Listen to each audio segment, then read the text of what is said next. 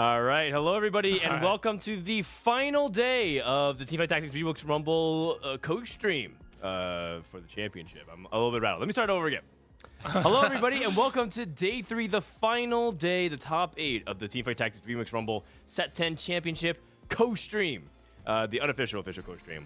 My name is Frodan. I'm joined by Aesah and Ramblinnn again in studio, live from Seattle, Washington. You boys awake and ready to go? Aesah, how you feeling? Super awake. I slept only a couple hours. Was too excited for the game. So.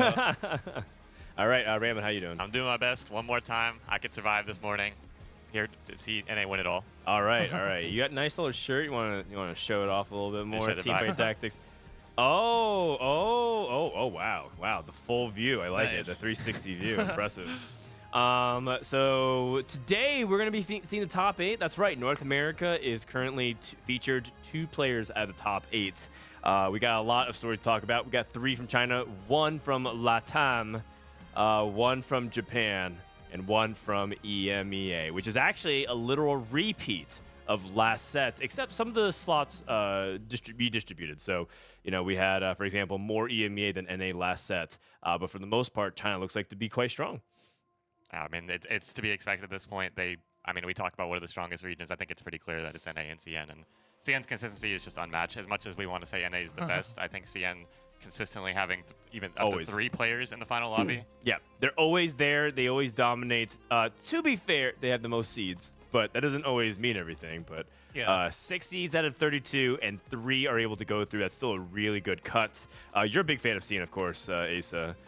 Yeah, I like watching CN.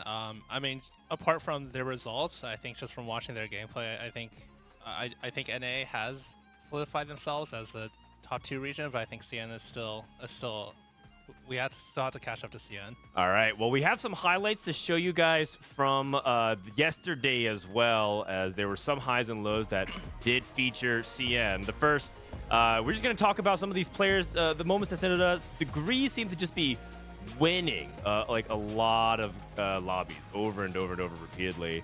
I don't know exactly what the secret is to his success, but I do know that if he can get into a position with things like Heartsteel, it seems like he's winning out very consistently. I think the main thing is the way that he approaches the early and mid game is very consistent. He's not taking risks in the early game. He's playing a strategy that allows him to be in a position come stage 4 so that he can make the decisions that he needs to get the best possible placement. Every time we hit him to Degree, he's either going 1st or 5th, and I think that's a testament very to consistent. If he's in a bad spot, he gets 5th. If he's in a good spot, he goes 1st. So he capitalizes on those high rolls when he can.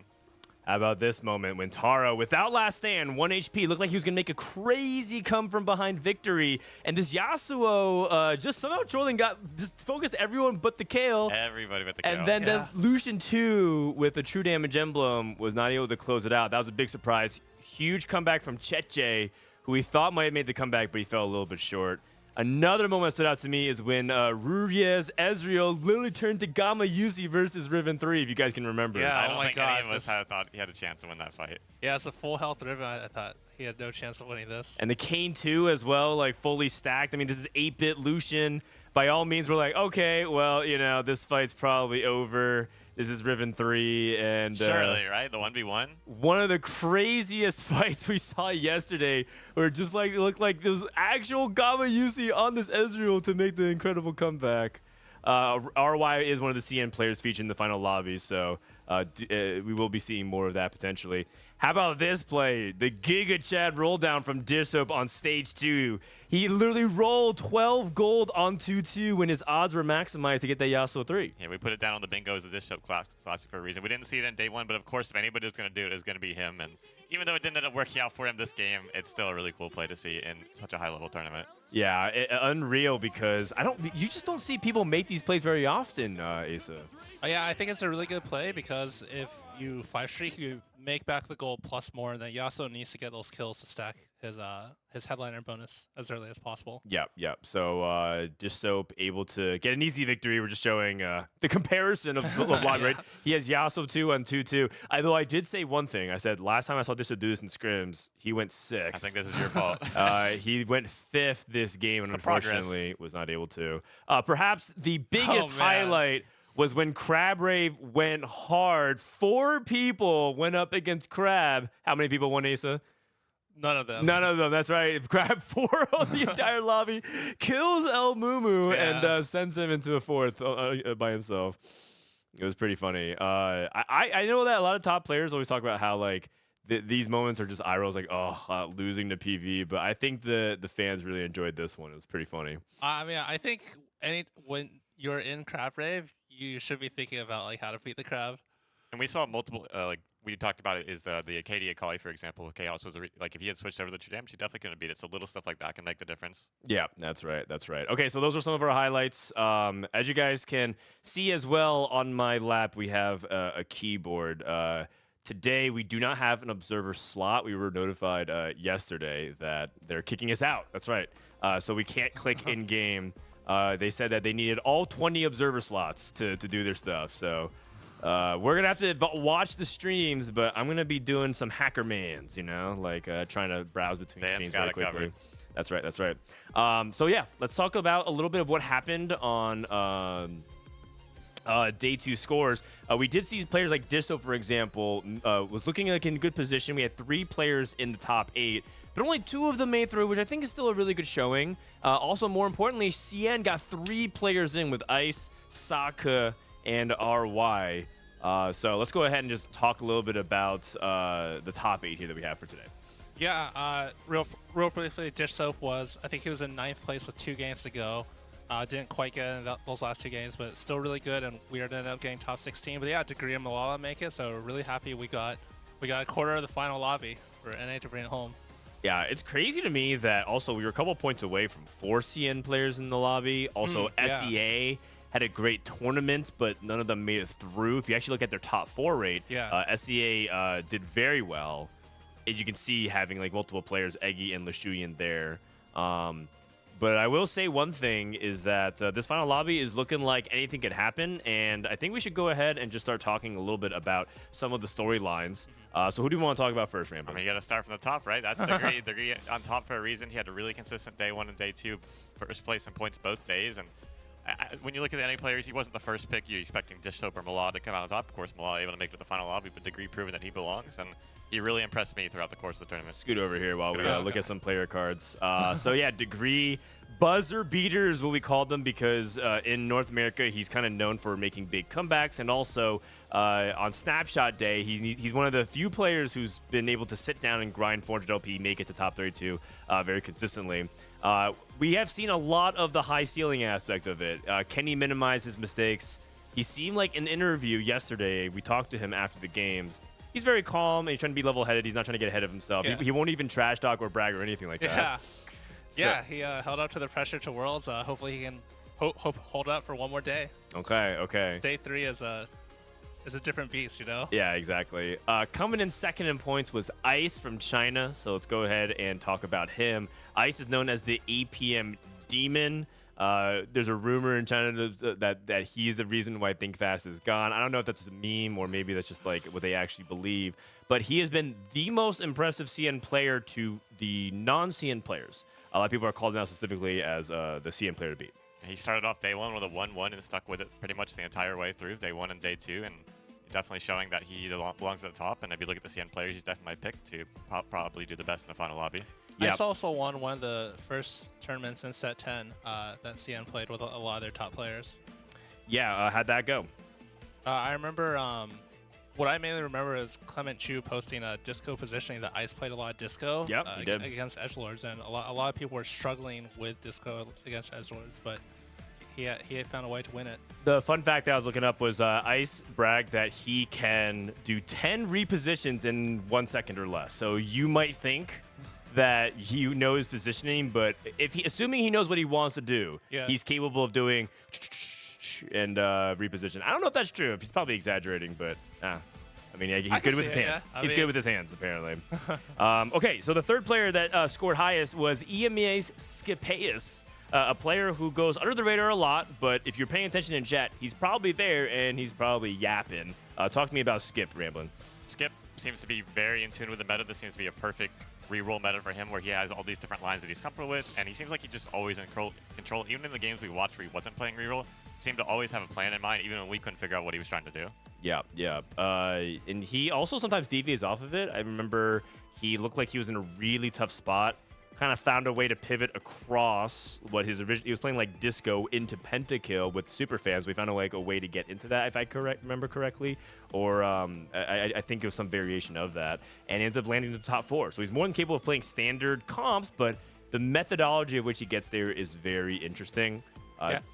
Pandas gave him a B+. The thing that he wanted to compare to was EU West Appies. Or EU Appies. I see Skip in Twitch chat a lot. He has a lot of like confidence, and a lot of times he'll have beliefs about the game that go against the grain, where he'll think a certain comp or augment or item is like really good, even if everyone else doesn't think it's good. So he's just got to believe in himself and see if that'll carry him through. All right. So good luck to Skip, the only EMEA representative, kind of holding off the horde of North American fans going at the throat of EU. At this point, we're ready to clap back because last set, EU had 2 players in the final lobby with Volta and Wet Jungler, and then they couldn't wait to clap back at NA. So it looks like a little bit of ebb and flow, which I appreciate, okay? I like the ability because at one point it wasn't very close, and then EMEA finally started putting up some results at Worlds. It's good. It's good. Coming in 4th place is a player by the name of Sa Ke, but you might know him as Xiao Ge from the previous set, and guess what? Second back-to-back World Championship appearance, second back-to-back final lobbies appearance. Last set, he finished 4th behind Wet Jungler, Wasian Iverson, and of course, our champion title. How far can this guy go? Can he go back-to-back top 4s, maybe even win? Yeah, I mean, that's really impressive. I think he absolutely can, and a lot of people looked at last set coming into Worlds as a big meme for Xian. Not China, nobody expected them to do well, nobody expected them to be competitive, and these mobile players, almost all of them nearly made the final lobby, and look at him again, he's right back there. The mystery is there's so little data about him because we don't really know much about his playstyle. We looked into it. I asked Panda, I asked Clement. Nobody knows how you can really define this guy, because he's always doing something different, right? So maybe he's just a good player. He just plays whatever he thinks is good in the meta, and that also makes him kind of threatening. Yeah, for sure. I mean, like the mobile, like they have a ladder just like us, and the players take it seriously at the top. Yeah. Some people in chat asking, do they play mobile? Yes. So he qualified via the second half of China's competitive circuit. They have 2 circuits. They have the PC circuit, which is called TOC, TFT Open Championship, which you guys might know. And then they have JOC, which is exclusively focused on mobile. And he won the mobile championship, which qualifies him directly to Worlds. He didn't have to play for the Worlds qualifier, which was the follow-up tournament for anyone who didn't win their regional tournament. I think that honestly just makes it that much more impressive that he's able to translate his skills from the mobile game all the way over to now playing on PC. Yeah, and if you are laughing at mobile, I dare you to try to climb and get to your what you believe your rank to be at on mobile, because I don't think I can hit Challenger on mobile. Oh, I hate playing on mobile. Yeah, I actually played 1 game and then I uninstalled it. I couldn't take it. Okay. All right. Well, we'll see how Xiao Ge fares in this final lobby. It'd be really cool to see him go back-to-back top 4, or even better. The 5th player is Relic from Latam, from Venezuela. Relic is one of the most interesting players to think about because he's kind of new to competitive TFT, because you may have known him as the former professional League of Legends top laner for Infinity and has been to a League of Legends World Championship, the first player to ever do League Worlds and TFT Worlds as a competitor. He's a gamer. I mean, a lot of these guys at the top, they have like these skills, like the inclination to learn, the hard work, the discipline to excel in multiple games, and he's showing it here. Yeah, I mean, if he wins, what a story. The first victory ever for LATAM on the global stage for World Championship. And what a statement it would be to go to the League Worlds and then win TFT Worlds. Although, I imagine that would give league players be like, yeah, we knew it, whatever, like... This guy who made it to Worlds and League, like, it's not even TFT faker. is too easy. Congrats, you won Worlds and TFT. Yeah. I'm sure Tyler One will drop a new sub sound for Robin songs. So not looking forward to that, but I would love to see Relic win and see LATAM get a dub as well. And for the record, it's not like he's new to TFT. He's been playing TFT from set 1. He's been in Challenger. He's always respected TFT. So he's always been like Challenger on TFT on the side, while competing as well in League of Legends. Really, really cool. Would love to see that and maybe inspire more people. Like, hey, if it's so easy, why don't you do it? And the reality is, a lot of you can't, League of Legends players. Oh. Yeah. All right, let's go ahead and focus on the next player, Taro. I'm just trying. I mean, I'm trying to stoke the fire. It's true. It's true. It's true. No, it really set. is true. Yeah. Because they're mechanical gods, but their macro sucks. There's so that one guy I'm actually really convinced that a lot of League of Legends players can't because they're just mechanic. Yeah. They're just, all they do is just mechanics. That one guy that got Challenger Radiant, and then he said TFT was the hardest. Oh yeah, no, he said second hardest. Okay. He said League of Legends was the hardest, and then Gap, Yeah. and then TFT Gap, Valorant Gap, Runeterra. Okay. Speaking of interesting players and potential gaps, Japan has closed a lot of it with titles victory. Taro is the player in the final lobby here, and he, in his words, believe he's the second best player in Japan behind Title. He's known for one-tricking reroll comps to rank 1 and, kind of having like phases where he's like loves this type of reroll for this week. How far can this guy go, man? I mean, he's already made to the final lobby. He's not a player I was personally familiar with going into the championship, but now I definitely want to keep my eyes on. I ended up checking him out on social media to see what his thoughts on the first couple of days. He just seemed incredibly wholesome. He's just happy to be here, having a good time, show me your support, that kind of thing. So I'm really hoping he does well and he can stay strong for Japan. Yep. He's showing the respect to Title with the second best player, but Yeah. at the same time with a lot of self-confidence as well. So it's pretty cool. And we also watched some of his games, and he plays like a solid level 9. Obviously, you can't only be good at the reroll portion of the game if Yeah. you want to compete on the world stage. But yeah, it's a good player. The important thing to note with these play styles is just what they lean towards. It doesn't Yeah. mean that they only play that and that's like the only thing that they want to do. At this level, you have to be able to at least execute other types of strategies at a baseline level. Otherwise, you're going to struggle. And I think Taro has shown exactly that. He is also a YouTuber, so if you speak Japanese and you want TFT content in Japanese, Taro apparently is one of the bigger YouTubers for TFT Japan. 2 players left to talk about. We got yeah, or we call him RY just because it's a little bit tricky to enunciate for the English speakers. RY. Oh, we actually put it up there. Okay, so I talked about it.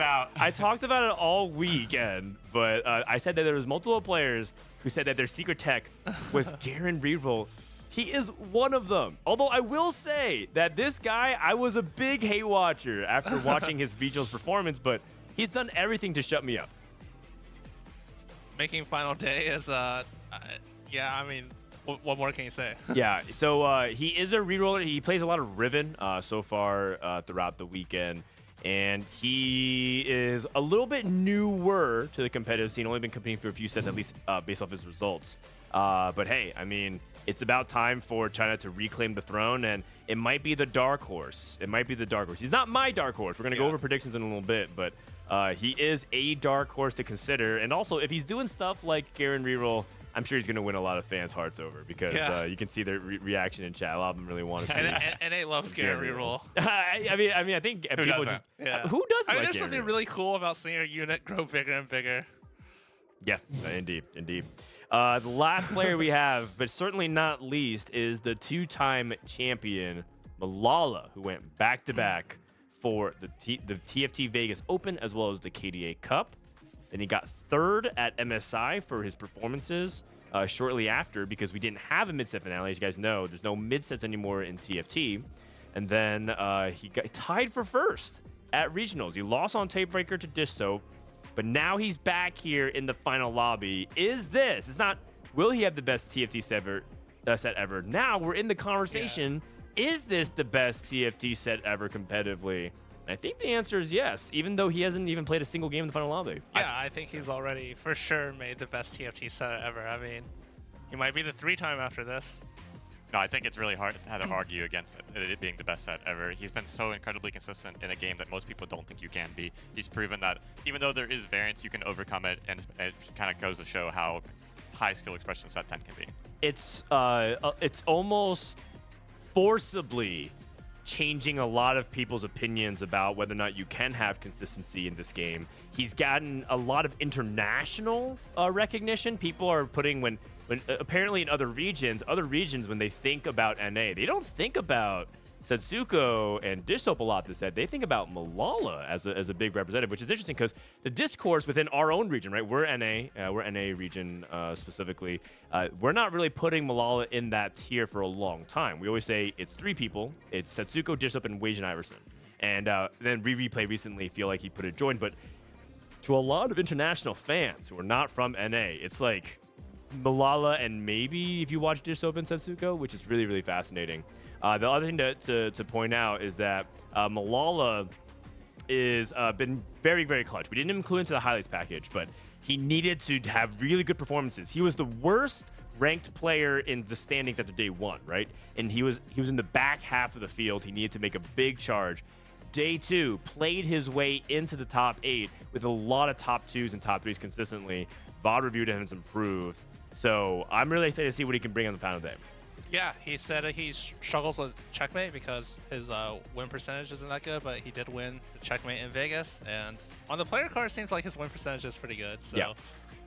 Okay, I mean, because that's just his win percentage this set. And also, I will say... Wait, Bryce says, SOS, I'm locked out.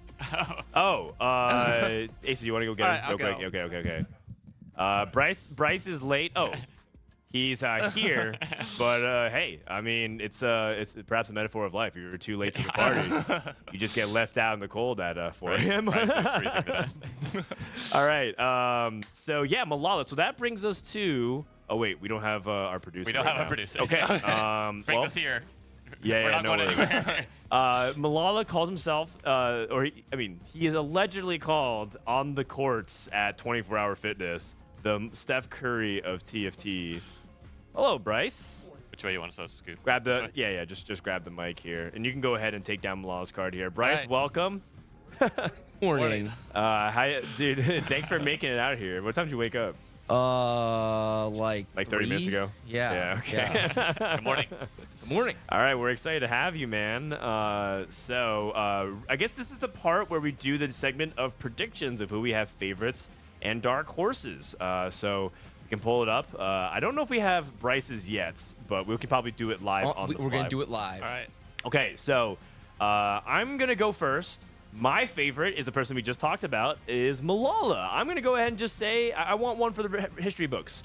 I want him to put up the season that nobody else can replicate, because I think that is something that we can always point to when someone says, TFT is all luck, there's just too much variance. I mean, even after this group stage, the first thing that I see in some comments is just like, TFT just has too much variance and ban. And, it could be a yes and thing. It could be like, yes, it has a lot of variance, but there's also really notable when people can disprove it. Also, he's won on the big stage. I think there are going to be people who are nervous, right? I think if you listen to some of the people's interviews, they're hoping that they can do well. I think Milala has been here in the final lobby so much that experience is going to carry him. My dark horse is Ice. I think China has the best odds. I mean, that's pretty easy to say. They have 3 out of 8 players, and I think Ice is the most likely player to do it. I just think that people don't know Ice very well, and I think it's about time that people recognize that he's a strong player and he's the APM demon. Maybe he's able to execute that crazy roll down. Okay, Ramblinnn, you go next. Yeah, my pick for winning is going to have to be Degree, and that may be the too obvious an answer after seeing him win day 1 and 2, but he really did impress me. And I think when you're watching TFT as a fellow high-level player, it takes a lot to impress you because there's you've seen almost everything at some point. So when players are executing so well that you might not even have known that was possible, and I think he has a really good read on the meta. He feels really comfortable. So I expect him to get a checkmate really quickly. It's just going to come down to whether he can get the win. I think he definitely can. As for my dark horse, I'm going to pick Taro. There isn't anything particular that stands out from him, but he's become my new favorite player to root for, and I'd really like to see him defend Japan's title. Okay, great. Sorry, I'm trying to prep it. So, Bryce, we don't have Observer account today. They said that they needed all 20 slots for their own stuff. So What? Yeah, so we have to do really janky browser-based stuff. So That I is believe in you, Dan. so whack. It is I what it believe in is. you, but that is. yeah, believe me. Okay, so Aesah, you handle next while I'm still looking and handling all this. All right, I picked Milala as well. I actually disagree with Dan a bit about the variance. I think for the variance thing, I would want to see Milala prove himself in more than just this set, and I'd be happy to see that. But I mean, he clearly has, what you talked about with the nerves, he clearly has performed in high pressure situations, and I think that's going to be a huge factor coming into this final day on Worlds. Okay. For my dark horse, I also picked Taro. I think Japan, different players, defending the Worlds title from Japan of all regions, that would be wild. And yeah, I think we watched him play on day 2, and I watched him play on day 2, and I think he played really well. All right, understood. Bryce, who is your pick? I mean, I'm doing it live. I guess I'm gonna use my powers for good.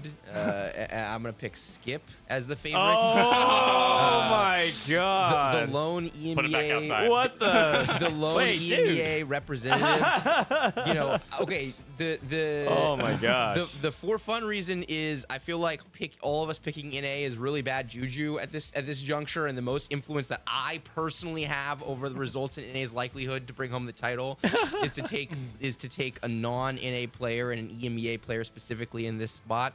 But the serious reason, I've watched Skip play TFT for a long time. I think he's perpetually underrated. I think he'll be particularly good in a checkmate format, and his play, I think a lot of this patch rewards macro, and I think Skip's macro is often really good in addition to being good at execution, can play for first really well. So this is like a semi-troll, semi-serious pick. I genuinely do think Skip is really good and could win. But also, you know, fuck Amiya and NA brings NA brings us home. Oh jeez. But I'm also rooting for Skip. I'd be happy if he won. So I'm really torn in a lot Love of different Skip. directions here. Fuck his entire region. Yeah, exactly. I hate all the EU's guts. I'm glad everyone. Skip, go listen, Skip. chat gets it. If you know, you know. And then Dark Horse. God. I'm gonna take Ice as well. I mean, I feel like CN as a region, you know, the limited amount that I watched coming in, it was really underwhelming. But what I've seen so far from them in the tournament has actually been pretty good. I haven't felt the lingering brain damage that I got from watching some of the CN regionals. Oh my god. Bryce. Oh jeez. And look, man, China is the historically most successful region at Worlds for a region, and I feel like picking against China, it can often be to your folly. And he's also been the Chinese player that's impressed me the most, so I'm gonna stick with him as the dark horse. I feel like I've high rolled a lot of things in life, but I don't think I've high rolled anything more than not being born in another region besides North America and liking TFT, because I feel like Bryce just goes after everyone. Gotta do it. The brain damage from watching Listen, CN. Bryce had some choice words after watching CN regionals. It was embarrassing, actually, the quality of play that I witnessed at their regionals. But speaking of embarrassing, I mean, look, I've been an esports fan in North America for a long time, and that mostly comes with pain. I mean, every once in a while, you know, like I'll never forget the Boston Major when Cloud9 won, for example, and had some good moments in Valorant, and you know, it's not like we've never done well in games, but it just feels good to be a fan from the tier 1 region.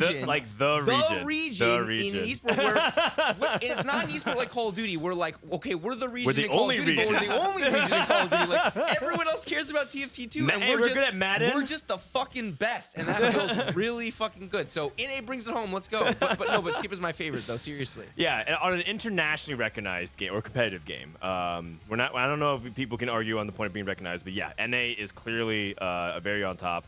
But we'll see. Well, who gets the last laugh, right? So the last time is Japan, is EMEA, NA, or CN.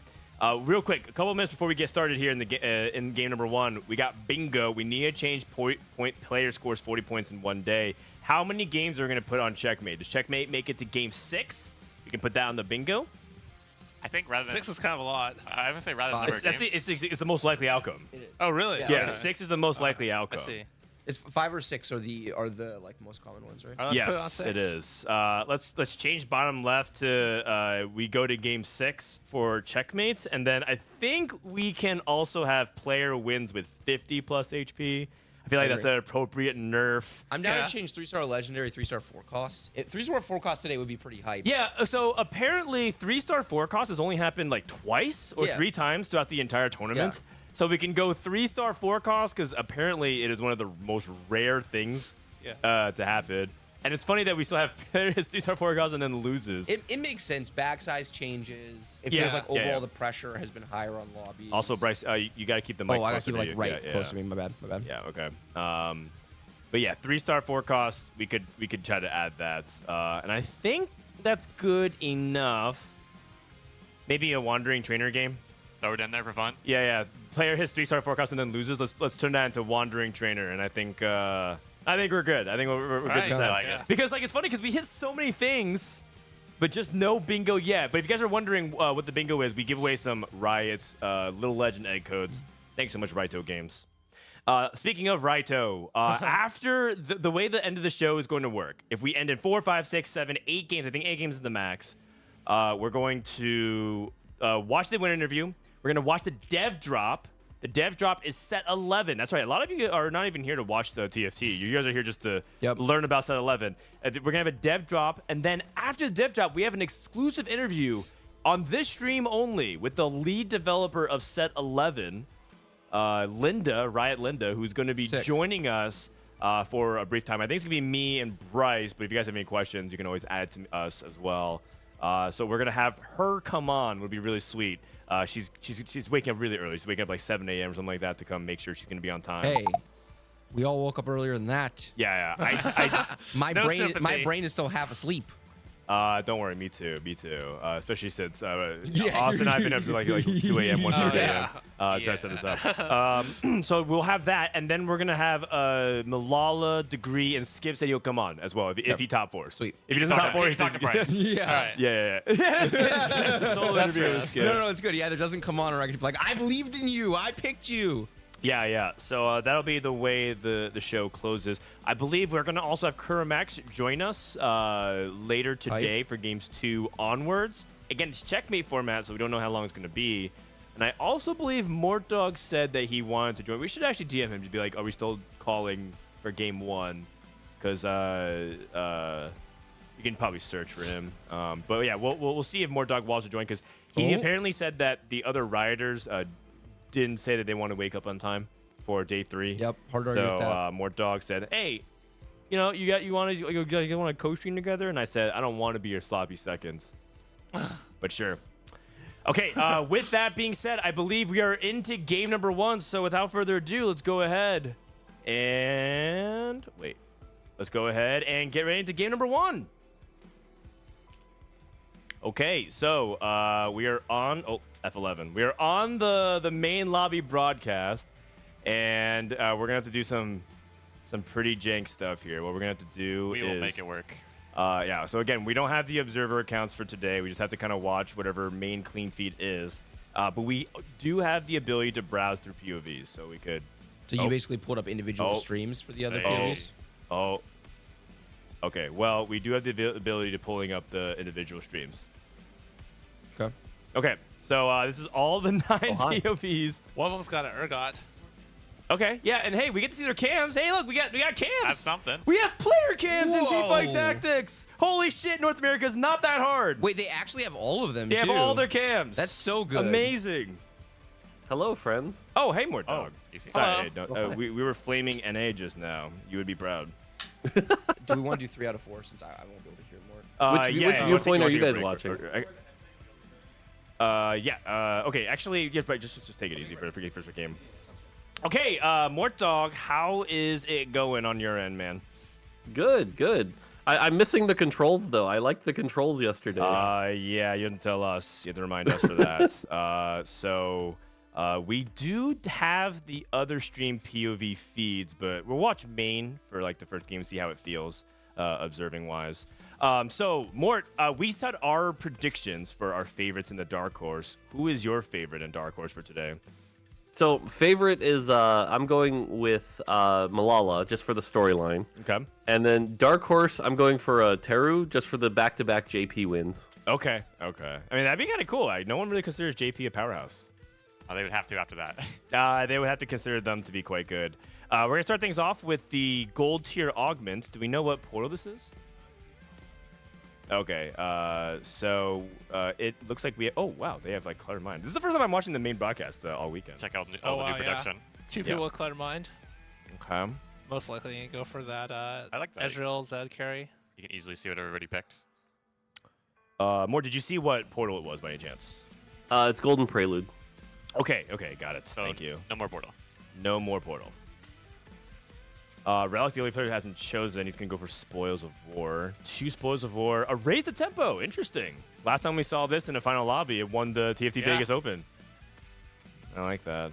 This is kind of a cool view. I just switched to main. We were watching Degree earlier, but since you guys are watching main, we'll watch it as well. Yeah, we are streaming our POV of what we're watching on our stream. But yeah, we could we can watch main just for this first game because I think we're syncing it with Mortdog. So we'll just watch whatever main watches and then we'll switch off. Okay, so Mort, how have you been enjoying co-streaming, by the way? How's the co-streaming experience? It's been interesting. Like, to me, I don't know if like co-streaming is a thing I want to do regularly, but I have been enjoying being able to like scout in the lobby and like answer questions. People are like, "Oh, why do you do this?" And I can just click and be like, "Oh, Yeah, I see this know. cool tip? Right? It's great."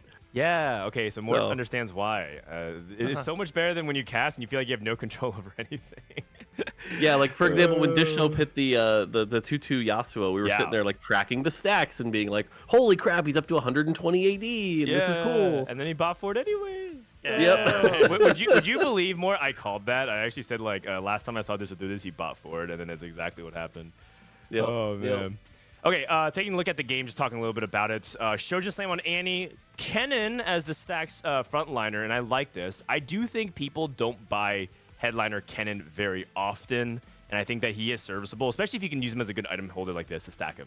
Yeah, I think Kennen's great. He gives you damage and survivability. Like he is a frontline unit, but he does give you that damage you need.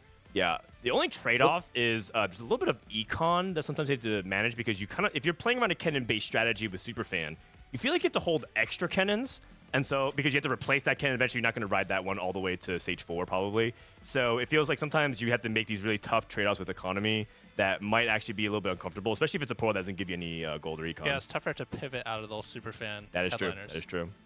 Wasn't China really big in Kennen like literally a patch ago where they were playing it like every chance they could? They were buying a lot more Superfan, in general. Like, it wasn't just Ken, they were also playing Lily Headliner, and it, like, the rest of the West was like, no, right? If you look at Dishsoap's tier list or other people's tier list, they put, like, the Superfans in their own tier of, like the bottom.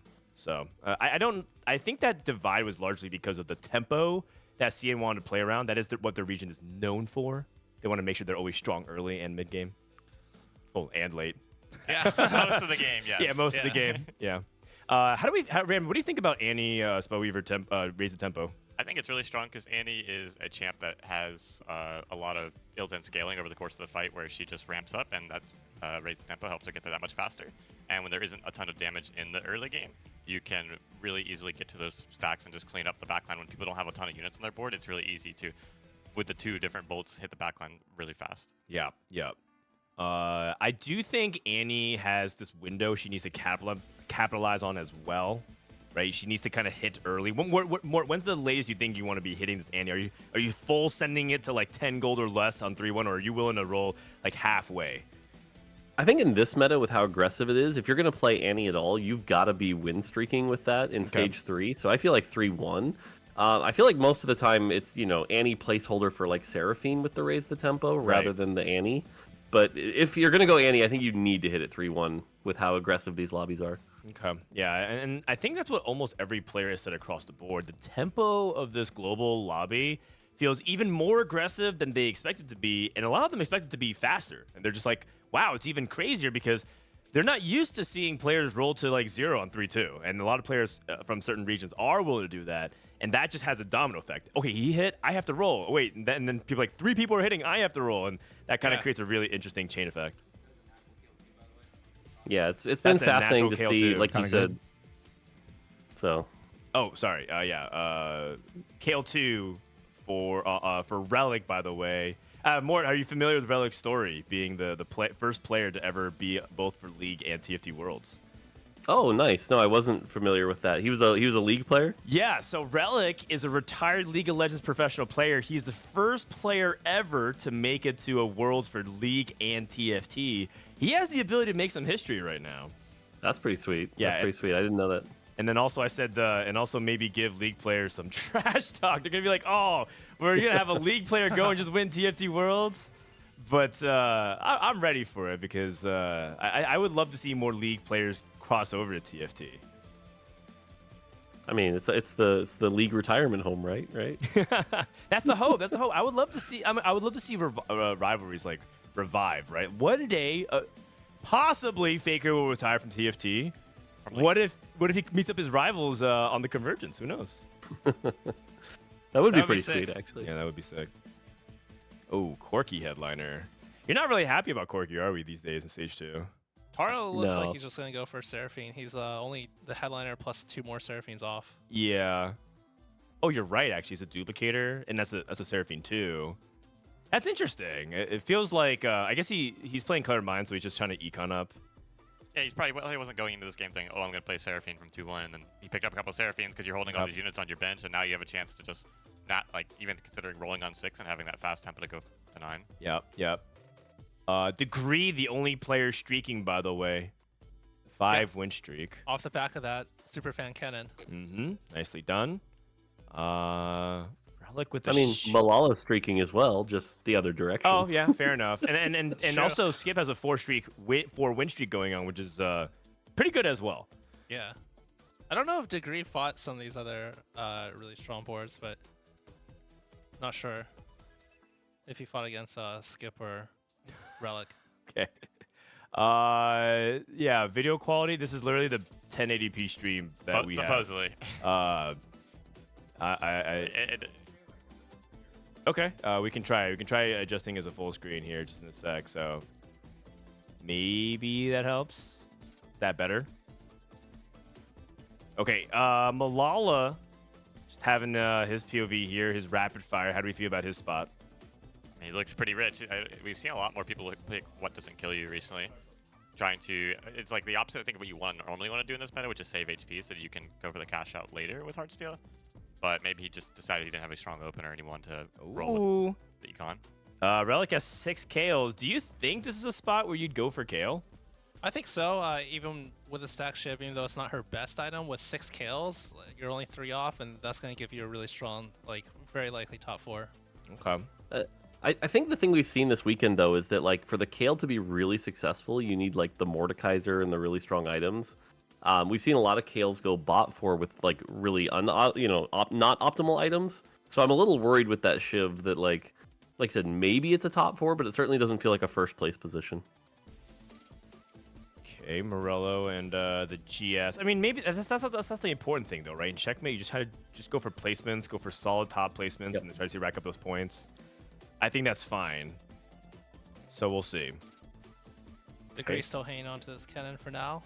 Okay, 3-2 augments. We move to the top left so you guys see everyone's cams. We are blocking a Degree, though, unfortunately. Wow, the technology. Wow, the technology. Wow, now you see us, now we don't. I see a Relic's metalhead. got metalheads. Yeah. Do it for the fans, bottom. That's the Seraphine player we're looking at. He has the headliner. Okay. How do we feel about do it for the fans? I mean, I don't think it's something you're normally picking. Maybe he didn't love his other options. I don't think it's especially good with Seraphine because she already has the built-in healing, right? So, maybe he just didn't feel like he had any other better options. Thoughts, Aesah? Well, I like about Super Do It for the Fans is that it heals the Neek, or it has a possibility of keeping your frontline alive a lot longer, right? Yeah, I agree with Ramblinnn. It's a little worse on Seraphine since some of her value is already split between that healing, so that's not going to benefit the augment. But yeah, depending on his options, it's not bad. You stack the Nico, and then she's got some damage reduction, so the healing's worth extra on her. Oh God, we rolled the 5 gold. Yeah, really big roll down. If you can get to the Nico 3 in this situation, though, that's one of those like insanely capped versions of Seraphine that could be really, really strong. Right. Because Do Your Fans heals your super fans, right? With the damage that's dealt. So that Nico 3 can be sustained. It's almost like a very abstract form of Gunblade in some ways. Yeah. Where you're able to sustain your front line. But he rolled so much gold and he's down to 5. Yeah. He does have Cluttered Mind, but that does not feel good. I don't think he's going to hit Nico 3 this game because it looked like Skip was going to reroll Senna, which will probably very likely be playing Nico, as well as a Kale player very likely playing Nico as well. Degree with this great win streak to start off with is pretty well done. Playing 5 super fan, I like it. Yeah, this Kennen is carrying. Yeah, he's got the double idealism on the back line, so he's complete. I mean, he has Spark Slam, so it's like a little bit more leaning towards AP. Do you guys have any ideas what he's trying to aim for? I mean, it kind of looks like he just wants to play like this kind of KDA pentakill mix where a lot of the units synergize with each other. It kind of looks, based on his items, it doesn't really look like he's going for a reroll, so maybe just like the level 8 version, potentially like a Kali, Karthus, stuff like that, Ari. We'll see. He's staying flexible, but he does have the Spark, so he's going to lean towards having some AP damage as well as the Hand Justice, so having some melee carries. So yeah, I think like the KDA pentakill mix is most likely. Okay. Probably Twisted Fate carry. Oh man, are you a disco believer? Oh, the nice Robin spat. songs. If you have Disco 100 health on 3-1, then I'm a believer. Otherwise, no. Oh, is Milala going for Riven? He has a spat. He has GS. What doesn't kill you? Okay. Potentially. Oh no, sorry, that's Ice. Ice that has Riven. Ice has the Riven. I misread that. I misread But that. Milala did take the spat, right? Yeah, Milala picked up the He spat. did. He did. Yeah, I'm curious what Milala's going to go for with that. Okay, more real quick. What's Ice's second augment? Quick quiz. Oh, the heavy hitters. Oh my God. Is it? See, is it I heavy got hitters? this. You don't trust Mortal? This is a generic helmet. Like, how do you know, man? How did he know that? How do you know Yeah, that? how did I don't he even know get that? that. They have different shapes. They Okay. do. I get like I agree with the feedback though that they're Yeah, too similar, yeah, but yeah, like yeah. you can tell. Okay. You can tell. By the way, we sold the Riven and we're rolling for, is it Katarina now? Oh, is it with BT Titans? Yeah, it is. It is with like dual gauntlets. Probably just play them more temporarily. Fascinating. And I think is it because he didn't get a spatula, so it's kind of like he's going for a pivot, or was he always angling for this? I mean, considering how quickly he did that and decided to sell a Riven on 3-5, like you're usually pretty happy having a Riven headliner in stage 3. He seems to either think that maybe Milala is going for the Riven, like we could go back and check his POV and see what he looks like he's doing, or he just prefers Katarina between the two. Yeah, he also doesn't have the crowd control immunity, which is pretty important on Riven. Right. That's true. The Quicksilver, or equivalent of it. Yeah. Okay. Skip had 5 Sennas on stage 2-5, so Yeah. it seems like he hasn't found that much more, but he's ace streaking, so can't be too unhappy with that. He also has a full bench, so he has way more gold. In contrast to Taro, who still has not found any Seraphine since 3-2. In fact, he's missing upgrades on his Nico, his Echo, and his Lilia as well. Oh God, that just feels terrible. Now Yeah, two this off. looks like one off pretty now. doom state. One off, yeah, one off. Yeah, I looked away and Skip just made a couple Sennas appear instantly. Yeah. Well, I mean, like I said, he had a lot of bench, so he was just Yeah. slow rolling. We've seen a lot of success this weekend with the headline Mordekaiser though, so if that can get going, that'll be a real terror in the late game.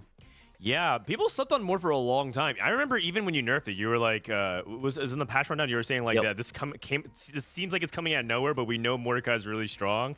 It went under the radar for so long this set. Yeah, I mean that was because Mordekaiser headliner Mordekaiser 2, fine, no big deal. Headliner Mordekaiser 3, which was so hard to get because he was so contested. But if you did, the data on it was like wild. It was better than most 2-star 5 costs. Yeah. Skip and Agree both. Okay, streaking Skip Seraphine Hayes, Bryce Blessing. I don't know if you know, but Skip is Bryce's pick to win it all. His Oh, yeah, his spot in game 1 is pretty amazing. Is this an at Riot at the matchmaking right, here? right. We got Say- 2 win streakers. You were muted. You have to say it again. Oh, I said you're welcome, Emiya. I have blessed his undertaking. Okay. Yeah, the two win streakers at 3-7, right? That's an at Riot. Yeah. Although, I mean, I guess they might have played each other at the very beginning. You never know. The whole point is they never played each other, but maybe they played each other at 2-1. Okay, 7 Kales. Agree rolling on 7. Are you going for Vex? Going for Executioners. Oh, interesting. Ideals of Oh, Executioners. Any hits the Vex? Executioner Vex. How do we feel about his spot here, Mort? Whose spot? Degrees? Degree, yeah. We've seen Vex not be that great this weekend. It can work, and I'm glad he hit it here with the, like you said, with the Hodges, but it's really struggles. If one of those ults hits like a single target, it ends up feeling so wasted. Yeah, I agree. I do think that Executioners do have a pretty strong top end. If you're able to get to that, like a Mumu 3, Vex 3, Samira 3 state, it actually ends up getting top 2 very consistently. It's about whether or not you can fill in those mid-game gaps. Apparently, Milala hit Riven 3. Okay. Oh. Riven 3. All right, let's go. Relic hit Kale 3 as well, so a lot of people are spiking. Taro was still stuck, no Seraphine 3. Yeah. No recombobulator for Milala. Sag. That actually would have been sick. Can you even get silver on 4-2 with gold? I don't remember all the Gold, silver. setups. Okay. Just looking at seeing what people are picking here. Alta Contagion. QSS, Gunblade, GS. Oh, Taro had the chance of picking up Remember Your Roots, which is actually one of the strongest augments you can get on Seraphine, because remember, your roots is really good. It buffs the HP of the board, and therefore your 7 KDA scales really high with Seraphine. But he chose Heroic Grab Bag instead because of his desperation spot. Milala has Riven 3. Yeah. Malala's Riven 3. Pretty good. And, Pretty good. He also has an 8-bit with the emblem. So yeah, the you can go for 8-bit emblem. 8-bit. Oh god, this Riven positioning though. He has Riven 3, he has an Allow, he has Kiana. Oh no, this Riven. What is this? 8 seconds, get engaged the fight. But like the Riven 3 is so fast. He's fighting JG, Morello, Ezreal, so hopefully he's okay. AP Ezreal. Oh wow. Oh yeah, alright, let's go Milala, okay. It's looking really good for NA. Wow, the wherewithal to be able to say like, hey, I saw this guy have headliner Riven, but I'm gonna take the spat anyways and go into it. And then both players kind of understood exactly the path they were going on. Really well done. And obviously Milala is in a really powerful spot. I think that's just kind of how Riven goes right now, is if you don't have the spot, you don't want to play it, and when you see someone else pick it and have a good spot for it, you are very much encouraged to pivot off of it, which is why we see this Katarina here for Ice, but he is not hitting for sure, so he's not feeling good about this game. Oh man. You guys didn't like the secret Ezreal build here, Jeweled Gauntlet Morello? I mean, with a tier. Sometimes that's what you do when you have too many rods and you're playing the Heartsteel AP flex line, but that's usually not a winning play. I gotta say, by the way, Katarina on, in these games, we have not seen Katarina be successful at all this weekend, so Nope. a little surprised to see that willingly be the line to chase after. Yeah, after day 1, I think it literally had a whopping 1 time at top 4. It was played like 6-7 times. I think it top 4'd once. The Katarina does not look as good. It's pretty decent in solo queue, but I think in these lobbies, if you're even slightly behind on tempo, Katarina just can't do anything. It shares a lot of units with the Kayle and the Senna, which are in every single lobby, and they also have that. Kayle and Senna both have that frontline AoE, which will kill your Katarina as well. Yeah, So it's kind of directly countered by the other 2 costly rolls. Another spatula. Oh. All I get those Diego. I don't know if that's a 2-star for him or not, but If Skip can get that, he can turn into a true damage emblem. Relic goes for it. Pentakill emblem. And depending on what Relic hit with his Kayle headliner, he might be able to go 7 pentakill pretty quickly. Relic, by the way, Rageblade Shiv on the Kayle. That's like a Pikachu build. Just zapping a lot. at 3 finally. Still Nico 1. I mean, we're like Little late duo for carrying Ice. a Yone. I don't expect Ice to be long for this game. That being said, he has really solid combat augments, so it's like he could play for placements. The only thing is his Yeah. HP. Yeah. Everyone has so much HP. 6th place has 41, so it looks like either 7th or 8th, most likely. I think And the both fact that he has like nothing supporting that Katarina. It's like Yeah. 2 stars, Lulu all 3, itemless.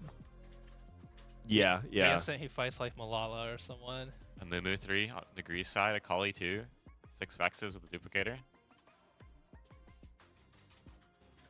Mumu 3 really strong at this phase of the game, actually. Most people believe that a Mumu 3 is the real key to a lot of these 3 costs. If you roll Yes. Vex and Samira and any Executioner, if you even roll a Lulu, right, and you go for a Mumu 3, or even playing around stuff like Annie, if you go for Annie and you're trying to play around Emo and even less around Superfan, a Mumu 3 is really, really big. Yeah, you get so many more casts just with the extra health that you get like 2 of those big AoE CCs that can make a massive difference. Yeah. Also, my favorite thing is watching a Mumu 3 finish the fight. Sometimes it ends up being the case where like Mumu is the only unit surviving. You're like, oh, I win this game. He just has all his tank is alive, and then Mumu sometimes solo wins it, which is Does really a lot fun. of damage. Yep. Yep. Have you had to face a Radiant Gargoyle Stoneplate Amumu 3? I have not, and I hope I Those never things do. are disgusting. Okay. Where's the Zephyr, huh, Mort? That's what we need. Yeah, exactly. I guess sometimes in those cases, too, there are ways you can manipulate it. While people do solo frontline, they are more vulnerable to things like melee units wrapping around towards the other side. You can melee stack and have units like Riven walk directly to the back line. So you can't be too careless with this, even though Degree feels like he's in a pretty decent spot. If he can win this round, oh, Vex just couldn't barely get the cast Samira? off. Samira? Oh! Samira steals the win from Saka. Sako is kind of forced on Lulu by AP Ezreal by holding Taro, it who down. rolled down for all the Seraphines. Okay. RY able to live long enough to get his cash out. Cloak at Oh, home. my goodness gracious. And he does have Salvage Bin, so if he needs to change it into something else, he can. Yeah. That's not very many spats you can really hope for in this comp. Yeah, Oh, he's looking for interesting. Jazz. Salvage bin plus a tome. He's trying to tailor for 12 traits to get the highest likelihood of Jazz, Yeah, he's but got 11. was a little too slow. Yeah, only has 11 in. Okay. Have you been holding this home the entire stage? Can be tricky. He at just got it. times. He just got it. He got it from from his cash cash out. out. Yeah. Although we did okay. see that yesterday. Yeah. Yeah, we did see some 6 people second. hold a tome for the entire stage. Yeah, So, which yeah. would we were commenting on that yesterday. How wild that No was. Jazz, no craftable either, so he's gonna have to stick Rapid with it. fire seems really good. Yeah. Rapid Rapid fire fire's for the extra fine. traits. Do you rapid fire, I guess, like MF or something? I mean, this I might mean, you it might have just to put goes on on Zed. Zed. Like you're playing for any placement you can. Really? Here. Oh, you're right. He's at 1 HP or 7 HP. Oh God. It depends on what he gets from this, because Yeah. he might get good like Hodge QSS. If he Yeah. wants to go with that, it's totally fine. He's gonna stack TG Lucian instead. BT then. PT. Okay. I can see that. And BT it is. All right, so that okay. AP Israel buffs what, his third cast on Crash the Party? Is that what it is? Yeah, it makes the ult stronger, but not Okay, that here we go. much Big stronger. ults. Okay, why did I feel like it did nothing? That's all right. No, it's not all right. Yo, okay, it's all right. It's all right. Zed's got it covered. I sustain Okay, alive okay, with okay. 2 HP. Oh my God. Man, imagine it's just like you, because this is a fight between two 1-life players. I guess perfect loss for Ice. Taro also down to 1 life now. It's just so close. Did finally get that Seraphine 3, but it took a while. Really lacking in augment power. 7, 5, 2. Skip is level 9. Oh wow. Skips level 9. Taro. Degree still hasn't hit. I mean, he did hit Moo 3, so He's playing it slower. He's got a lot of HP to work with. yeah. 6 of Samira, 7 Vex. Trying to try to hit both if he can. Right. And that duplicator is just sitting on the bench, so he's actually quite close to spiking. Get Oof. the declaw on the Amumu too. Actually, really nice in this lobby. He's got a huge HP lead on the lobby as well. Yeah. But he just cannot get through this Amumu at all. I feel like Seraphine just has bad matchups into these kinds of situations. Like, how do you kill the tank and hit the back line? They're all just spread out. Oh, man. And that is going to be death for Taro. And for, is that RY? Yeah. Yeah, RY looks like he's dead as But well. he's down. I say able to hang on to get a 6 at least. Yeah, that's Sure not he's happy bad. with That's that. not bad. Level Okay, 8. now Six rolling with further six down. with Katarina 3. I think we take those. From how late he hit it, yeah, I completely Yeah. agree. Didn't he have another Akali 2 earlier? Sorry? I thought he had an Akali 2 earlier. No, he didn't. It didn't? Okay. Maybe it was a different player I was thinking of. Remember your Oh. roots, by the way. Buffing all these different units. Everything except Pantheon. Yeah. Very nice, very nice. Infusion Lulu 3 for Saka. And he's at 19 Oof. HP? That HP is kind of hard to see. Yeah.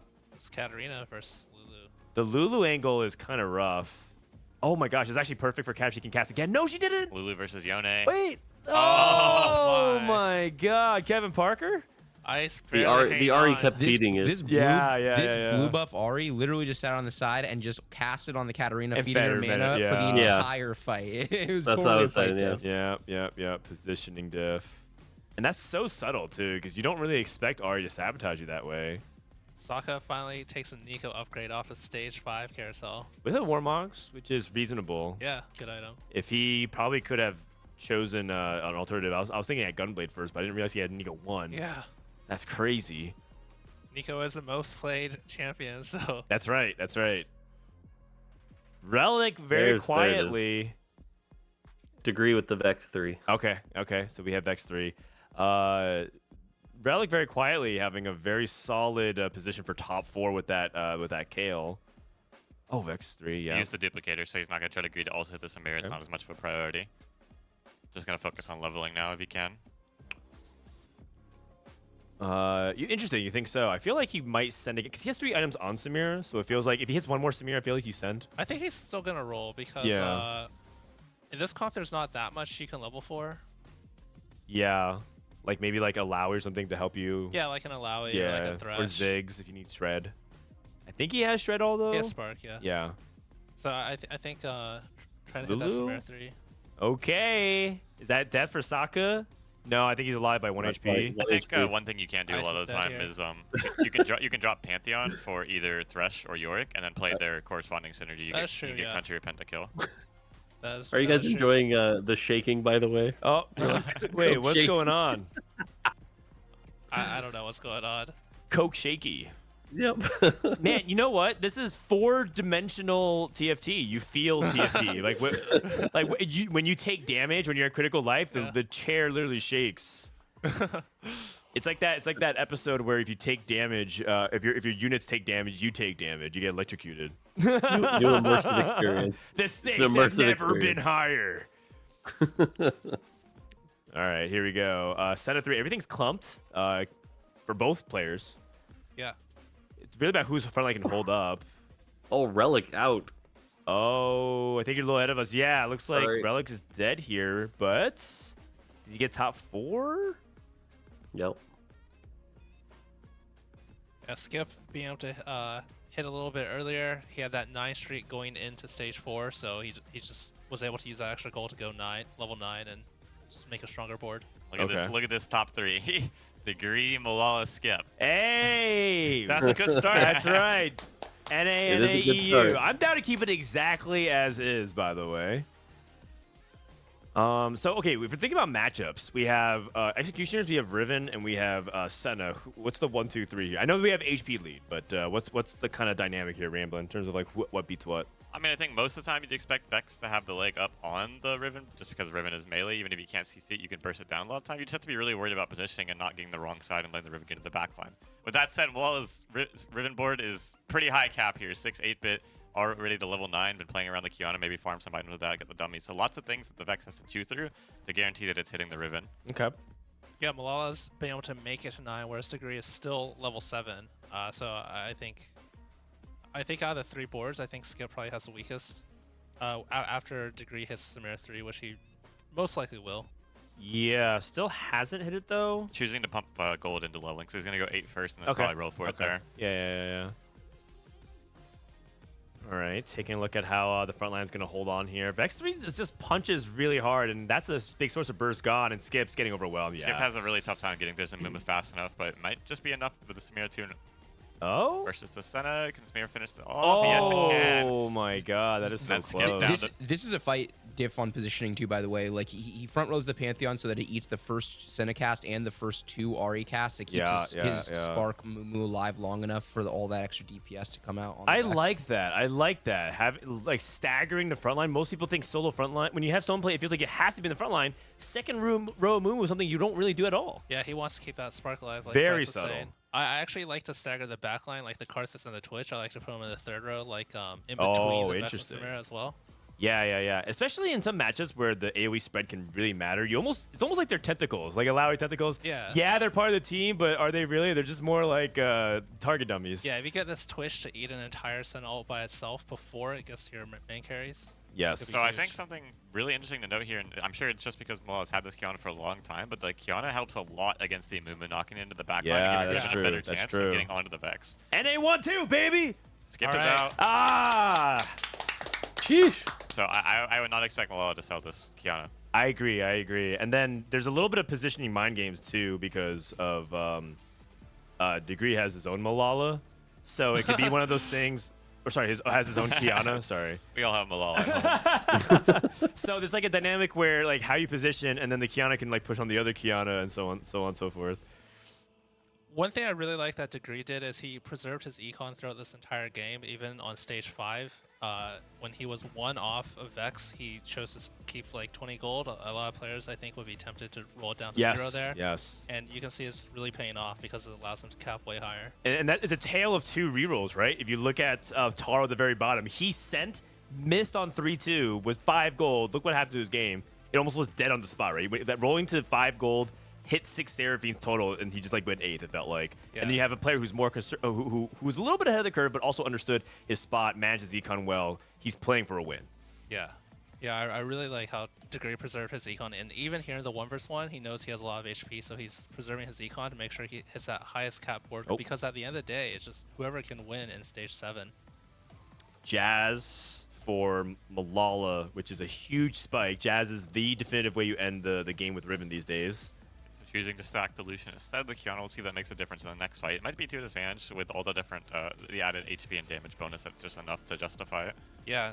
It feels like a lot of the in-game fights come down to that backline versus backline, so having a little extra backline there just to kill off that Vex, I think could make a pretty big difference here. Yeah, it's tricky too because you have to make sure to position her on the Riven wrap through the edge of how she dashes. Yeah, plus the armor shred that Lucian provides is also really good here. Riven is down, and Samira and Vex are both still alive, but it is enough. There's still so many units there's to go so many through. threats, yeah. It looks like Milala's got this. He's level 9. Degree still not hit Samir 3 unless... As tanky as you think this Amumu is, it's Amumu versus the world right now, and Milala just has so many more bodies to go through for that. I don't think Degree has enough damage to... It's also declaw Amumu, which was so good in the lobby and so shit in this matchup. It's so He bad, basically one tank item Amumu into this matchup because the declaw is worthless and the Spark is not adding any tank items. So the Amumu just can't live long enough. Yeah, you're entirely right. Good call. And I don't think there's any room you can go for here. So Milala is heavily favored here to going to the final fight. Oh, actually 20 HP. Not quite yet. Not quite. Degree did make the thresh, so maybe looking to get the swap if you find a country. All right. I will say also part of what makes Milala's comp so insane. He might be dead. Oh, He wait. might be dead. Oh, he is dead. He's Oh, dead. my God. That one, not so great. Jeez. Yeah. Holy moly. That's crazy. All right. 1-2. 1-2. 1-2. All day We long. take those. Milala and Degree Milala. I mean, at that point, is there any other questions? Any other questions, Your Honor? How many games is it going to be? That's the only question left. Yeah, I'm down for the NA 1, 2, and 4. I just want to say I thought Degree played phenomenally that game. Obviously, I wasn't on the mic for most of it, so I didn't really get to talk about like the macro decision making. But I don't think a lot of people would have gone Executioner from that spot. I don't think a lot of people recognize how strong Idealism is, and that because you get the crit, you don't build the IE or the JG, and Hodge like having a little bit of healing extra crit damage is super valuable. So I just think most people would have probably played the line that Aesah was talking about. That's where my brain went actually was, okay, well, you can just put a Hodge on a Kali, Hodge on Viego, but it caps out lower. He probably goes 3rd or 4th that game if he plays that line, but instead he recognized that you can actually play Executioners from ahead because you can hit really consistently, and he built a really strong stage 4 around the Amumu 3. So I really liked the way Degree played, not to mention positioning well. Yeah, I mean, this is not an accidental 1-2. Best region, best players. Oh, I'm down. Careful. Oh, don't curse yourself like Dish Soap did. Oh, that classic Mort Dog, putting the blame on the player. That's right. Dish Soap cursed himself. Well, there wasn't any nefarious deity overseeing anything. Yeah. Stroking his beard maliciously. Menacingly, rather. Not maliciously. I don't even know how you stroke a beard maliciously. So Mort, I know you said that we want to do one game. Sorry about the desync thing. I think it's just it's just Yeah, tricky no, because it's we all have the good. observer. Are you heading out here? Yeah, I'm gonna head out. Good luck with the rest. Hopefully, stay tuned for all the surprises and stuff. It's That's gonna right. be great. All right. Hi, Wait. Mort. Bye, Mort. Can you give us can you give us one letter spoiler for set 11? One letter. H. Okay. All right. H. Best set of all time. Best set of all time. All right. Have a good day, Mort Dog. We'll see you next time. Yep. Take it easy. H. Woach. H. Man, there's no H The in Woach. possibilities are endless. Oh, H. There's an H in Woach. Okay. Oh, there is. Yeah, Oh, there's true. an H in Woach. Okay, got it. Okay, Bryce. So thank you for sitting out that one, or I guess like Yeah. kind of watching. What do you make of that one too? I think we're the fucking best, and I think EMEA might be the second best, and I think that China might be the worst. Well, actually, Japan is the worst apparently, and China's the second worst. But they did go. What do you think is worse? One person going 8th, or 3 people going bot 4? Probably going 8th. I think in general with China, it's like the thing about checkmate is you just need points on the board. So like yes, NA takes the early lead. It's just who gets to play from certain power positions, because the sooner you hit to 20, the more you can be like, okay, is this a game where I can like really risk going all in on a line that we think you can win out? Yep. And I think Milala and Degree are two good players that are well positioned for it. And then you also think about it, Milala is not a win-out player in general, right? He's like a top 4 oriented player. He's known to try to play for those safe placements. So yeah, he's already shown that he knows how to win. Yeah, I mean the Riven line can be sus at times, but if you hit, and especially when you hit like he did, where you get the spat and you hit the 8-bit chosen, and then you hit Riven 3 on 4-2, you're really going to absolutely be able to play for first. So knowing that he has lines like that in his back pocket is super important, because once he gets over the checkmate threshold, his incentives to play something like that go up dramatically. All right. Okay, so I just checked in. We have a stat sheet from Clement that he shared with us. Paul, go. I'm going to drop it into our call, but if we can't use it, totally fine, Austin. I'm dropping it into our group chat. But in case you guys want to reference it.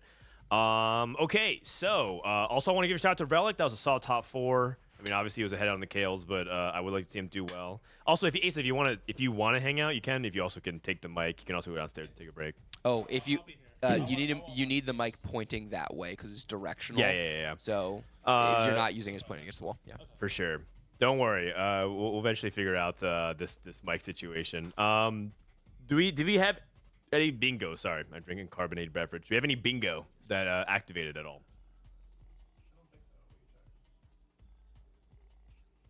Player grieves Heartsteel, 3x Prismatic, 3-star 4 cost. Player wins with 50 HP. Nope. 6+ games. We're well on our way. Okay, so Bryce. Oh, well, we do have the stats. I was gonna ask Bryce a question. So this is the current comp stat sheet that we have. We wanted to bring it up during the pre-show.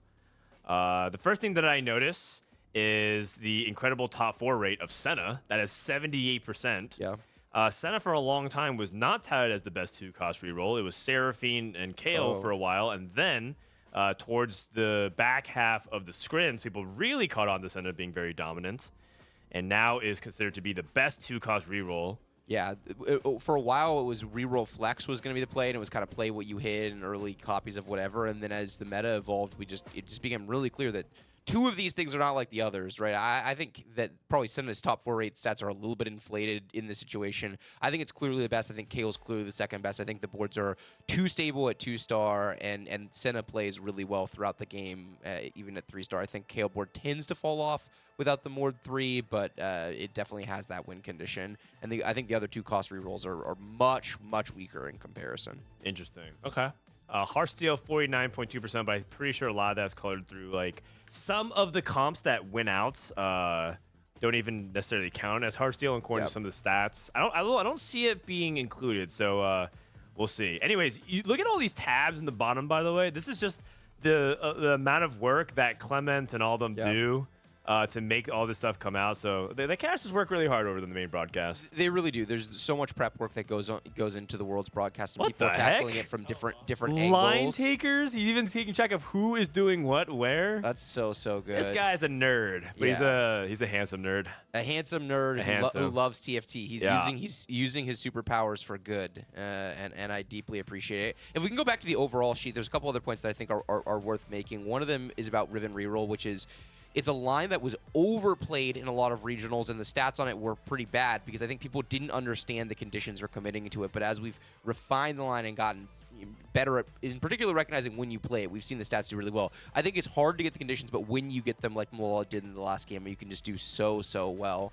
And then another line that I think is really interesting to call out is this Executioner line, right? We saw Degree pilot that to a nice second place. Overall, the stats on it have been pretty poor. I think that's because it's even more narrow in a lot of ways than the Riven line is. If you play from ahead or if you play from Infernal Contract, those are the situations where I've seen it find success because you need to either have so much HP that you can trade off a little bit like Degree did and play for a nice second, or you need to be able to hit right away in stage 4, and then the board can really hang.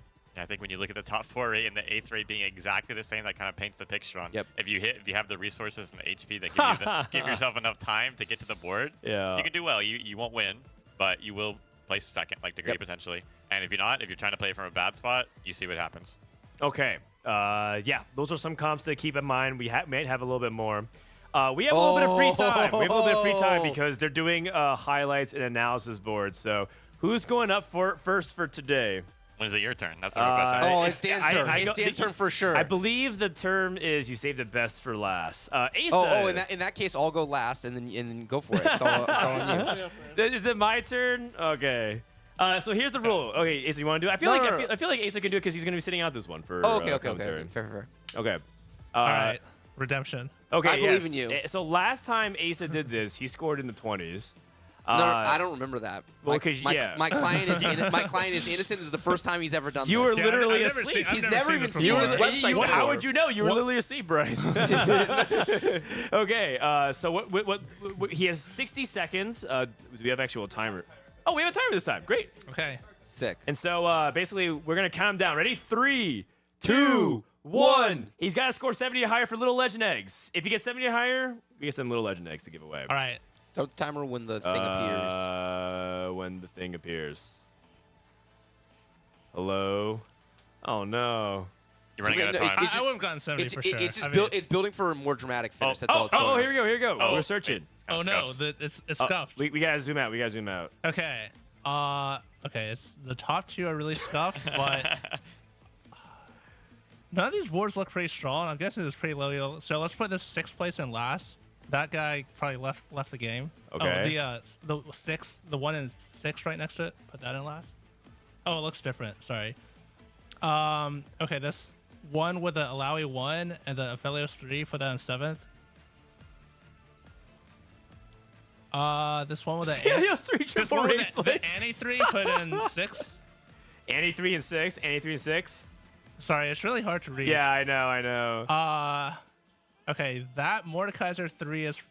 Okay, let's go for the top. Riven 3 in 2nd, Lucian 2 in 1st. Okay, Riven 3 in 2nd, Lucian 2 in 1st. There we go. Okay, this Jinx put it down 1. Oh, okay. Number 2. Let him finish. Yeah, Yeah, let it finish, let let it- it finish. yeah. This is too hard. Okay, move that down 2. Okay. And then Any final moves?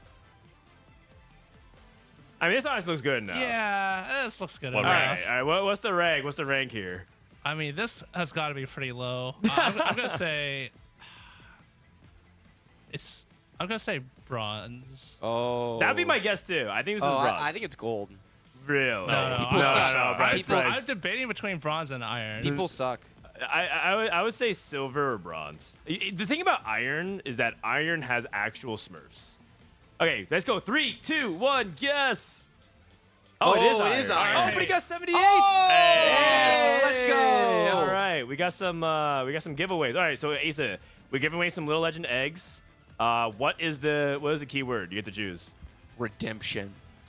Iron. Iron. Got okay. You just at me next time. All right. I love that everyone just Let's starts. go ahead. I love that everyone starts Roll spamming once. Spencer Roll immediately. once. Wait, they. Oh, you guys gotta type iron. Yeah. Okay, so we gotta wait. Okay, ready? 5, 4, 3, 2, 1. Roll once. Debuckle TV and roll twice. I slap butts. Good for you. No one Nice, Dan. asked. No one asked. All right, we're in game. Let's go ahead and go into game number 2. Thank you everyone for waiting. Thank you, Aesah, for the Little Legend eggs. Yes, that's right. An impressive performance under pressure, not ideal conditions. He's a game time player. Okay, so we have to test and look at all these players, but they're not loading their POVs. So I regret to inform you guys that we actually... Oh, we do have POV. Okay. We have Milala. We have Milala's POV. We have the, only we have the POV winner you need. POV. We have the winner POV. We have the winner POV. So not all of them are up, but we can go ahead and try to. Sorry again for how scuffed it is. If you guys are just tuning in, we did not get an observer account for the final tab. Which is whack. It's all I'm just good. saying. Okay, duplicator. Looks like it is Scuttle Puddle. Yeah. Oh yeah, like we can try turning on the audio as well. All right. Some tunes. Nice. This is good. This is good vibes for 5 a.m. Yeah, I guess so. Just try to stay awake on me. Oh, I'm awake. Are you kidding me? NA's 1-2 at Worlds right now, Dan. I'm fucking alert. All right. Okay, so with I like this cam. Do you have your pad anywhere so we can get chat up or no? I can go grab it. Yeah, Okay. I'll be right back. Chat. I like to be able to see what you're saying. You know, even if we're gonna ignore it or even if it's He's stupid. a true esports Sometimes we caster. do miss Reads things. chat while casting. Yeah, it's just good. It's just good to know. You know, what is the mood of chat? Milala killing these crabs. They're running away from the Tom Kench. The he's- Tom he's Kench doing is his best. autoing slowly. It's gonna win the fight. We think it's gonna win the fight. It's gonna win the fight. We need the Tom Kench from yesterday with Radiant Red buff and bring it True. That Tom Kench was a beast. Okay, Milala with the early mini dupe, so an immediate reroll lean, although in Scuttle Puddle, it feels like those lines all tend to perform weaker. Yeah, a little less excited for it, Yeah. but something you can use for tempo if you need to. Yep, for sure. Pentakill Olaf getting offered. He's not choosing to buy it. Yeah, I think he's thinking about here whether he Think wants to make about 20 or not. Yep, Does he value these units enough? for sure. It's actually it'd He's be gonna do neither. I mean, he's probably gonna end up buying the Olaf, but he's gonna choose not to make 20. yeah. He can't make 20 unless he uses the dupe. Oh, it's true. Chris, you're right. Oh, and he doesn't have a 3 cost either. So he couldn't even like dupe the 3 cost. You can dupe a 2 cost. cost. You get four- you get 4 gold. It's a 7 4. gold Okay. opener. Gotcha. So he pre-leveled. It's kind of interesting. Okay, so he chooses to pre-level, which is definitely not something you see every day. What are we looking at here? Is it just you get so much econ in Scuttle Puddle that you feel like you might as well give yourself a chance at a 2 cost? It's like less punishing to play around. Could be a stronger stage 2. Yeah, I think it's like you said, he has a dupe, so he wants to play around 2 cost headliner, and getting 1 immediately would give him direction. An immediate punish, by the way, on Caretaker's Ally, because if you Yeah. take that, Oh. you're down a copy. There you go. That's why you Oh. pre-level. Yeah. Oh, that's very, very good. Are we Gunblade Slammers? I mean, Yeah. I feel like you have to be. I think it's like if you hit the Seraphine, you might go Morello, but if you hit like Katarina or Kale, then you can go for Gunblade. That's what he does. He probably doesn't slam until he has to. Yeah, I think he'll wait for the fight to start, like a good TFT player, and then slam the Gunblade if he thinks it's going to be a fight difference. Like a good TFT player, Milala Milala is is there. Nice job. same wavelength. Very, very good. Branding, powerful. Whoever wrote that ad, well done. Okay, so are we going to stay on Milala's POV, or is it going to be... Do we even have other POVs? Well, I think we can swap to main, theoretically. The question is whether or not we want to do there. Like, stay on Milala. I'm fine either way. Got our bot POV. Oh. There's, I guess, now we're on main. Yeah. I think seeing main to see what everyone Get picks a better is good. idea of what the lobby's doing. We got Tiny Titans, the AFK, Vampirism. Heroic grab bag. Or what is it? Team building? Team building is the silver one. Yeah. Sokka coming into a reroll.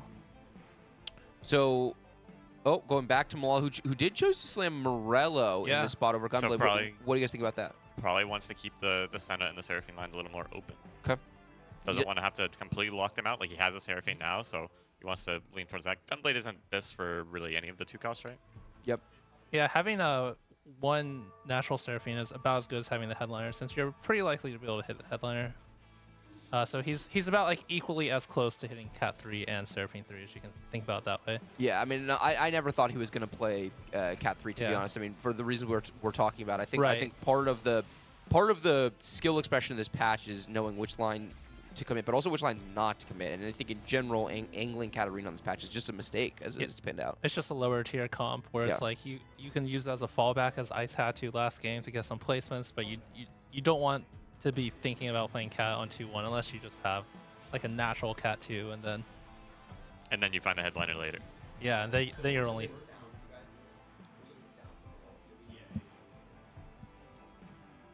Sorry, keep going, guys. Just a production note. yeah. I was just saying, like if you have the natural Cat 2, then you're 3 off plus a headliner, but here he's 6 off plus a headliner, not kind of the dupe. Sokka, though, does have Seraphine and a Shojin.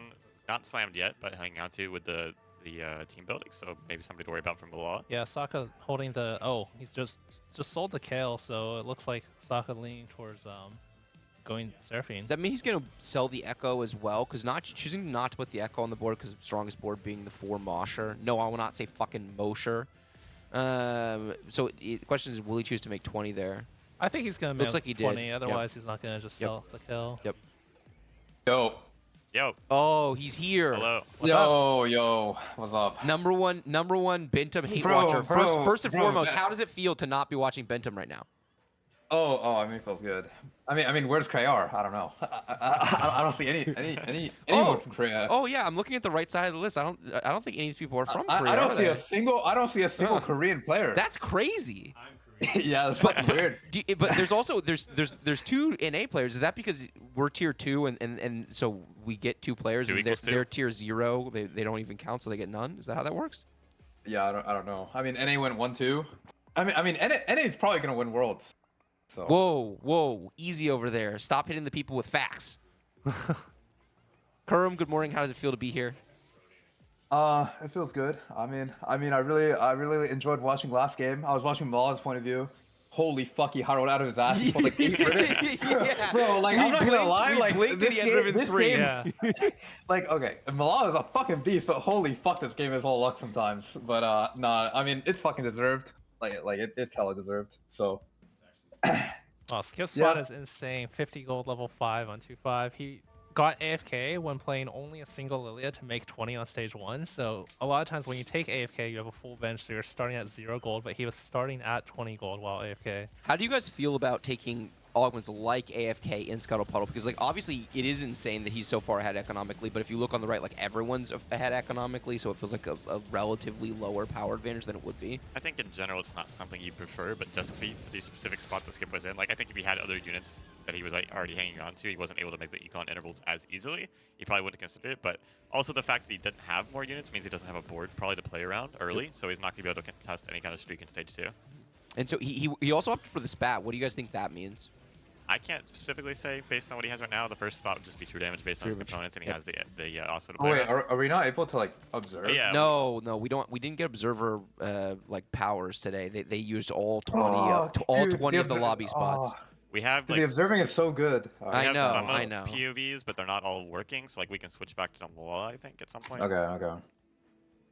But we don't have control over it all, so we're just kind of riding with main cast. I think the whole like econ augment is weaker in this galaxy. I don't really buy it, like, cause like it's like, yeah, everyone gets econ, but like you also make more intervals like than you would in another galaxy, right? Mhm. So I feel like the strong econ augments are still like really strong, like mainly AFK 1-2-3s. Are there any other ones? I mean, Richard's trash. But like the strong econ augments like are still really fucking strong. Yeah. Yeah. Noted. Okay, Degree gets a win here. 2 wins for Degree. No full 100 HP streakers. No win streaks of any kind actually going into stage 2. Really balanced. Ryu. Alright, RY Oh, with okay. a We full got win. 1-4 win on With Tiny the Tiny Titans. Titans, yeah. Kind of speaks to the strength of the lobby overall. People playing pretty greedy, trying to make those econ intervals. Skip putting in Punk to Yep. do a Punk roll next round. Yep, nice clean decision making. A lot of people do miss these kind of free opportunities. He's level 650, and he's gonna get a cheaper roll. I assume he's gonna be playing around 2-cost reroll at this point. The itemization is gonna matter hugely for him. The items that get dropped here are gonna have such a profound impact on his game. It looks like he's thinking about Heartsteel, but he's already so low on HP that he's not going to be able to get as much benefit. But because he has that econ, he's going to be able to take all those really hotly contested units before other players. Shojin and a Rod here. I think he would prefer to play Heartsteel, but if something pops up, he might. Like those items, like maybe he'll just play Penta.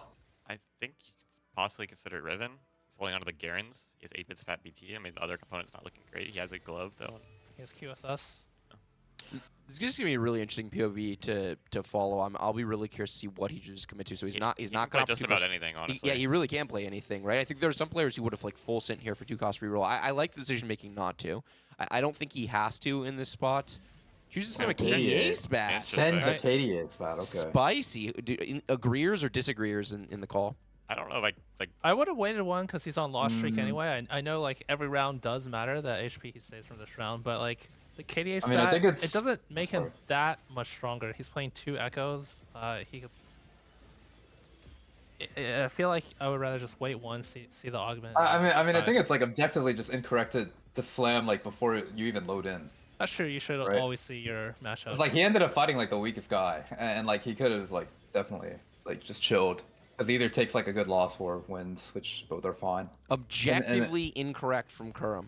That's true. Yeah, I mean it is, but like It is. we all fucking do it. Like Yep. we're just like, all right, fucking send it. Like, you know what I mean? Oh, like these items do this. Like I'm just gonna send it. But like, yeah, a lot of time it's just that you know in your head, like, okay, I'm gonna commit to, I'm gonna play this line regardless of whether I'm playing someone weak. In which case, you might as well slam it and get as strong as you can and just try no, to but in this kind of punish. spot when it can be like pentaspat Yep. or like you know, it's like you can go either way. Like Yeah. I feel like this kind of spot is objectively incorrect. Yeah, I think you're challenging. Basically, he shouldn't be committing to it. Like, there's no reason why he has to commit to it in that spot. Better to be open, especially since you have an augment coming up in one turn. You're winning the fight Unless either he's way. just thinking like, fuck it, I'm gonna keep this Nico the entire game because it's KDA chosen, so I'm just just gonna play for vertical, like no matter what. There's Like, maybe definitely single some match. spots where you know, but yeah, this is not one of them. Milala hit his Kale. He has Rage Blade Gunblade Morella. Okay, really good. Holy shit, I can't see anything. 35 HP or 35 gold too as well. We have a last stand picker over on Relic's side, so we're definitely gonna have to keep track of his game. No tank item. Is that return on investment for Taro? Yep. Okay. That's been a pretty popular pick so far. It's cool seeing that 7 augment actually get kills, played. 50 gold. Especially good in Scuttle with all the extra resources to make Yep. use of it. It's like the 2 strongest like scaling augments in the game. Oh, this isn't I mean, his. his I was- file- his yeah, file that looks was pretty good. good. This is Ice's probably. Yeah. Ice's Forge. Yeah. Dude, Malala's Oh spot wait, this is... isn't Milala. Oh okay. No. Malala's spot is so good, by Yeah, the way. two, Wow. two kills off of kill 3. That spot is One of the so healthiest in the good. lobby.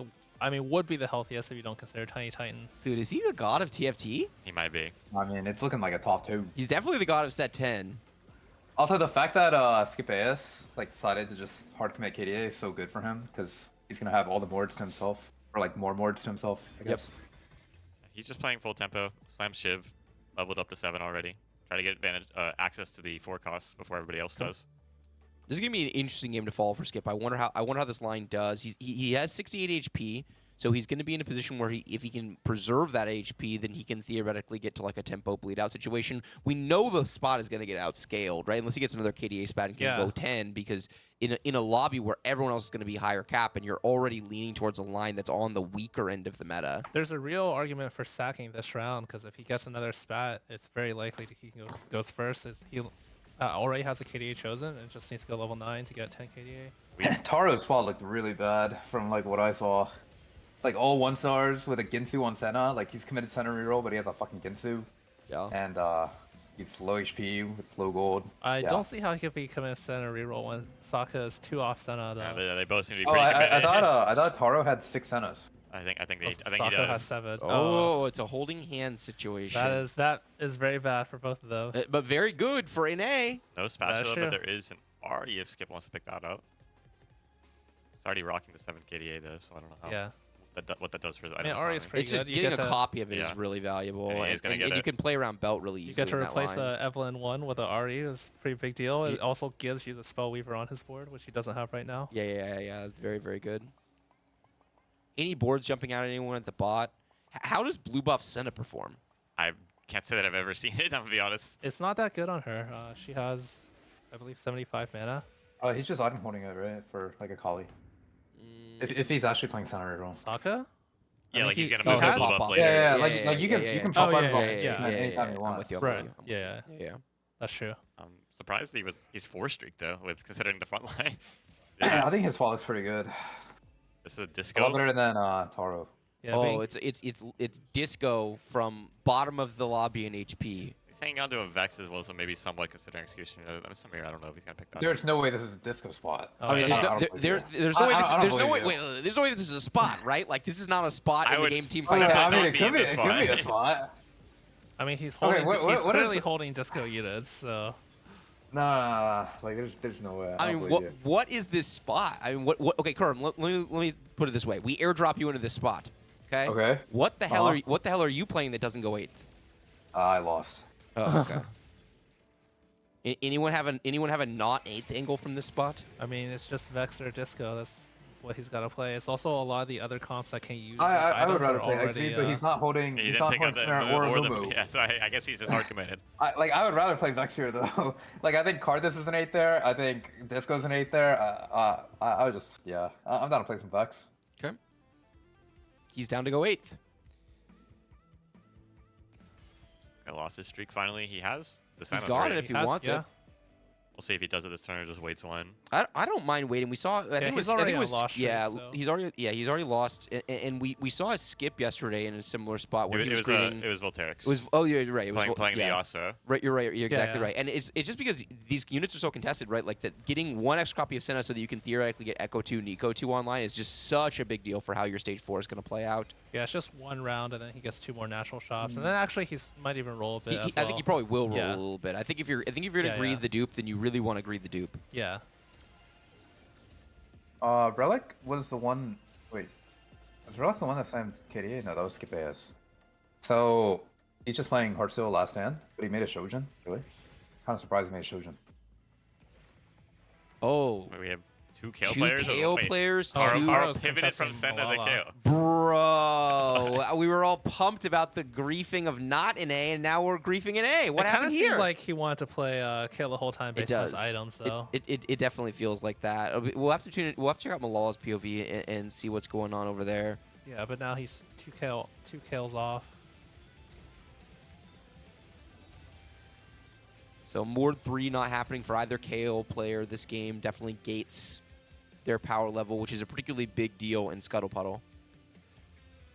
Because the other boards are going to get to very, very alarming states of power pretty quickly.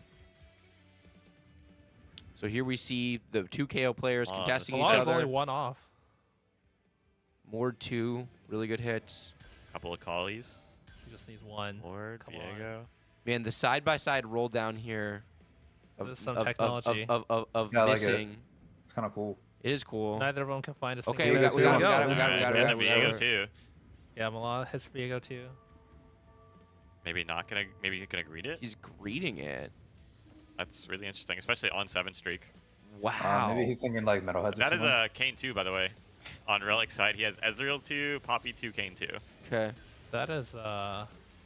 That's pretty good. I mean, it's not that good. The items are not. It's not that good. Let's be honest. So this is one of those spots where Soju says, I mean, it's not even the high roll, and then his chat freaks out, but he's telling the truth. This is one of those truth-telling times. This Kane unit is really good with really specific conditions, but just a Shojin is not those conditions. I think he needs not one but 2 healing items to like really consistently pop off. He does have the component buffet, and he has a lot of HP. Heart still last stand, so he I mean, is going to be able to it's get those pretty Well, items. good. Disco POV, we gotta look at Oh. it there. Ice did go Disco. Oh wow. Also, the Doomed player, if he hits Infernal Contract, he can actually just full send for the Executioner board. And this is the second game in a row Taro's feeling pressure to have to take a duplicator off of his augment. Yeah. I mean, new recruit is fine, but he feels like he just can't hit otherwise. Yeah. A few new recruits, Jeweled Lotus, bulk on for Bilal is super good. But he still hasn't used his dupe. He won the round, by the way, with his KL2. but What a beast. he's not even rolling. He's just chilling. Is it just because he's playing for like Giga Cap? Okay, no, he's gonna come. Now he's into going to use it. Okay. I think he also maybe ran out of time at Sure. the end of his roll down. Didn't want to try to force it and have it not actually happen. He was definitely thinking about how to fit the Viego 2 on his board, right? Like Yeah, he, that's true. He really needed Yeah, to not get a the not a single person hit binary. How's that even possible? Great question. I think they were like all looking for it as well. Yeah, for sure. Wow. There's so much HP on Malala's board. Going up against this last stand board, still far away from proccing the last stand. Harm assist 3, so some good combat power on that side. Combat power augments actually basically across That's the the healing board. for that Kane. KO is definitely ramping up. This Poppy is still alive, casting away in the middle of the fight. KO is full HP. There's CC coming out, but it's just going to be Ezreal just Poppy. bolted. Yeah. Relics Cassante is on the bench, but Oh. Fuck. Harmonish really good for that Kane too for Relic. Yeah, Malawi really, and really Ziggs good. on shot. Ziggs and Alawi. That's me on Ezreal. Okay, Me too, chap. how close is Ziggs to being better than Kane? I feel like with the Harm Assist 3, I'm down to keep playing the Kane. But Okay. without the Harm Assist 3, Well, the it Kane- might be better right now. The Kane is giving him 5 heart steal. Yeah, because true. So for now, you want to keep it either way, yeah. He has like a Yone 1 on his board, I think, as well. A full sin for Taro. And Yeah, he's no one off. No But- KO3. It's hard to hit when Yeah. Milala already has. He is fucking dead last. Yeah, and to Ramblin's point, the having to take new recruit in this spot, it's just the extra unit's just not giving him very much value. So he's functionally playing down a Prismatic in order to try to guarantee hitting. Yeah. Speaking of hitting, the TF board hit. We hit Alawi, we hit Ziggs, we hit TF Chosen. And he got All some on, items off his last augment, too. I mean, that's Yeah. a, Wait, he hit all the fucking he- five literally procs everything, on eight with and Zach too, by Chosen. the way. What a fucking beast! What a beast! It was a disco spot. Kurm, you're just out of nowhere, man. Yeah, he knew. He fucking knew. You fucking Degree had to knew. take hologram. Oh, that's not good. That's really not good. Spatula, potentially. Skip his first pick. He got it's it, his side. and he's going 9. So Oh no. there's a very good chance he's getting 10k. Yeah, he has a KDA headliner, so Skip his 1 rod. He very likely will go first. Skip. Oh wait, doesn't he have component buffet? Oh no, he doesn't. That was No, someone but else. I mean, if he hits 1 rod, Nah, there's no way he misses. Surely not.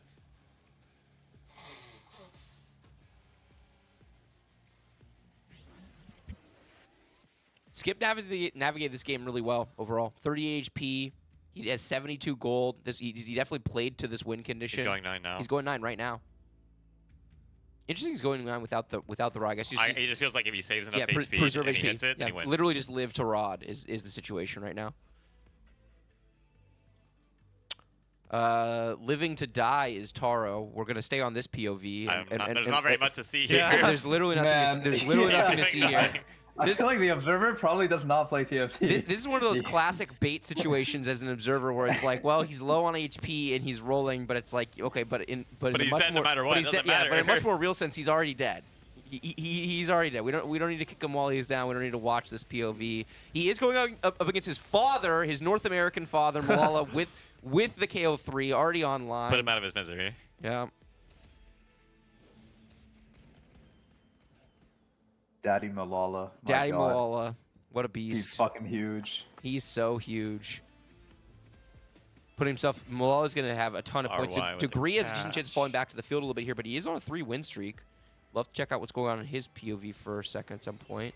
RY cashes out a ZZ Rod. Not Yeah. the best support item, but He it's has just a- It's actually he good is for his scaling board. for Lucian. He had a Heartsteel. Lucian there at the very end. Skip Yeah. is 9. Took another loss. It's not a lot of damage on his board. Ari 1, Akali 1. I'm actually kind of surprised he went 9 with this board. I feel like he could have just rolled and had a better chance of living. Yeah, like roll a little bit and try to preserve HP that way, and then make sure you have. Because I guess he leveled for a Vex or Thresh 2. I'm Yeah. not sure, but neither seems to be helping him too much. Yeah. So I mean, Thresh 2 is Thresh 2, right? it just doesn't solve his problem of damage. Yeah. This ZZ Rod actually is quite good, I think, given what the board is trying to accomplish on the other side. You're playing around Jhin as this secondary carry, and ZZ Rod's just additional stall, right? All Jhin needs is as much frontline as humanly possible. Yeah, I think it's one of, if not, probably only better than Big Gem. Yeah. Oh wait, But he's, I mean, he's one life. anything is That's- anything. Anything Oh. is good. I mean, it's a raw check. I think 10 KDA can still like lose. It can. If he doesn't have items for his carries, he definitely can. Yeah. His item spread is so I- big. I, off like the board. being one life here is so bad for him. I think it's gonna be pretty hard for him to lose if he hits Rod. You think so? I think he can lose. Ace is a big time KDA believer. RE2 would make a big difference as well. I got some pings. I Something's think going Cat's on. hard still. I wish they Ooh, would some just- pings. Yeah. We could see what it is, but I guess we're late to see the rod. So Oh, where's the rod? cloak. Oh, there it is, Ah. Kurum. So lucky. Kurum, nice caster curse, buddy. My bad. My bad. Yeah. Eventually, you're gonna learn that you have superpowers in this situation. Cloak is not good. I mean, I guess you can go adaptive for Ari. You could slam BT, BT seems pretty BT, reasonable. IE. IE, BT.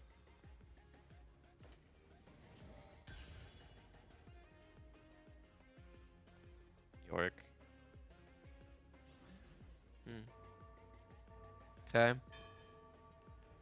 Oh. No sword. I feel so bad. BT guard breaker. Rod. Gunblade. Gunblade. Gunblade. Yeah. That fast. Wow. Okay. Interesting. Okay. He has one damage item on every unit. Yeah. We got But he's going up against Disco. Ghost. Disco. Ghost. At that. So easy fight win here for Skip. Yeah, we'll have to see. Taro goes out in 8th place, as was foretold. Taro, I think went 8th in the previous game, if not Yeah, 7th. he's so 8-8. It's pretty rough for him. Relic But with the cash out. Has the edge end of the cane now. Get a couple components. Maybe get a rod item for his cane. yeah, this component buffet paying huge dividends with Huge Heartsteel. damage. Just fucking sent true 0. Yeah, I mean, this spot is really good. With the Harm Assist 3, the Kane is a legitimate threat on the board. He's still really far away from proccing his last stand as well. Kiana 2, Alawi 2, use the duplicator. Infinite frontline on this board for the Jhin to stall even as a 1-star, so he has a lot of scaling with the Lucian and the Jhin. Choosing not to reposition. We're just seeing all the ghost fights apparently. Getting the ghost fight. Okay, we're going to swap over, it Relic looks like. fighting the disco board. Man. I's trying to go 9. Yeah, this Kane with these items and the Harm Assist 3 is kind of a menace. Ezreal's going to cast across the whole team. Twisted Fate's coming across, but it's just hard to imagine that the disco board has enough damage. Oh, Sure, they looks did like actually it kill does. it. It does. Yeah, I take it sniped back. the Yeah. Ezreal. Yeah, it spiked the Ezreal in the back line. Taking care of business. Disco going 9. That board does cap highly. Here's Degree, level 9. The Ezreal was going to take a loss to Milala. Yeah, back-to-back losses for Degree. falling off a little bit. Yeah, I think things he's Blinding level damage. 9, but his Prismatic is so bad. Yeah, and his Prismatic is bad. Relic has Last Stand, and Skip has 10 KDA. So there's very much 7th place in play for 7-win Degree. streak for Ice with Yeah. minimal frontline too. Still rocking a Lowy 1, Blitz 1. Degree's board is not bad, but just given what he's up against, it is looking like a very potential 7th. He does appear to have. It was pivoted from tome to tome. There was a. I mean, I don't know who they made the got off of. No, we haven't even gotten to stage 5 carousel. Yeah, that was a Dazzler emblem into a Rapid Fire emblem here, Very good. Where did they get those from? and now we get the showdown.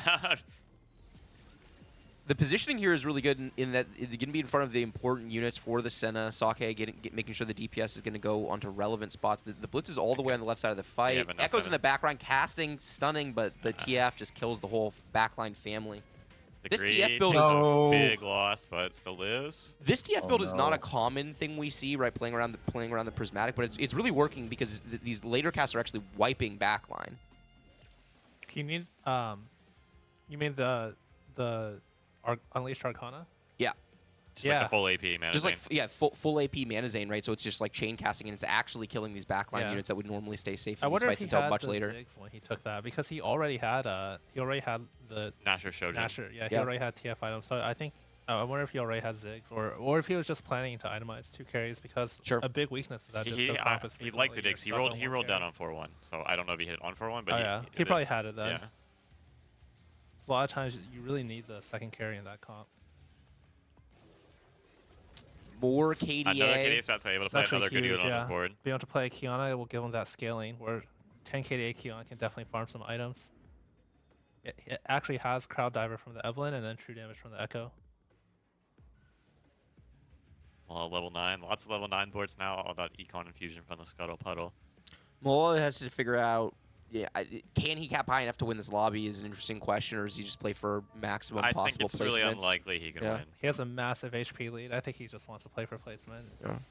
I feel like there's no possible way he can So leave go Degree first got this the lobby. go, so hopefully he can live another round. He's going up the Alawi to Kiana 2 board. Yeah, which is going to be tough, but it is a ghost fight, and the Zed on the right side it looks like it's going to get not dashing Goes up the actually other into the way, Jin, but the goes Jin the other dies, way, so- but Jin dies anyway, so it looks like easy fight win there, easy fight win for the 10 KDA on the right side of the screen.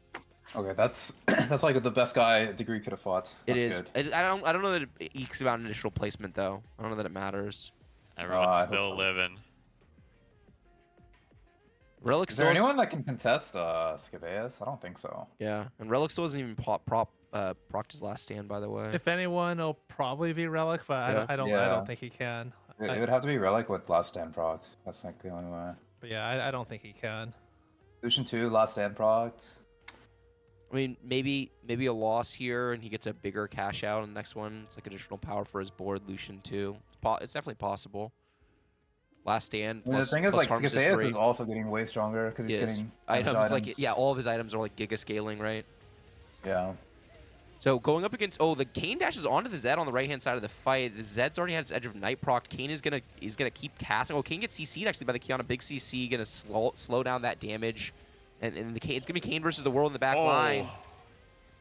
Is he? It's a really good loss for Did he Relic. save his Last Stand? He's 3. Oh, that's so Degree's different. dead. What the fuck? Sag, Degree, 07. Yeah, it feels like that spot was kind of faded. I don't know how he goes anything other than 7th. Yeah. Based on how the lobby played out. I mean, he just needed, like, dude, his Prismatic was so bad. Like, Yeah. where's the binary? Morts, please. That's okay. He's still in a really solid spot overall, right? Like 9 points is not bad. 2 games in a checkmate could be a lot worse. Okay, so Sake's spot, we haven't really gotten a chance to look at it for a long time. It's a strong board. He's actually going for Lulu 3 as his out. He's got It's gonna be 7 copies of Lulu. Two items for Skip. 2 items for Skip is such a big deal. Gonna make it much harder to deal with that board. Gonna see this roll down for this Lulu 3. I'm not sure it's saving him, but Yeah, this is where this HP lead from Milala comes into play, where I feel like their boards Those hit. might be similar Perfect strength, zero. but Milala's HP lead is gonna lead to a higher placement probably. adaptive. And not the Yeah, items you question's wanted to how see. much Neither how of much these were higher? great. It's probably a second Lucian adapt. too. Oh, now. Lucian 2 on that roll down. And Ziggs too. And still no. Wow, he hits everything and still hasn't procced that last stand. Going Yeah. up against Ice's TF board. Kane hopefully able Lucian to get in 2. the back line. Yeah, Kane last time was a total idiot in this fight and just ran away from all of the good units, but it's going to get into the back line, get Really big that's AoE another casts. Lucian too. Yeah, everybody hitting. Oh TF's already my down. God. So Aesah's board is going to struggle. It's not a Yeah. weak board by any sense of the imagination, but my God, the boards in this lobby are so strong. Yeah, Scuttle, Puddle, everyone's got really good board. Yep. And Relic, by the HP way, is so still low. not proccing that last stand off that win. Anyone could die here besides like 3 players. Like RY can't die, Relic can't die, and Skip probably can't die, although. You never know. Yeah. Man, these, I mean, yes, it's Scuttle Puddle for sure, but this is a high roll Scuttle Puddle. Like, everyone hit everything. These boards are not normally. He has a Ziggs 2 now with the death cap on it. Yeah, because it's very easy to hit. Everyone hit. Up against which players is It's Rio, right? okay. Yeah, RY. The Kiana is displacing this Nico on the front line, but it just doesn't matter. There's just so much threat on Skip's board. Easy fight win. Relic gets a win. Ice goes down. Ice goes down. He's dead. Relic did not. I mean, that's wrong. Yeah, it's Oh, slow. okay. They jumped the gun a little bit. Okay. Ice going 6 from that spot is brutal for Yeah, him. he was So brutal. what, second most HP, third most HP. Yeah, but And- he couldn't win any fights even with a pretty decent. And Milala actually eked out a fight win there, which is such a big deal for him because he's just trying to bleed out, He right? probably fought Ice, I'm guessing. Yeah, he probably okay. fought Ice. Okay, Kurum, hit us. Oh no! Just like if Relic fights Skip AS here, like he's probably gonna be pretty mad. Yep, that's definitely the Yeah. fear. Like as soon as you proc last stand, you fight the fucking 10k Yeah. guy. Okay. RY versus Sokka. RY versus Sokka. So actually, that might be the fight happening. Yeah. we won't get to see it, but that's definitely possible. The Jin's getting killed right away. Yeah. That's- Even with the Edge of Night. Majority of his damage is gone. Yeah. All dilution. Senna's alive in the back line still. It looks like an easy fight. Relic defeated That would have been a as, good fight to as see. predicted. Yeah, he That- fought Skip AS. Relic That's went a- that's a fifth. That is so tilter. sad That for Relic. is That a is tilter. a tilter. Yeah. Man, we need Dan observing. Fuck. Like I can't see shit. Man. Yeah. It's tough. Observing control and TFT is kind of OP. It would be really nice. Okay, so I mean, is there anything we can expect to see disrupted here? Or is this just like there's no point in talking about this. It's going to be Skip 1. It's going to be Milala 2. It's going to be Sokka 3, just off Yeah. of HP and board strength. I mean, this Very is where likely. Malala's HP lead just comes into play. Like he hit that kill 3 and the Viego 2 really early, and then he just has so much HP that even though his board would have lost to a lot of these hard steel boards, he is gonna take away a second, which is amazing. He goes 1-2. Is there anything anyone can do? Anything fishy positioning wise? I don't think it would come He down has to this. he It would has come this down to Viego using in his shop. econ. I think he might lock for this Viego. Yeah, I think he's gonna have to go for the 3-star 4 cost. Yeah, I think he might lock for this. He hasn't yet locked for. We're going to see on the left side Sokka fighting for his tournament life. Did get that true damage emblem onto the RA. It's a really big deal. The pentakill, Akali though casting in the back line. It looks like it is going to be a fight win for Sokka against the Ghost, but doesn't really tell us much of anything. I think Milala is he's just gonna play Well, his now he board kind and of go has for a to, second. based on Yeah, how the because matchmaking went here. He has to just beat he Sokka. has to just beat Sokka. But I think if Sokka had died there, I think he would have went for It it. looks like Mola is going to 10 here, so it's going to be as strong as he can.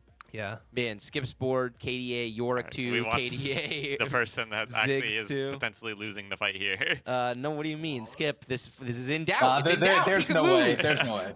There's no way they stay here. There's no way. I don't believe it. I'm pretty sure that you could actually just like put all your units on your bench and We have even Frodan to the rescue. Oh, Frodan to the rescue. We're going to Milala's POV here. Milala versus Sokka, trying to secure this second place. He gets a tentacle directly in front of the Ari. Really good positioning. The Viego is going to be in the middle of the fight. Actually gets CC'd by the Echo. The cast comes out a little bit late. Ari's going to take a Karthus ulti, but still living in the back line. The KO is up to 16 stacks, 20 stacks now on the Rage Blades. It's ramping up. Akali Senna's down. is Ari's passing down. again. Lulu is It's down. enough. All right. He's too good. He's too good. All He's right, too now good. Yorick 3. And Yorick he three. just nods. He just nods. Easy. There's nothing you can do now. Yeah, I mean, yeah. He spent his Anyone want to resources. hype this up on the He main has broadcast? to go for Viego. What's Okay, gonna happen? Let's do the main broadcast. Okay, it's a 10 KDA versus the incredibly capped pentakill board. We have the trio carry in the Akali and the Viego and the Kayle. So much threat on Milala's side. Can it deal with this incredibly powerful legendary board for the KDA? Analysts. No. No, hell Oh, no. okay. Sag. I mean, I think it's this even is gonna try, legitimately a spot no. where you shouldn't even waste your time. No, Like, it's just not worth the effort. Yeah. And he's selling. He's going for Kiana 3. He's Kiana 3. I mean, you might as well. This is the play. This is Yeah, literally yeah, all you go can for do. it. This is really correct recognition from Milala. You see the rolling on the left-hand side, trying to deny it from Skip, trying to find those Kianas. No Kiana coming out yet, but we're so far away. he's There's got one it. copy. He low rolled. Elo roll. Oh, fuck. Better player lost. Honestly, a Dude, good fucking try from imagine. Milala. Good try. That's what he had to do. NT. Yeah. Pretty good APM. He had to roll quite a got all lot of of his gold. gold there. out. He did. And you know, part of it is that he had to go to 10, so he had to tank his econ, Yeah. right, 2 turns earlier. So maybe he gets there if the fight RNG it works out where Sokka just doesn't get the ghost fight there and dies, and then maybe he actually does win this game. He That's a 1-2? skipped one Kiana. Okay, but he needed was 2. too short, so it's fine. Real talk. when Does did, Kiana 3 win? Yes, Yes, Kiana 3 wins, Kiana 3 man. is so broken. Yes, if you never see Kiana 3, it for sure wins. It CCs It the just needs entire to board. cast one time. and Yeah, then- yeah. Okay, sorry, go for it, Kerm. What's up? Oh, I was asking, like, when did Skip get second spat? Stage 4 carousel. Stage 4 carousel. Stage Yeah. 4 He was, carousel. he was the Man, first pick, and it was on his side. He's going dead last. I mean, he's going 7th. Like, he's going 7th, man. Ugh. Yep. I I mean, the game be like that sometimes. I mean, in fairness, like Malala's spot in game 1 wasn't that good, but then he hit on 4-2. He hit the right chosen. Like, That's TFT. That's TFT. I mean, you can tell, like, on 3-1, he is only thinking about 10 KDA already. Like, as soon as he fucking, like, oh, Nico headliner, KDA headliner, like, fuck it. Like, I'm 10 KDA, I don't give a fuck. He just sends it, and, like, what do you think the odds are on Scuttle Puddle from hitting from that spot? It's probably like a 50-50, right? So, like, you can't It's even, definitely like... less than that. it's way less than 50. It's way Way less less than than 50. that. Where'd you I mean, get I don't that know, map you- from?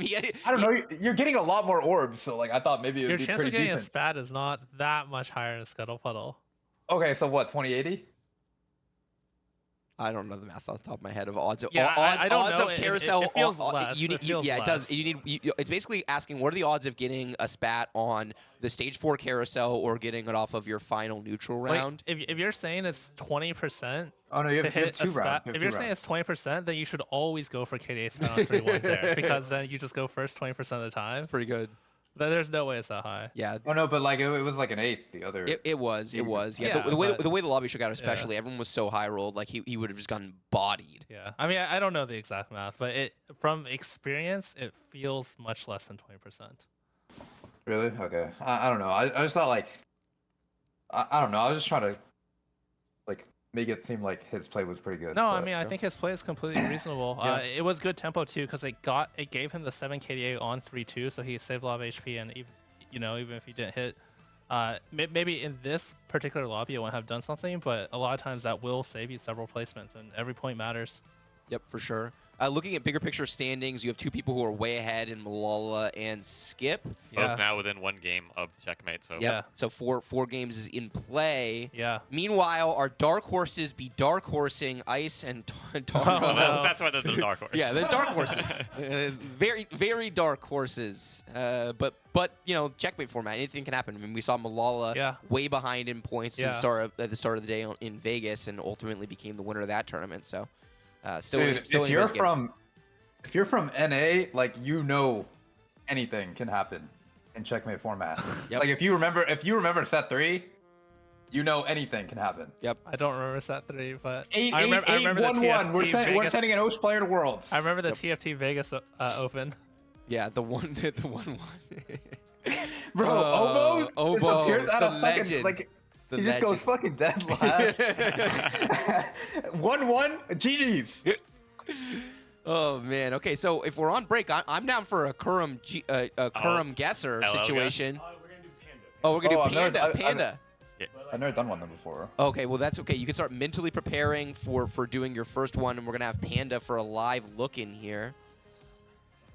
I'm gonna slide over this way. I guess I'll swap these. Maybe I should slide this way. Okay. Do you mind if I take the metal just to my back?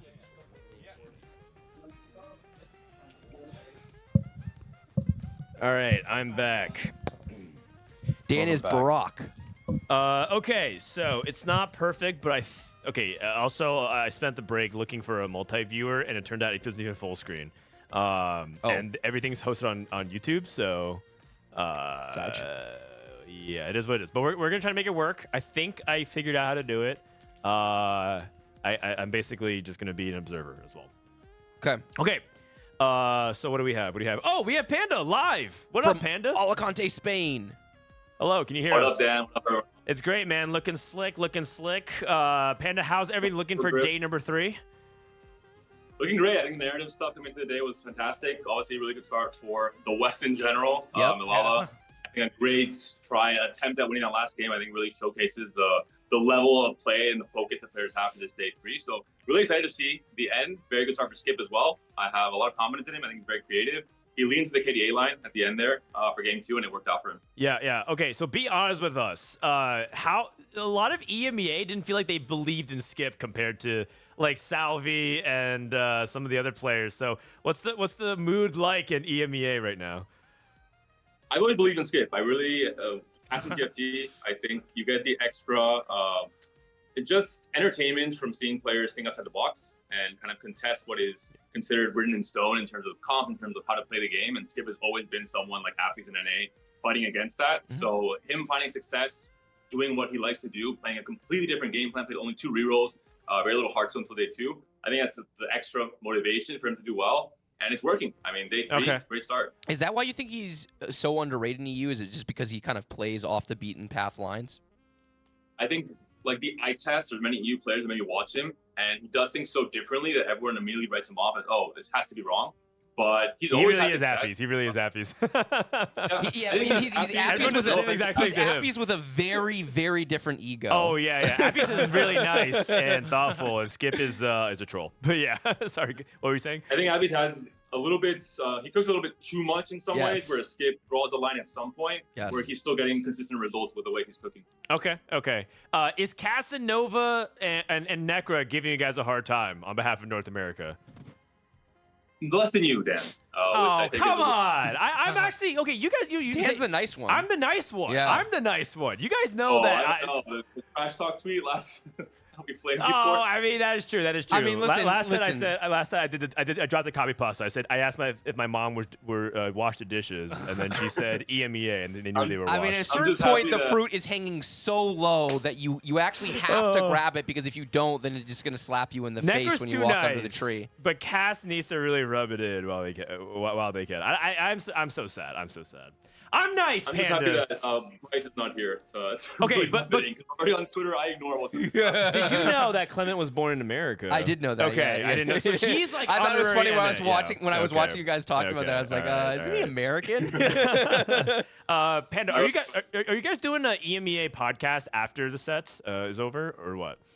I hadn't thought about it. I would like to. I think it would make sense. Okay. Especially I can convince Capes to come on. Yeah. Most of the problem with that in that we've had new patches for GSCs or for EMEA finals, and the podcast is always the Wednesday before that. So players who are very focused on prepping don't want to take the time to do the 2-hour segment. But after this Worlds, shouldn't be a problem. And I think Skip is always down to release his thoughts into the world. He has a very offbeat idea. Okay. Yeah, for people who don't know, you guys might see Bryce and I host the NA podcast to kind of cover a lot of storylines. We, this season, expanded to EMEA. Panda's hosting it with Alan ZQ. Hey, maybe we'll come on the or I'll come on the podcast one time. Maybe you can come on NA as well. It'd be kind of fun. Panda, that's really it for us. All that we have time for. Is there anything else you would like to say? Any last words before NA takes their 2nd championship while you guys are behind? I'll just say the level of play between both NA and EMEA has been very good for day 3. So may the best region win.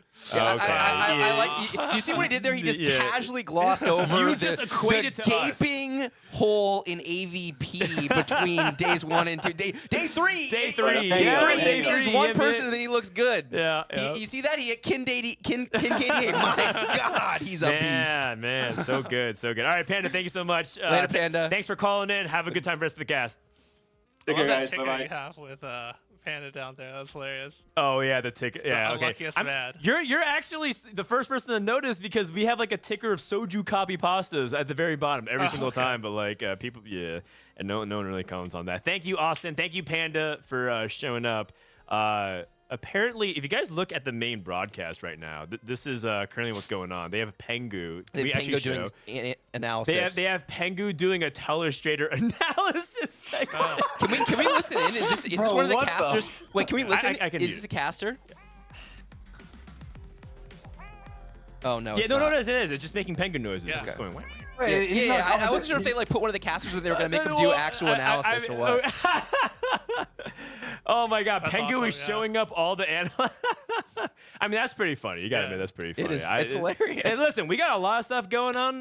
We don't have Pengu. We don't have Pengu cosplays yet. Can you go put it on really fast? well, it's in I Dan's don't room. know if I can make the penguin noises that well though. Yeah, that's I true. feel like that's a That's an S tier penguin right there. I mean, I got Tippy Cat. They're having fun. They're having fun, which is honestly like the whole point of this. Okay, so looks like we have another break. Okay, Kurumx, you're up next for a lull guess.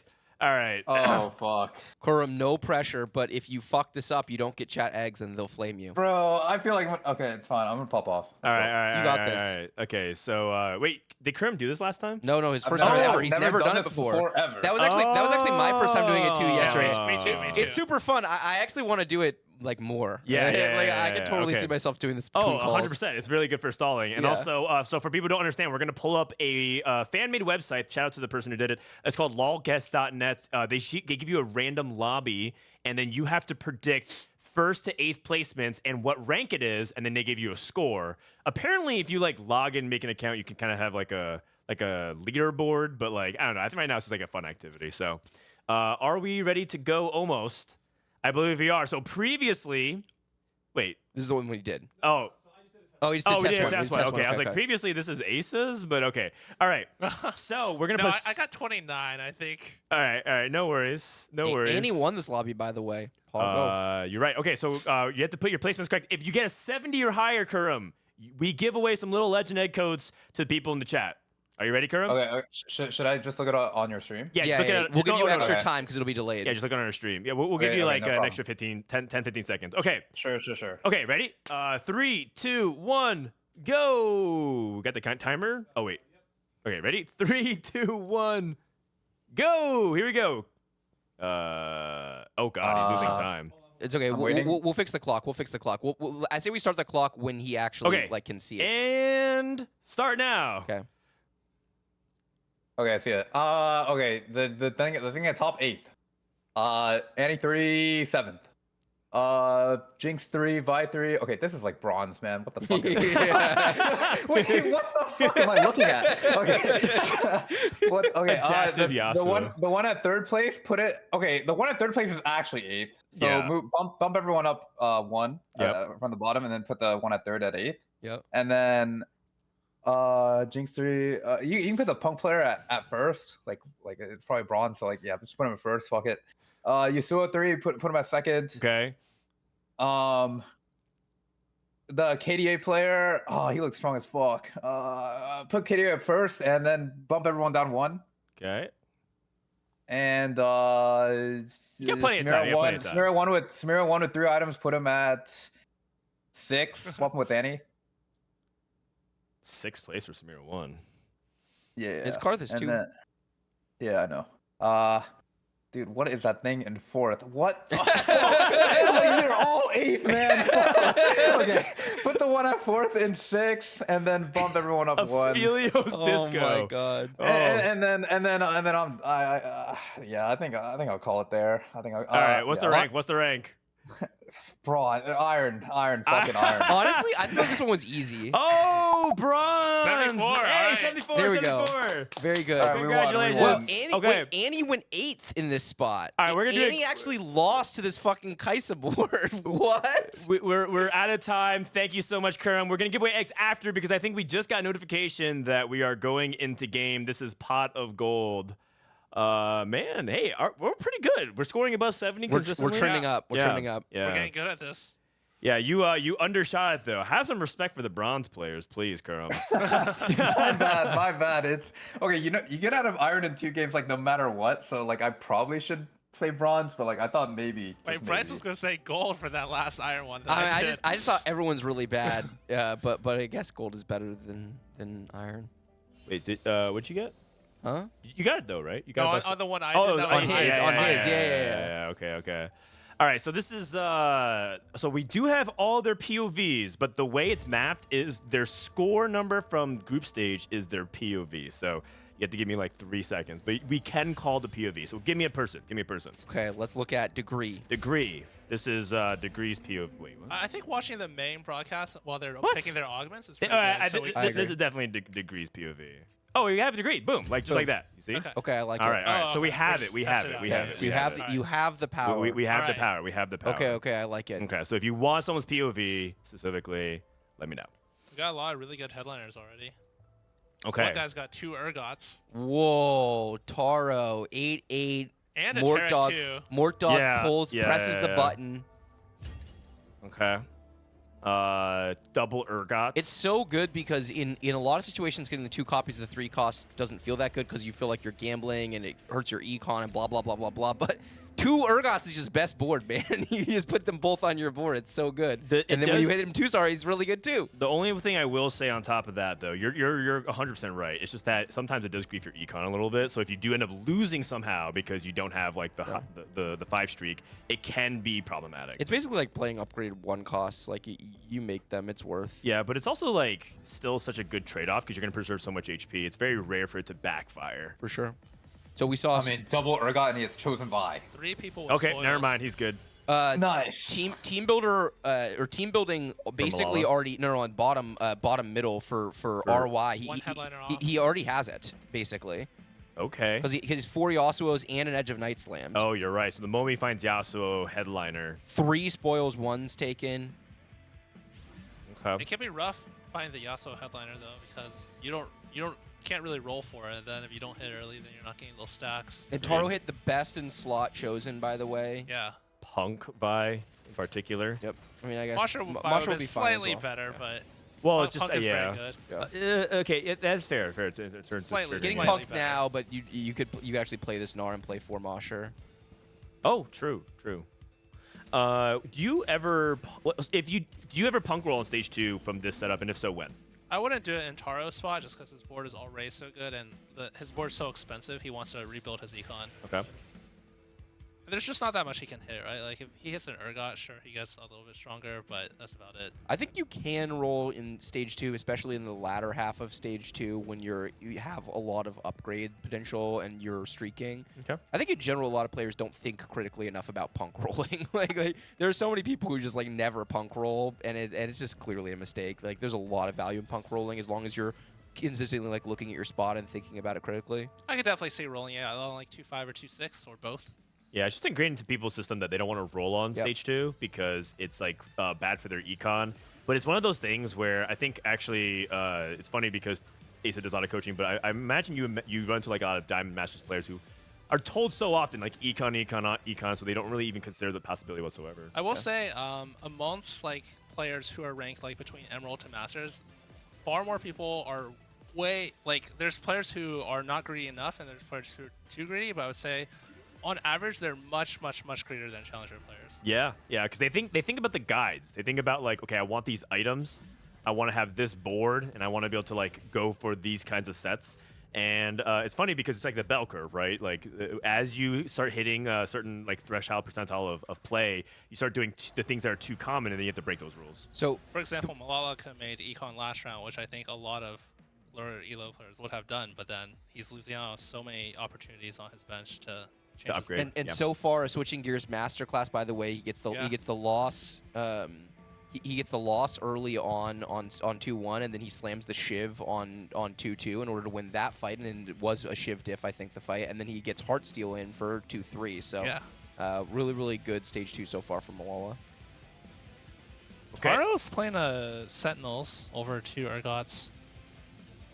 I mean, it's a Mord. Mord's a good unit. Urgot's Urgot's a better unit. Yeah. Urgot's a better unit. But I mean, he is. I sometimes see Olaf still pop off, but it looks like it's good enough for the win here. I think I believe in the 2 Urgots, but it's hard to say. I don't know. Degree has big duplicator, by the way, so let's see. Pot of Gold. Pot of Gold just means no portal, really, for the most part, until the very end of the game. So for his style of liking to play 80 flex, that could be really good. He could try to go for like a 3-star 4 cost potentially, but I mean, you're probably gonna use the duplicator before then, most likely. It's very likely a fast 8 and then like dupe what you need to do. He slammed an LW early. RY, by the way, has 6 Yasuos, so he has it. There's only 2 players in check for now, right? No one's in check. 2 players can make check. 2 players can make check. 2 players can make check at the moment. Correct. That's correct. Milala needs like a 3rd, and Milala Skip needs a needs like a 3rd? 4th or a 2nd. Sorry. Okay. A lot of punk to start things off early. No spats. Or I think 1 lower for each of them. Milala needs a 4th, and Skip needs a 3rd. Malala's at 14, or Skip has at 14 points, so he needs a 3rd. That's correct. Damn, Skip's board is so good. Yeah, his board's really good. He's playing around Spoils 1, which is the best Spoils. He has that Rage Blade slammed. Do you guys think you go, because of Spoils, you go for the mini dupes and you play for KO in this spot, or are you 80 flexing? I think he's I'm considering definitely not- Misfortune and then KO as well. Yeah. Misfortune. Oh, yeah, because I guess you want the attack speed. Kurum, what do you think? Oh, I was gonna say I definitely don't think I'm 80 flex here. I think I want to be KL, but like low-key I can play Vex. Here. Yeah. So, Rage Blade Vex? Yeah, Rage Oh, Blade Vex. interesting. It's not bad. That's not bad. I think he wants to be open to all of those options. Ideally, it's KO since that's the highest tier comp, but yeah. he is holding an MF, though, for what it's worth, but he's holding no superfan units. It's like kind of tricky to kind of get both of those.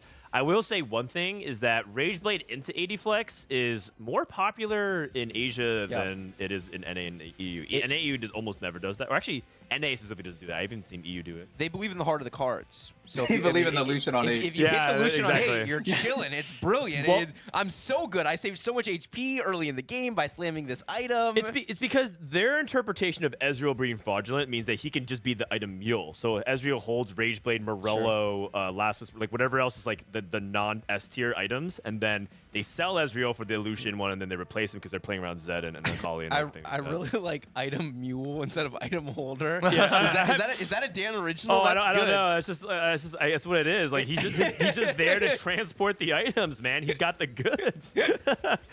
Oh, that's pretty But good. like, because this Ed is a fraud. Don't. The more you try to curtail BIS for him, the more he disappoints you. Unless you hit like the Giga Nuts. Yeah. Yeah. You But choose with for the everything. Giga Nuts, he's actually really good. Yes. Yes. Giga Nuts, Giga Bis as. Yes. Skip 5, streaking 30 gold. Yeah, his spot's Yeah, so insane. good. Looking like he can make check after this game. Yep. He's holding the Twitches, by the way, over the Lilias, so he might just play Vex. Okay. All right. Any POVs we want to see while we have a POV break? I mean, I want to do a quick scout, but that sounds like a lot of work, I'm assuming. Okay. Quick scouts. This is degree spots. Okay. This is. Yeah, with a big dupe, looks like he wants to play around level 8. This is ISIS spots. Okay, also level Looks like he wants to play 8. KO, potentially. Oh, getting yeah, 2 Gunblade. kills with a Gunblade. Yeah, Okay. KO. Yeah, you're right. This is player 3's POV, who the All observer right. has set up. This is player 4's POV, very interesting. This is player 5, player 6. Wait, what? All right, okay. Apparently they didn't set up a lot of the POVs. That's Sag. RY is 1 off of that Yasuo. I guess he will get the other duplicator eventually, but he wants it now. Oh, is it because I have to click live on that? Also? Yeah, Is that why? I think you can. Okay. I think you can. Let's go- roll let's- here. let's Oh, go. he hit it. He actually hit 2 Yasuos. Yeah. So he gets to Oh, that's save really the good. dupe. Yeah, saving the dupes to Okay. hit Echo, which is like a really contested unit sometimes. Okay, I see the problem. Wow, that's annoying. Okay. Or the Nico. Potentially could just dupe the Nico now. True. Well, I guess, yeah. So, Sokka's committed to the Senna here. Five copies of Senna, really good item slam, plus the true damage emblem to play around. Yeah. Looks good. Yeah, the spot's really He's gonna good. pour the holy full. He's super He is poor. fucking poor. Going up against that Yasuo 3. Yasuo could wrap here. I don't feel like this Yeah, board it's not beats Yasuo. Actually, depends on how fast this Senna aggro's onto the Yasuo, because he. So on Edge of Knight's already been procced. There's a BT on it, so it's Okay, not going to be okay. enough burst damage, I think, Yeah, to yeah, ultimately yeah, kill this yeah. thing. This Edgelord also can dodge a lot of Senna hits. Yep. Interesting posture. Apparently from Sokka. Ace's Yasuo's are challenger. Mine are hits. Mine's going to like dash into it. I mean, Yasuo he just has so much tempo at this point. Usually it doesn't matter, but sometimes it can, depending on how he targets frontline and CC. Augment at 3-2. It's gold.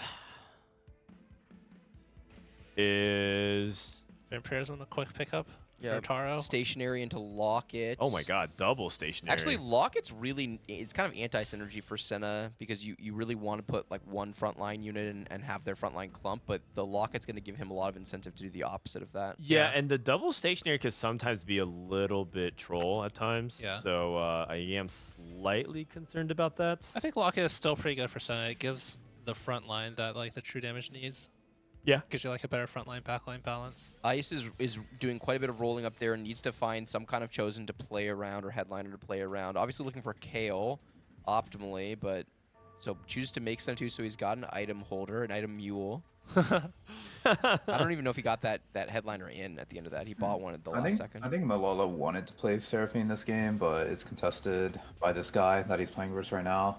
So his spot is kind of sus. It's like every reroll comp is like taken pretty much. Okay.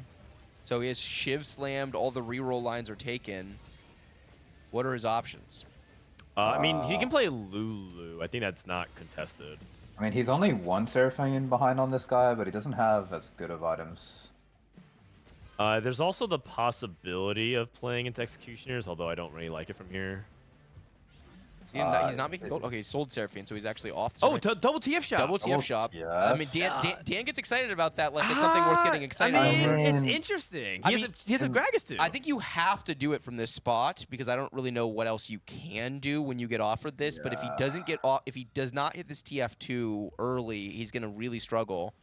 No, but he's first pick on Carousel. He is. Do you just take TF2 on Carousel? You probably do. Yeah. Yeah. And you could slam adaptive. It's actually TF's best like management item. So Okay, if Milala gets the good disco finish and he crosses check, is this guy not just the goat? Like what? Like being able to do that? Isn't that from a loose streak position? This go from the spot, is it really it's a top 4? I still hit that KO. I don't know. That's what I'm saying. If he could do that, isn't that crazy? Yeah. Ace Degree also has a tome. Oh, where'd he get that from? I don't think got a hard Player steal, diff. so probably off of Krugs. Thing is, he's not that good. Otherwise, he would have ripped it an hour ago and hit exactly what he needed. Yeah. Does he have Jazz in? He's probably No, waiting but to you get can random it. Fuck it. He wants Jazz. He wants Jazz. The only thing he would go for otherwise is just like something on his current board, which is not very good. So Milala gets a win here, which is switching gears value. Okay. That's really Alright. good. TF2. TF2. That's actually TF2. such a going big towards deal. Milala, going for That is Milala. such a big deal. Yeah, baby. Alright. Oh, okay. He's back. He's back. He's back. Okay, surely Okay. Twisted Fate on 2. Twisted Fate on 2 3. on 3-5 Yeah. has to be good. It has to be good. Okay, this is why I feel like it's The game it's not is even not that that good. bad. The game is not that bad. It's not you even guys. that The good. game is not. No, it's not even no, that no. good. It's Okay, not, when he hits a Lowy and Chosen Blitz and Keepers on 4-2, it's fucking good. okay. But Okay. yeah, he's got to hit that shit. Do we want to watch Milala's POV? I then? feel like he needs to slam this adaptive. Oh, we hit it. Yeah. Oh, I think he wasn't- He spread for cloak. I see. He wasn't sure whether he wanted To actually commit to the line. commit to CF. Yeah. Do we want to watch Milala's fight? We can. I feel like Milala is just gonna win against Yeah. anything in stage 3. Man, you can. All right. Oh, well, we can watch it. We can I'm watch gonna it. watch it. Skip, We can watch it. Skip, by the way, Okay. is playing on to that executioner line. Yeah. Twitch 2. Oh wait. Live. Here we go. Wow, where did he get that from? Wow, Holy. we TP'd. Yeah, sorry. Each stream is individual as well. He doesn't really mind losing. Oh, because never of, mind. He doesn't. He doesn't mind losing I because don't know if switching he, gears. Yeah, I don't know Yeah. if he beats this. He Yasuo was already in the back. Oh god. Yeah, I think he would prefer to 3-win streak in the neutrals. Yeah, but, like, but this is he probably But win doesn't think streak- that's strong. he gets switching gears consolation prize. Yeah, I mean it's good. You want him to win because of the HP? Is that why? Or because what? Huh? Oh, because The 3-win HP, streak yeah. is like it's like comparable gold, but you can save a lot of health. Oh, it's a lot less gold. Yeah, it's got to be way less gold, right? Because 6 it's, gold. he gets It's 3 three- gold per. That's so much. No, gold. it's 1 win, 1 win, 1 win, 1 Which win. is 3 It's total. like- And then you It's get one. the- You get you win bonus. compared to You one, get one that's bonus. one. You get one bonus for the 3 You, win. you make 4 gold It's compared 3 to compared losing. to 9. Wait, what? Compared to 9? Are you talking about like switching over and over? Yeah, You well, can't because switch. he's gonna win assuming the next he's gonna win the fight, next round, which right? Which he will. probably will. Do we want to watch Milala again? Sure, why not? But I don't think he probably will. You don't I mean, think he wait, does have- really? Oh, he has Nami, we're he has Nami, we're he has Nami. behind here. Oh, he has Nami. Okay, now you can win. Oh god, this player. Man. Yeah, I mean, if you Like, If you go ahead, assume he go ahead. switches, Actually, if you assume he he's not Kurum's gonna right. win. Kurum's genius. he is not gonna win. Never disagree with Kurum. Man, like if you assume he perfect Twisted Fate, switches, then Twisted sure, Fate but, 2. like, I mean, I don't know how you can assume he perfect switches. unironically, the adaptive No, I mean, but Puddle if you're, doesn't swing the fight. if But you're saying he has 3 win streaks, you're assuming he wins the 3rd round. Either way, that's what. I don't know. I'm saying like he would prefer to win. Yeah. he would. Dude, Twisted Fate is pretty bad, you guys. Yeah. Malala's Malala's at 42 HP, No. and he has a shiv on the TF. It's like kind of sus. I really don't think it's that good because even if it is strong now, which he actually lost, so I mean he's playing Heartsteel, but it kind of puts him in a line that makes it really difficult to top 4 as well. We haven't seen Disco top 4 almost ever. Yeah, Ice had a pretty strong top 4 board. Degree pretty- still hasn't popped his tome, by the way. Still hasn't popped his tome. Yeah. He's super poor. He's level 640 gold here. Yeah. He's not even gonna make 50. It looks Yeah. like. And he has return on investment, which means that he needs to find a way to roll a bunch of gold. Yeah. He tailored for Jazz. Jazz. Jazz. Okay. Okay, that well, I helps. mean it's an insta cop, right? Uh, He's thinking about 8-bit. Wait, he's thinking about Nah. Riven? He's He thinking doesn't, about. he doesn't have any He, Rivens. he has Caitlyn too, but the thing is, he's so far behind. Yeah. He doesn't have any Rivens. Just economically speaking, how does he find a way to get to level 8 here and to build a real board? Shouldn't he buy the Yone and then play Heartsteel here? I'm surprised he's not. Yeah. Doesn't- Weird. Really have the HP to support He's trying to lose Heartsteel. again. Trying to lose again. I mean, this is a really sus spot. Both the NA players are in sus spots. Okay, I thought he would just play strongest board with the Yone here. and Yeah, I play thought so Heartsteel. too. I actually don't. The more I look at this as a Riven spot, I don't hate it. He's got half a QSS Yeah, he or just goes- BT. Caitlyn 2, Riven 2. Yeah, and he can hold the LW obviously on Caitlyn Viego. He's got a duplicator. yeah, and He's so poor. I don't know how he plays level 8 comp. It looks like he might Yeah. go for Riven anyway, potentially. Riven with Jazz but Emblem. he slammed GS on Caitlyn. That is really Oh strange. wait, oh fuck! I thought Milala hit keepers. Man, that's fucking the dude above him. Fuck. Malala Okay. took stationary support. He got Locket. He immediately hit chosen Sentinel Blitz first Blitz. roll, but it's the wrong one, It's the but wrong it's- one, it's but it's still good good, enough. still good. I mean, Yeah. the advantage of this is you can just stop, right? You just Play play. around it, yeah. You just play this board and try to get to 9. You had to open sell it on 9 probably. Yeah. Oh, it's gonna be. I mean, he has Blitz 2, TF2, but it's still gonna be rough for It's Milala. one item TF is his Yeah. core problem, right? I don't know. Oh, if he Malala's didn't hit gonna, any damage items. Fuck. I don't know. If he's Malala's dead. gonna top 4 this game. What happened to his Oh, tier? I think he's dead. Did he I reforge think tier? he's dead as well.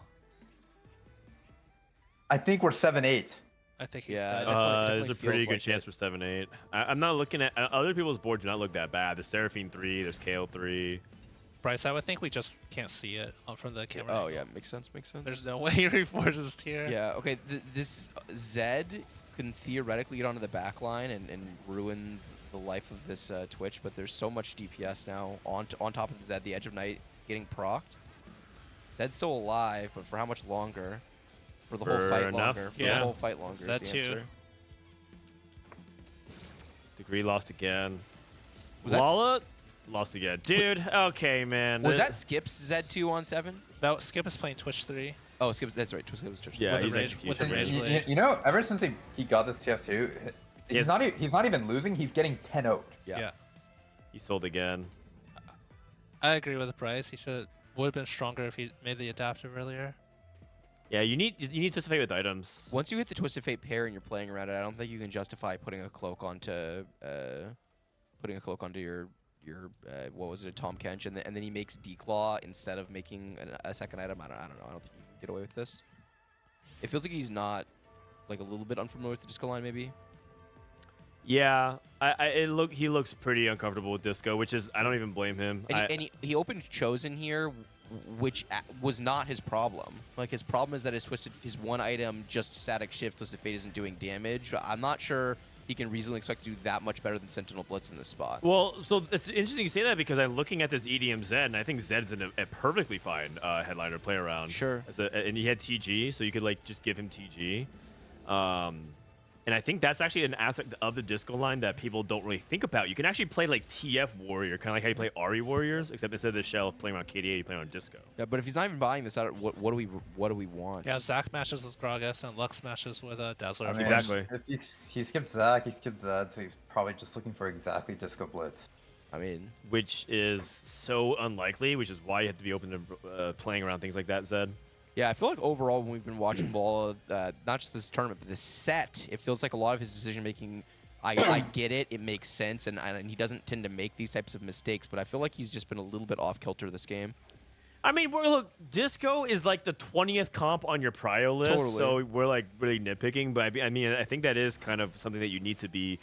If you're willing to play it in the final lobby, you have to kind of know it at least. I feel like he shouldn't just know how to play it from the whole set. I feel like if this was like the first patch, I would completely understand not knowing how to play disco. But I feel like he should have been familiar with disco, like playing throughout the entire Fair set. enough. The only, I do agree with that. Okay, 8 Vexes. I will say the only counterpoint to that is that Milala tends to like playing uncontested. That's true. Yeah. And so if there was a patch where it was 4 disco players per lobby, he probably also didn't want to play disco during that patch. Disco's never really been like a. It's always been like really good or really bad. Really for bad, the most yeah. part. He did wind up playing Riven, by the way. Caitlyn too, with the Jazz Emblem. He is going 8th as well. It's worse in slot Yeah. Riven. It's worse in slot board. It's fucking 8th. Yeah. And so he actually you took. see Milala? Did Milala hit a Chosen? Okay, yeah, we can go ahead to Malala's board. Is Looks looking like the a log got 7-8. 50-0'd. No, this is a different board. Oh, we it's have to 3-6. wait for the stream to update. Oh. It's Okay, he only got definitely 2 like a yeah. 7-8. He hit Disco TF when he already had TF2, so Yeah, it doesn't. it's bad. 3 gold. Switching gears value. Poggo. He hit Alawi and Ziggs. Yeah, it just doesn't matter. That's not. This line is about getting to level 9 and capping out your board. Like one Alawi, one Ziggs isn't enough anymore. You really need to 2-star these units. You have to be able to play around them. Is it not worth moving the ball 1 over to get full locket value? It probably is, yeah. I mean, he's clearly he's spreading because spreading, maybe Senna and Seraphine are in the pool. Yeah. So he's on the right side away from this Yasuo. The Yasuo is going to start to go back through the back line, but it gets CC'd by the Nami. It's good, stalling out the Yasuo a little bit. It should go up, so it's going to get away. It's going to get onto the Blitz. The question is, does a Declaw Blitz stall this long enough, and do we have enough damage to actually kill this fucking Yasuo? Edge of Night's been procced, and there's not units left alive, so so much of the DPS is going to come out on top of this, so once it casts, it should win. Okay. It's alive, and there's some other weak players with low HP. Yeah. Taro. Well, Skips could potentially spike, but Taro and Skip both not could potentially be outplaced. Practically speaking, it probably doesn't matter, right? He has to go 4th this lobby, right? Yeah, that's true. In order to, and so he's probably going to be Yeah. over checkmate next lobby, but maybe Every extra point you can get. Yeah, you never know. Doesn't matter. Yeah, because Also, if you're thinking about the macro dynamics as well, if you think you're not going to win, you still want to maximize placements. you take away points from other players too. Yeah, and then also you get more prize money for placing higher if you don't win. So it's like one of those things where you still want to maximize. Okay, finally. Ooh, Remover. Remover is good because you can go GS You can go Shojin Gunblade. red buff. I like that you antidote. guys said 2 different items. Well, he's going Oh, Shojin for sure. He needs anti-heal. He needs Yeah, that's anti-heal, why you're I right, said. yeah. I think it's Shojin red Yeah, buff. yeah. He's Shojin for sure. 6 pair. No anti-heal. No anti-heal, such a big deal. Yeah, when you look at the stats on this line, red buff actually is pretty bad as well. You really want Morello when you Shojin play this GS. line. Yeah. Morello's a lot better, but But it is what it is, right? Oh, Nashers. Shojin Nashers. Yeah. He actually, Shiv's kind of far away, but he does have Ziggs for shred he's value. dead. 6 is highest possible placement, probably. Yeah, but- he's going up against this Vex. Vex is kind of Right, trolling. Skip is not that strong. Yeah, Skip's not that strong. Vex is casting away. Yeah, it he does. spread out. He spread out for this fight. And there's a Declaw here, which is going to keep this Blitz alive against. Okay. And the Twitch is down. Okay, Malala. Okay. Okay, that's huge. Killing That's him off. huge. Wow, and Skip Okay, he also fittable, denies fittable. him. Yeah. Actually, fittable. Yeah. No, Okay. Fit doesn't get him over. I Right? mean- He needs 4. he needs I mean, 4. fifth would be big because then it's like guaranteed check afterwards. But Okay, just looking at Taro's spots. Taro could go 6th from here for sure. Yeah, this board can definitely lose. Taro's board is pretty bad. Yeah, this board is not very good. Okay. And the positioning is so awkward because he's playing around this Randuin's Locket situation.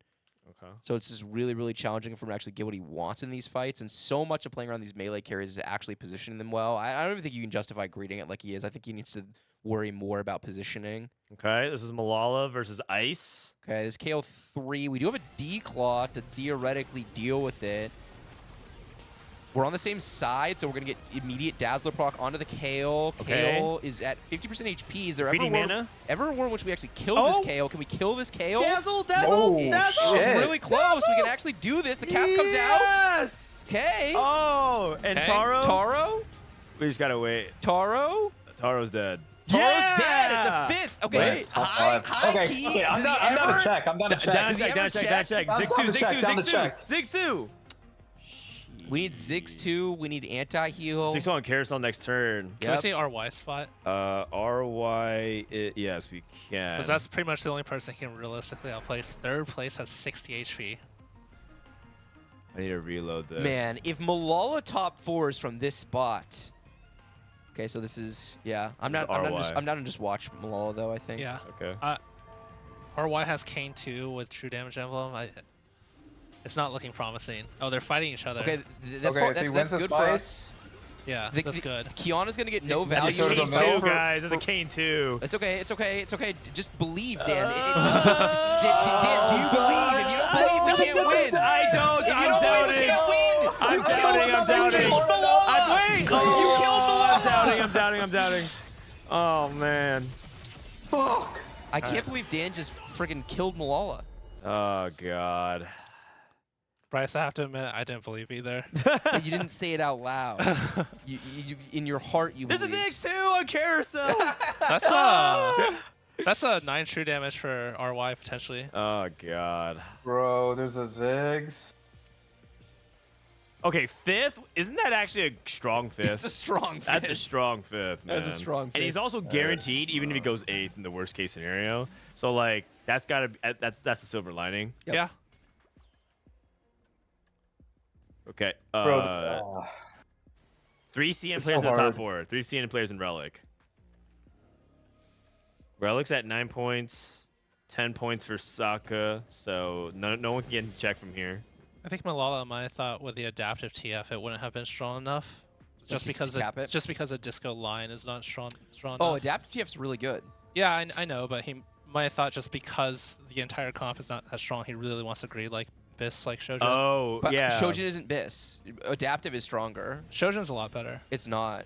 I like deep dove on this line in preparation for regionals, and I think it's a really common mistake that people are making in the line. All right, so then you guys have to explain then, like what makes it so strong or so weak.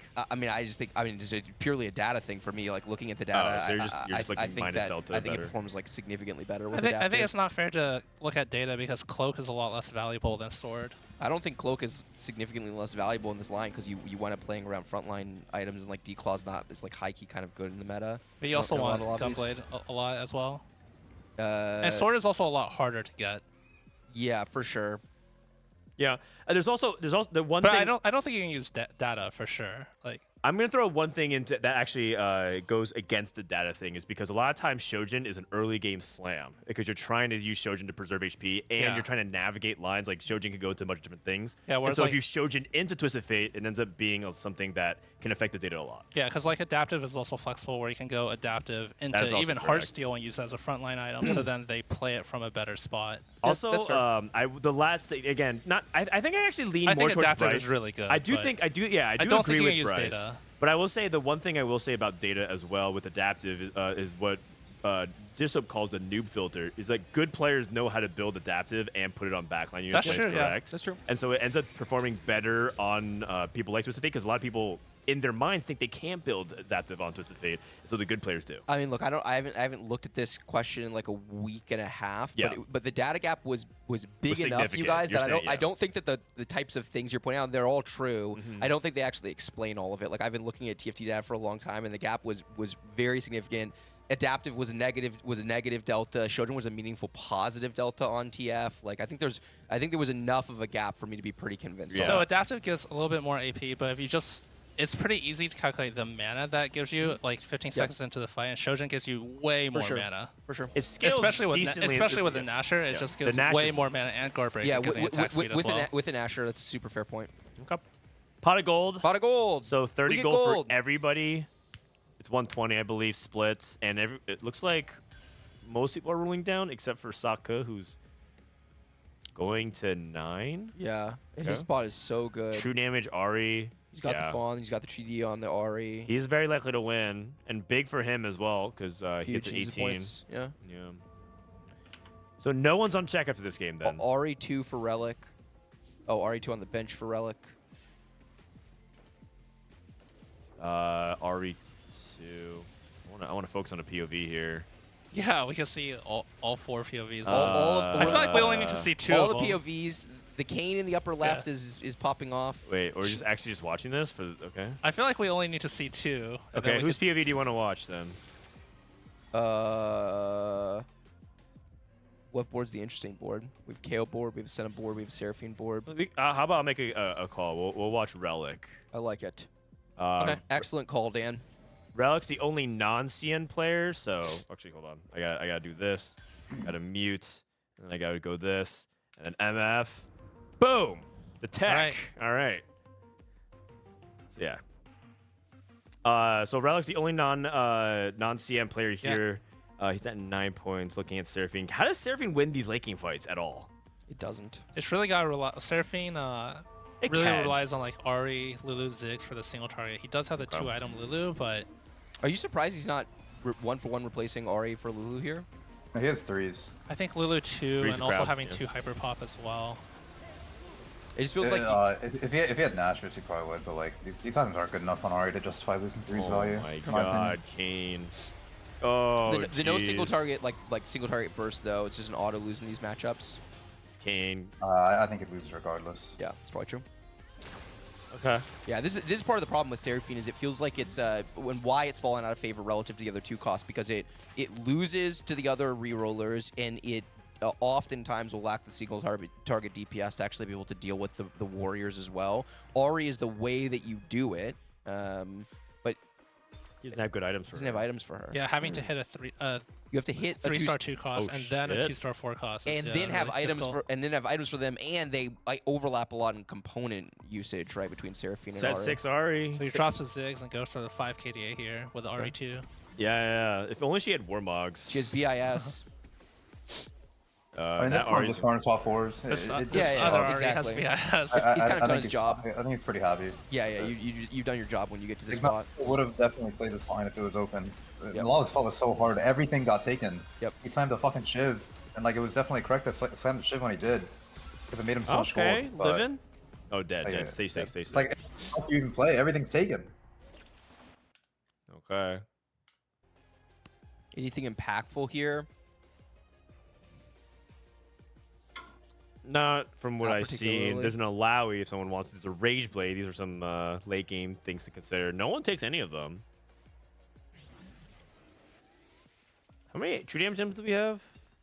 Just one. Third item on Echo is pretty good for this Echo. Interesting that he only has 2.5 items on our Kali. Man, I wonder how many stacks. How many stacks on this Yasuo? RY's getting the Bling bonus and the Cyberneck on this Akali now. Why is he positioning like this specifically with the cane, where he's putting it further back and then? Oh, never mind. Is he trying to get onto the dummy? I'm not sure. And he's got so many melee units, it's really awkward to try to play around. So let's see how this fight plays out. So the Kayn is going to walk up into the middle, I guess, from here, and Akali is going to walk all the way around. It's a kind of weird position. Oh, he's trying to stop, wrap. stop.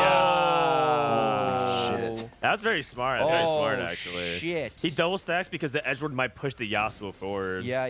Oh, that's really, really clever. It's really smart. I like yeah. that. Yeah, it was, the positioning is like he's going for something, right? Like Yeah, there's yeah, something that's yeah. happening here, and putting the Akali all the way on the right is going to make it walk kind of slowly around to the left instead of putting it somewhere where it can body block the Kayn. Yeah, and then Five the Yasuo head. and the Kayn are body blocking the Akali, forcing it to walk into the back. it- Yeah, Exactly, yeah, exactly. yeah. That's pretty smart. Really cool. I don't think Ice can win this without Yorick too, but maybe I'm wrong. There's one off Mordekaiser 3 as Oh, he's well. one of both. Oh, you're right. You're right. Viego items are also decent. Yeah, he gets a third Karthus item off his carousel as well, or off the neutrals. Okay, so we got the Ghost fight on the left, the Real fight on the right. Ryu is fighting for his life here. This Kayn, the genius positioning actually caused this Kayn to not get into the fight until 5 seconds in, but it's a Ghost board, so I'm assuming he's fine. Okay. On the right side, looks like we're cruising the front line. Cruising, right? Senna is getting ganged up on. Yeah. Wow, I'm actually surprised it went so one-sided, but oh no, he's not getting his he's going against Sokka. Okay. Sokka, yeah. All right, China 1-2-3, by the way. Yeah. Yeah, bounce back game for China. Very big bounce back game for them. Yeah, overall standings are going to get real tight after this one. Yeah. And just for people who don't know, because I know that there's a lot of people who haven't seen either of these players, Ice, kind of known as an APM demon. The analog that I put to him for NA is Spencer. Very good on ladder historically. He's won Super Server, I think, more than once, or at least once. Kind of known for being an APM demon. Okay. Loves doing the big-time roll downs. I think, did I tell you, Bryce, or last time when you were here, is that what he brags that he can do 10 repositions in under a second. RY hit the cannon, by the way. I know, that's what I said. I don't think that's actually true. But. Wait. Ooh.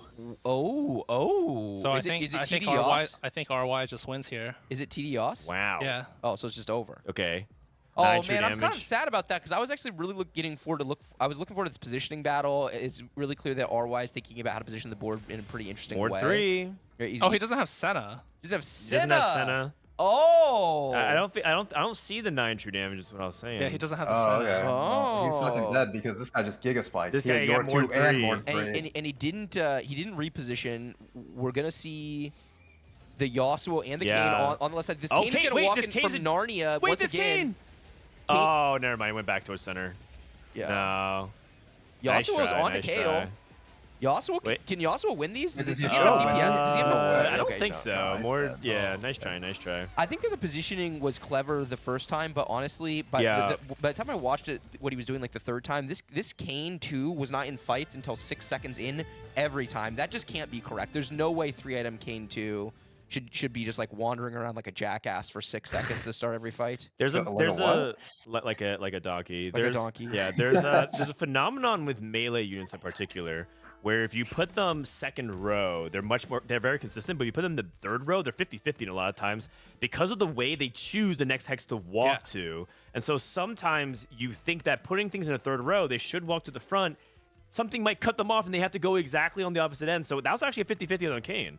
Yeah, it's because in the third row, they have to have like multiple 50-50s, whereas second row, they choose their target directly across from them, and then there's 2 hexes they can move in for the first, and then the next hex is always the same. Right. So there's a lot of volatility with that. So that's kind of why it didn't pay off. But we did see some really interesting cookery happen in that positioning. Yeah, I like how he was I like the thinking ideas. about it. I like the bones. And as a result, these are the placements, not the points. Total score is 19, 16, 16, 14, 14, Milala's 14. guaranteed in check. Yeah, Milala's guaranteed in check, but no one is. Degree and Taro are the only players that can't get into check. But big game, especially for RY. Who the other story for RY is that if Kayn Drew is Kurum's, or if Kurum's like Kayn Drew hate watcher, I'm an RY hate watcher. Okay. Wait, why? Because why? this guy should be the CN Regionals PC winner. Oh, it's this guy. RY should be the Regionals winner. Oh. The Regionals winner for TOC gets $135,000 and a guaranteed Oh, it was spot that guy? in Worlds. Oh, It's I've heard you that bitch guy. about that guy like 4 times. Yeah. now. Yeah. Tell the story again. Instead, he went 3rd place and got 10K because in game number 6 of Checkmate, it was Wandering Trainer. Everyone else hit crazy stuff, right? Like the Jazz and Dazzlers or the Pentakill, whatever. And everyone's like, and he hit Country. And we're like, okay, well, 7 Country's like whatever, like compared to the Pentakill, KDA, the Jazz stuff, the Heartsteel stuff. He 100 streaks to the end of stage 5. He's 100 HP. Yeah. The second place player is 16 HP with Disco. Wow. Everyone else is basically dead because no one else hit. He's 100 HP. We look over his board. He's level 8, 0 gold. Oh my god. And he is holding 6 poppies and 6 threshes with a duplicator on bench, and 4 vexes. So he has 7 vexes. He's going for 3 or something. He instead sells his vexes, rolls to 0. The Disco player hits like 1 Ziggs and wins by like 100 HP. And so he loses to Disco and then proceeds to lose 5 more times versus Disco level 8s. for the rest of the game and then throws, basically. Wow. So a completely unlosable spot, 100 HP, 84 HP gap over second place, loses. That guy with Disco wins the tournament, wins 135K. He has to play in the qualifier, which he does end up going through. And he's a good player, clearly, but like that was like one of the biggest the pressure throws, got to him. the biggest throws I've ever seen in tournament. Yeah, it's really, really hard to throw that hard. But One of the biggest throws I've ever seen in a tournament. he pulled So, it yeah, off. It was crazy. Do you want me to hop off for Ramblinnn for this game? No, Aesah hasn't taken a break yet, so Oh, okay. we'll have. I thought you Aesah. did take a break. No, he has not. He has okay. not. So I took a break. Okay. Okay. We owe giveaways. We owe giveaways. Okay, so what's the keyword? Kurum. What's the keyword for the giveaway for the eggs? Spencer. Man, this guy gets so much airtime. He should be paying us for marketing at this point. Okay. Just scoot down then real quick. Yeah. All right. So Spencer. All right. In 5, 4, 3. Gotta type Spencer in the chat. Otherwise, you're not gonna be able to get eligible for a giveaway. 2, 1. Let's roll it once. And let's roll it twice. Kurumx really Mangalish and burnt apple pie is my IGN. Okay. encouraging villainy in TFT. Yeah, I suppose so. Wait, why do they all spam it? I don't know the backstory. I just see these fuckers like spamming Spencer for no fucking reason. Wait, surely Kurum, you you know. don't know? Surely you You know. know. Wait, Okay. Oh, because of Weijin or wait, what? Wait, why? Let's go ahead and watch this replay. We'll explain afterwards. So this replay. Oh, this was the genius positioning. Thank you for our producer Austin. So the double stack. Did you see this, Ramblinnn? Yep, I was watching. Yeah, so The double stack on this Kayn, so that way when Kayn dashes through edgelord. the Kali has to walk all the way around, being Yep, blocked off by the exactly. teammates. And that forces Yasuo to move to the bottom center, and that ends up assassinating the carry. It's very clever. Sokka's posture, by the way, is so interesting. Like the way he plays. Oh, he's always leaning. I know, he's always leaning. Also, I don't know if he's left-handed, but it's probably inverted. It's probably inverted camera. All right. So what's the backstory? Who wants to explain? Aesah, you want to explain? I can yeah, explain so this too if you want. Spencer, for snapshots, basically every like Wednesday night, there's snapshots, and you have to get top 20 on ladder. Spencer is already sitting on his main because at that high LP, it's really hard to maintain. Taking a single loss drops you like 10 ranks, but getting like 2 first doesn't even give you a single rank. So he's streaming on his Smurf in the meantime. And then since he doesn't care about LP, he goes up against someone else trying to qualify for Heartsteel Cup. And he doesn't care about LP. Stellar Min, he is raising the stakes. And Spencer just FFs because he thinks it's funny. And yeah, and there's a lot of flack about that because Weijin ended up writing a really long tweet about, hey, like this is just really uncool. He's close friends with Stellar Min. There was 2 things about it specifically. One, Spencer decided to on his Smurf grief another player who's trying to play for snapshots by forfeiting with Heartsteel against Raise the Stakes. The second element that is important to note was that he was on a call with someone else who's also in the game with him climbing, and ostensibly could have been playing for snapshots. I don't think Yalu was, but like if he could, it raises competitive integrity issues. I think that's important clarification because it's also like it could be interpreted as not just tampering or that, but it could also be interpreted as collusion. Which I think a lot of people are against philosophically. Yeah, Dan, I want to ask you about this. So yes, what's up? I could have made regionals if I queued up and griefed Setsuko on ladder. Oh, interesting. I didn't know that. But I don't know if that what you think about that. So first of all, I'm glad you didn't do that because I think that's actually it's pretty unethical. I would say the second thing about that, yeah, people are spamming the Setsuko copy pasta. That's what he tweeted. If you don't know what's going on, I made an entire YouTube video about it for 15 minutes, and apparently it's one of the most viewed videos on that channel because people love drama. Yeah, people love drama.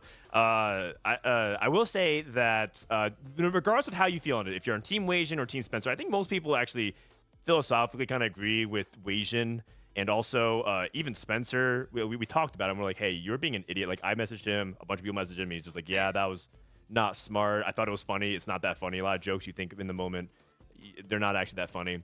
So he's not going to do it again, I hope.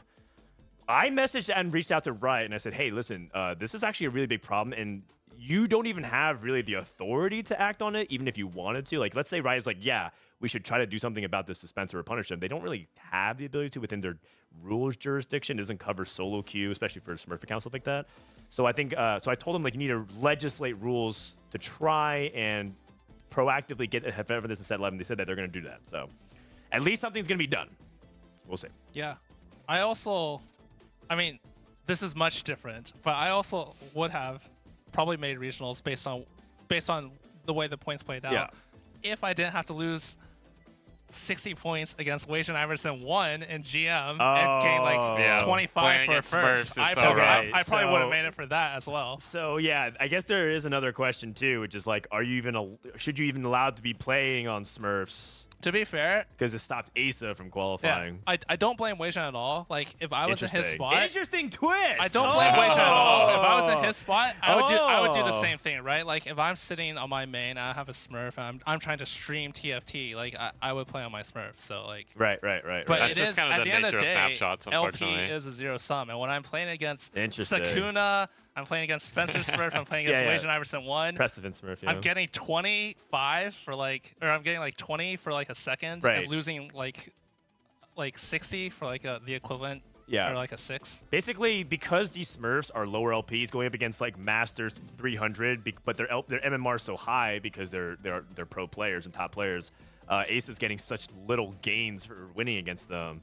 And potentially such big losses. It's massive losses. So At the end of the day, it's I a- could yeah. have made it if I just played a little bit If you better. were, the TLDR get good, but also Yeah. Smurfing is something that I think is very great area that I think we need to figure out and resolve. I think it's hard to tell them not to do it because, like I said, if I'm in Wajan's position, like I'm gonna sit on my main, and I'm gonna play on Smurf. Yeah. Every player will do it if they can, kind of similar to like the webcam thing. Yeah. I think. Okay, Kurum, do you feel adequately caught up? Did you really not know this, or were you just baiting us to talk about it? No. I didn't realize. Like, bro, I thought that shit happened like a month ago. I didn't know these fuckers are spamming Spencer because of that shit. They're that happened drama a month ago. starved. Oh, Like, I don't think that's specifically why they're spamming it, but it led to being the keyword for one of the Yeah. giveaways, and now it's just the go-to word to spam when you don't know what Oh. else to say in chat. We need some new Oh, drama. I just see like 30 people spam Spencer for no fucking reason. Like, he wasn't mentioned like anywhere or like for anything. Like just people spam.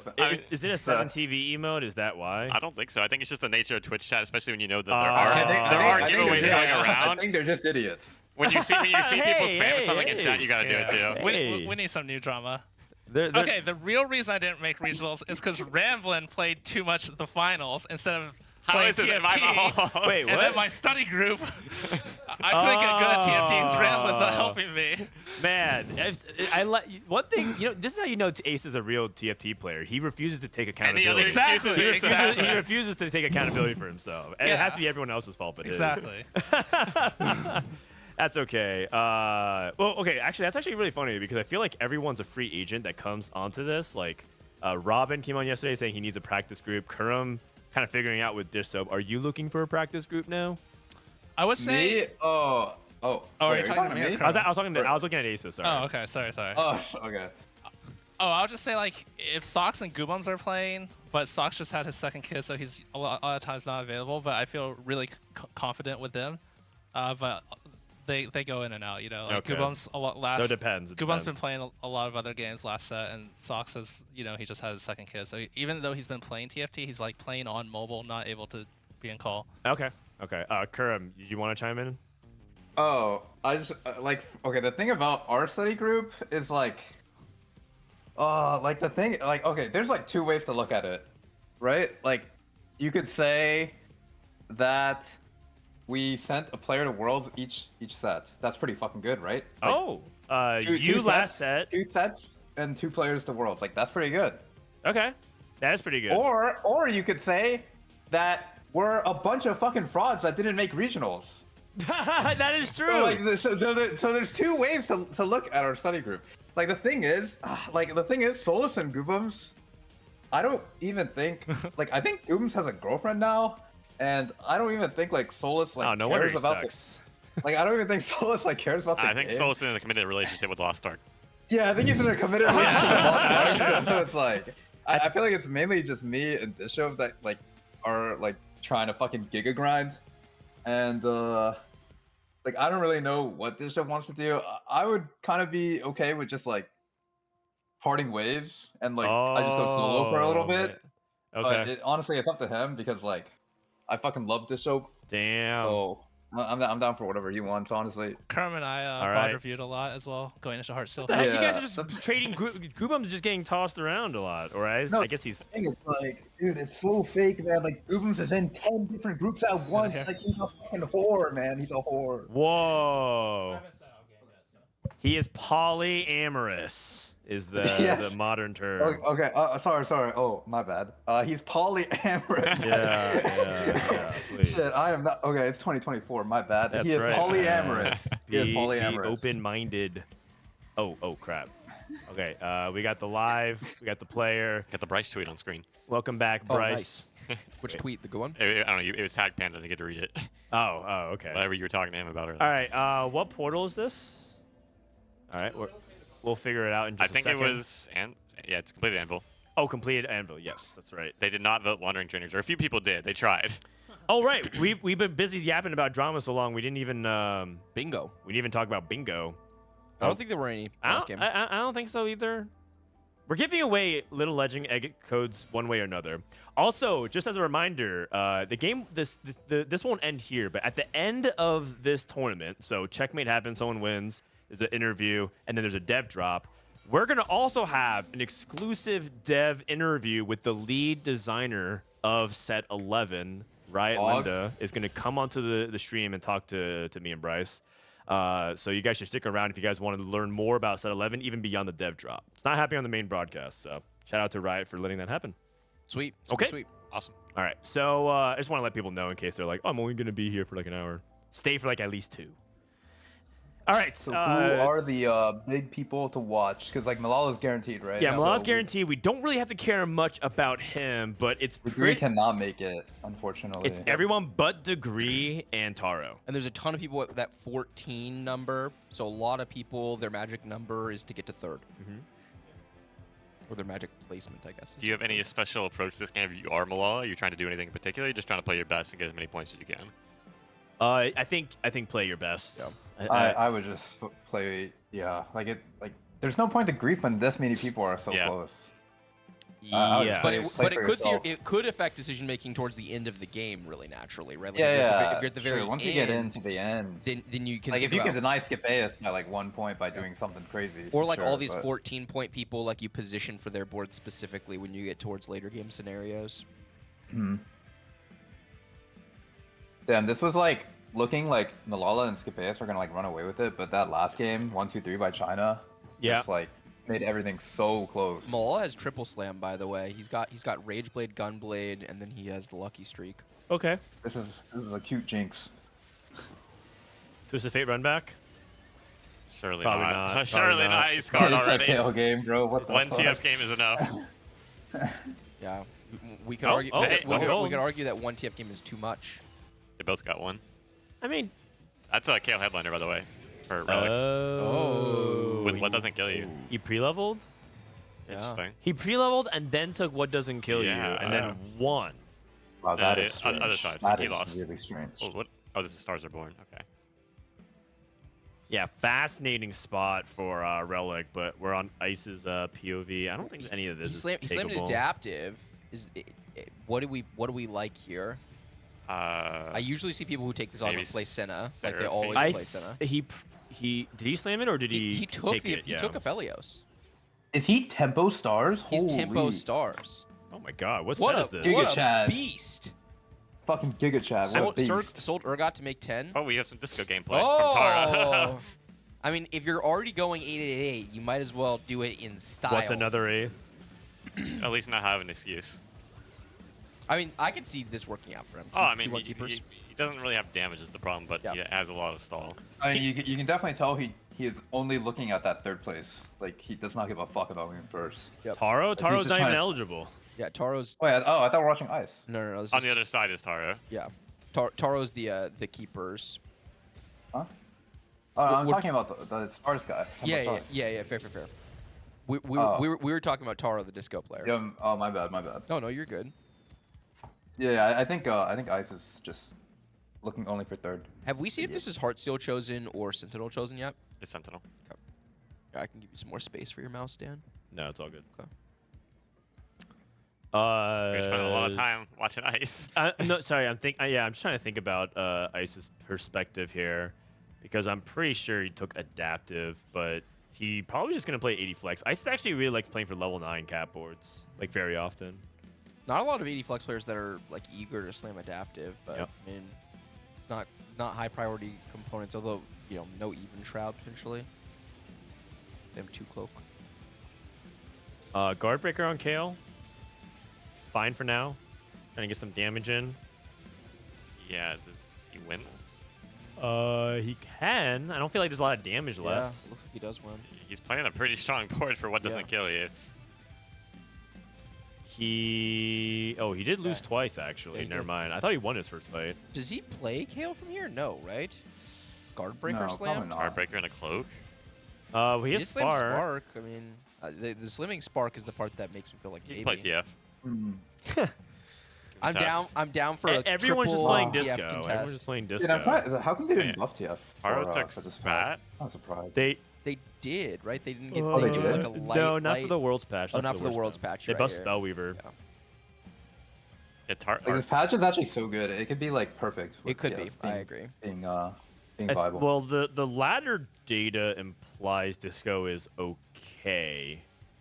Robin was actually the one who was quizzing us on that yesterday. He came in, he's like, "Whoa, what's so bad about disco?" I think Disco needs to win streak early, and then also needs to giga hit on 4-2. Yeah, so and it's y- like you have to high roll like every stage of the game. Yeah, It's- and when you commit, you just don't have the conditions. I think on ladder just goes a lot better because everyone's just playing the Heartsteel line just because it's the most fun. Like when you just queue up at the end of the set, you want to play Heartsteel. Yeah. There's way more people playing Heartsteel on ladder, which means they're taking way more of the 4 cost out of the board. It's making it a lot easier to hit your disco units. Makes sense. Whereas in this meta, we're seeing 3 2-cost rerollers every lobby, and so there's a lot of more 4 costs that stay in the pool. Blue buff. Yeah, does anyone know Jewel what? Gauntlet. Taro is now full open with these keepers. And he took a spat. Is what I'm. So I don't know. Is he playing disco? No. Not- no. What else do you play Not with with keepers? opening and playing spat. So, I mean, Spat makes me think Riven because of like the most powerful emblem you can make for late game situations. But I'm not entirely sure it's a Riven spot. He could make even Shroud at Quicksilver, I guess. Also, Could. Sock, did he just slam JG on this against this board? did, he I'm did. not sure as to send a message or what. But it seemed a little unnecessary. Also, yeah, Jewel Gauntlet. Maximum punish. Jewel Gauntlet on Gnar of all units. Not exactly a great AP user. BIS. RY. Couple Gnar headliners floating around. I mean, Gnar's a good 2-cost headliner in general, play around. Good. I mean, historically, China has always loved JG, but I didn't know they like it that much. They What love the it that fuck? much, man. Jewel Gauntlet, blue Goddamn. buff. I mean, that's Lulu to me, I guess? I don't know. Yeah. I don't really think it's good for Katarina, so who What else do and you it's- really and put it's it on? patient study as well, by the way. Right, so, I mean, patient study is flexible. We got a Gnar versus Gnar. Yeah. 5 super fan. Holy. Wow, Radiant Stairs Gauge. Interesting positioning too, where he full backlines. So I think he's hoping to maybe jump on the enemy backline. It's hard to predict Gnar jump just based on how the units start the fight. Right. So some Gnar on Gnar action. The Edge Knight hasn't procced yet, right? So we're Should gonna be get fine. a Pretty period of time where it chills.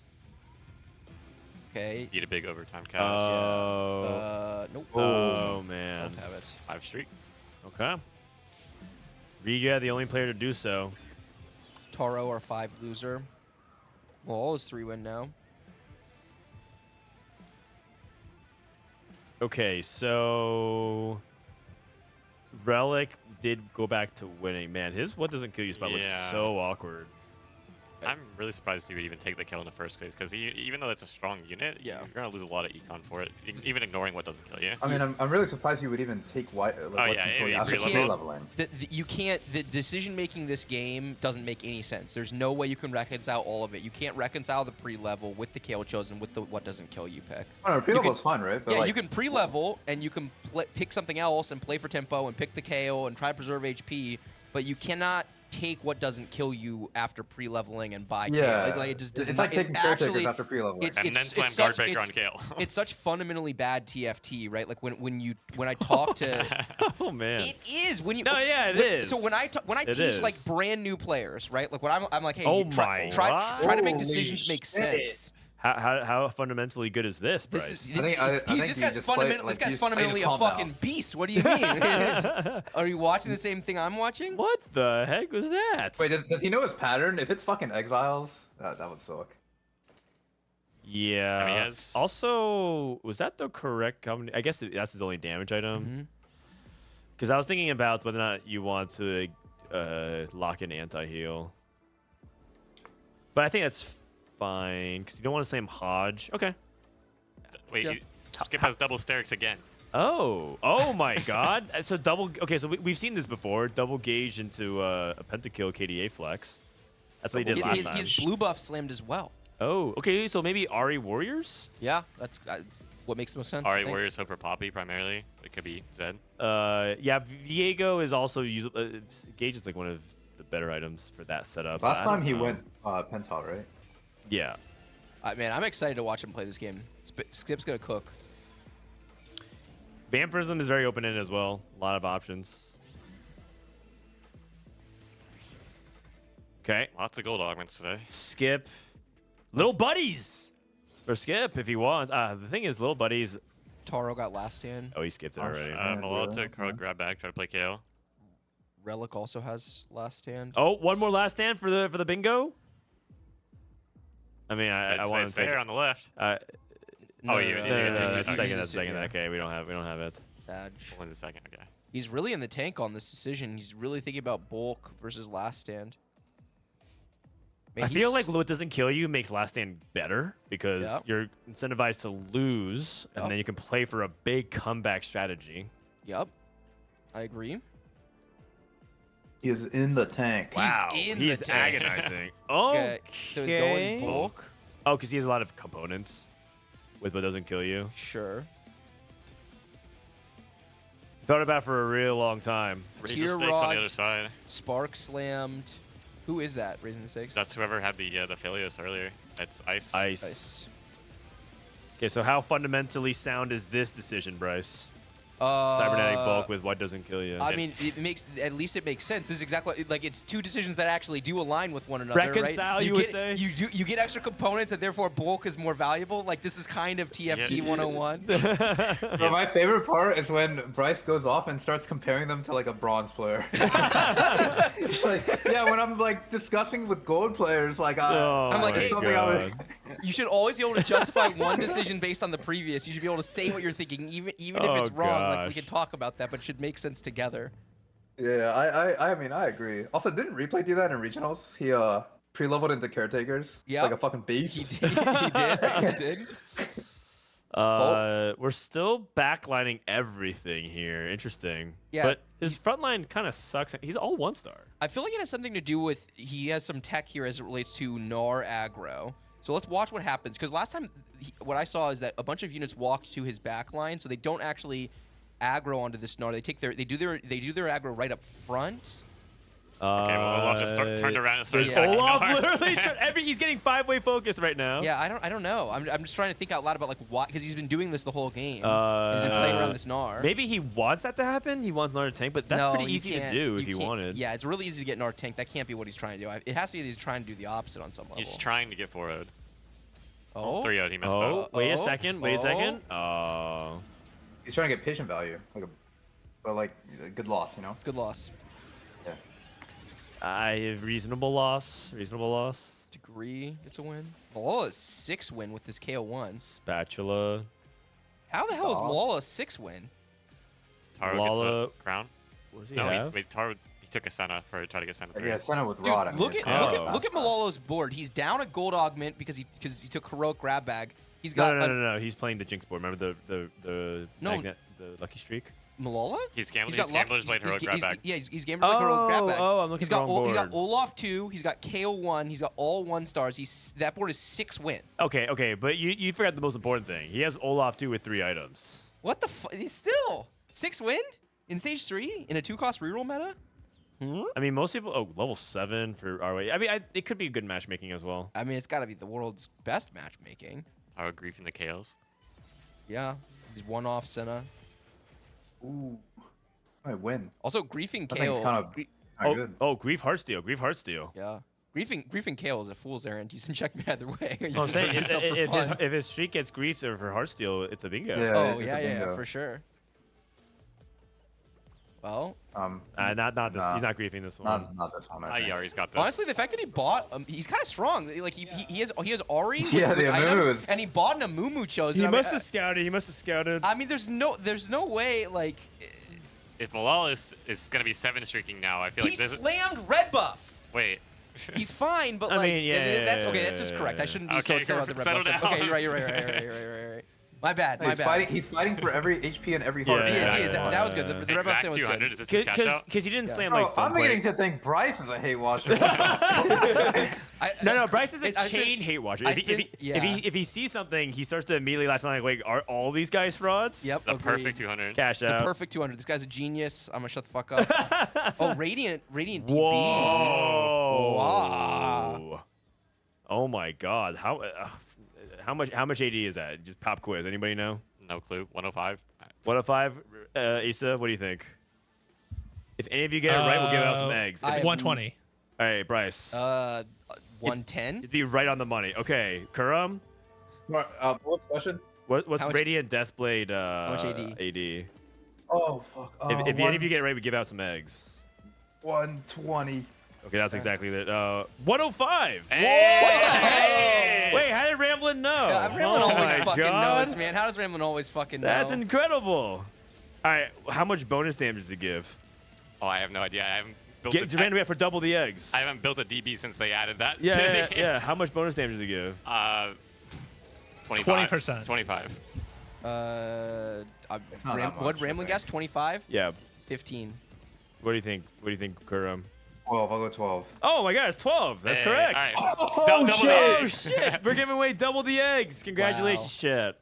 The reason we have a lot got of codes. eggs. We We gotta get we gotta eggs, give yeah. them away because apparently Yeah, bingo's yeah. not happening. And you get eggs! And you get eggs! Man, collectively we know one fact about TFT. The most important fact. The most important fact. Yeah, collectively we know one fact about TFT. That's my takeaway here. Okay, so is it Lulu or is it he bought Executioner Samira, so it looks like he wants to play Samira. Okay. So the spat is what? What is the spat? 8 win. Oh, yeah, we pivoted off. He didn't buy the Samira at his shop. Dude, Milala just has to hit chosen +1 and then you It goes know, good. He's just the best. He's not hitting anything. He's getting more dogged. I'm not gonna hit something. Okay, there's 1 KO. Surely we can hit the chosen. Hello? Hello? At more? Hello? Wait, what? Hello? Hello? You hit Chosen Sun like 3 times? What? What? Oh God. Okay, I think we can still win this fight. Wow, that was legitimately awful. Fucking Mort. He lost a lot of attack speed on his KO. Gambler's Blade. Tons.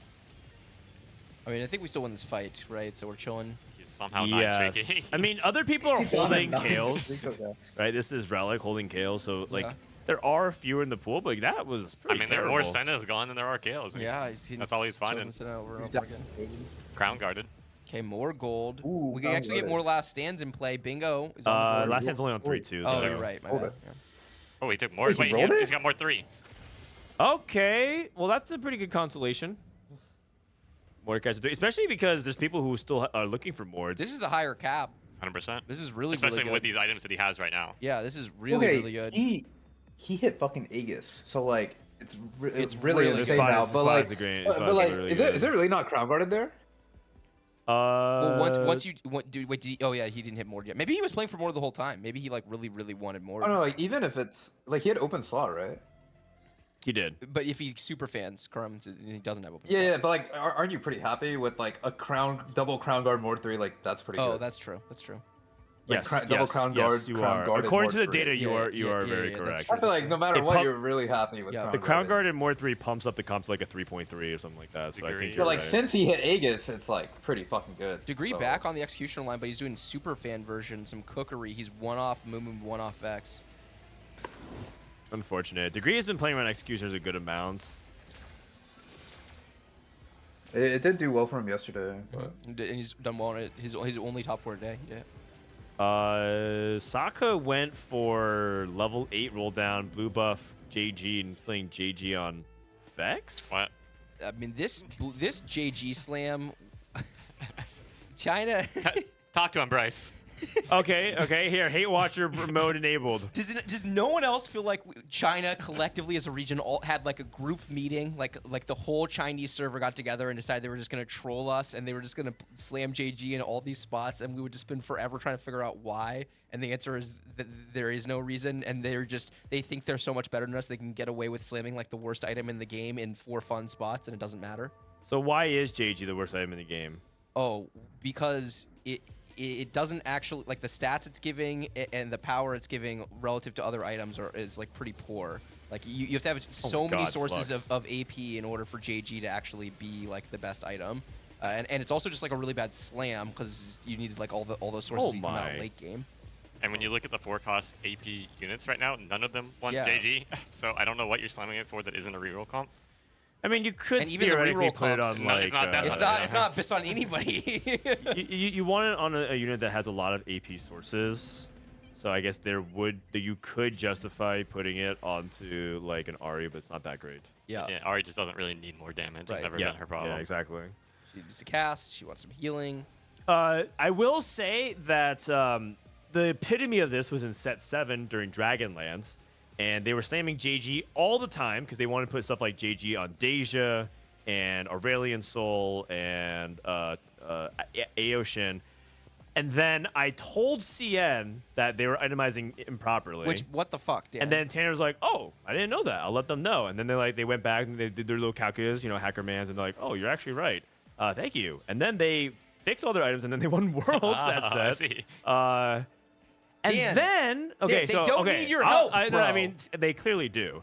So then that was that. Okay, and I accept my responsibility. It is what it is. I'm sorry to Rainplosion and Sojin all them. But then they realized, they're like, wait a second, we were so wrong about this. They started YouTube channels dedicated to mathing out optimal DPS, oh, God. right?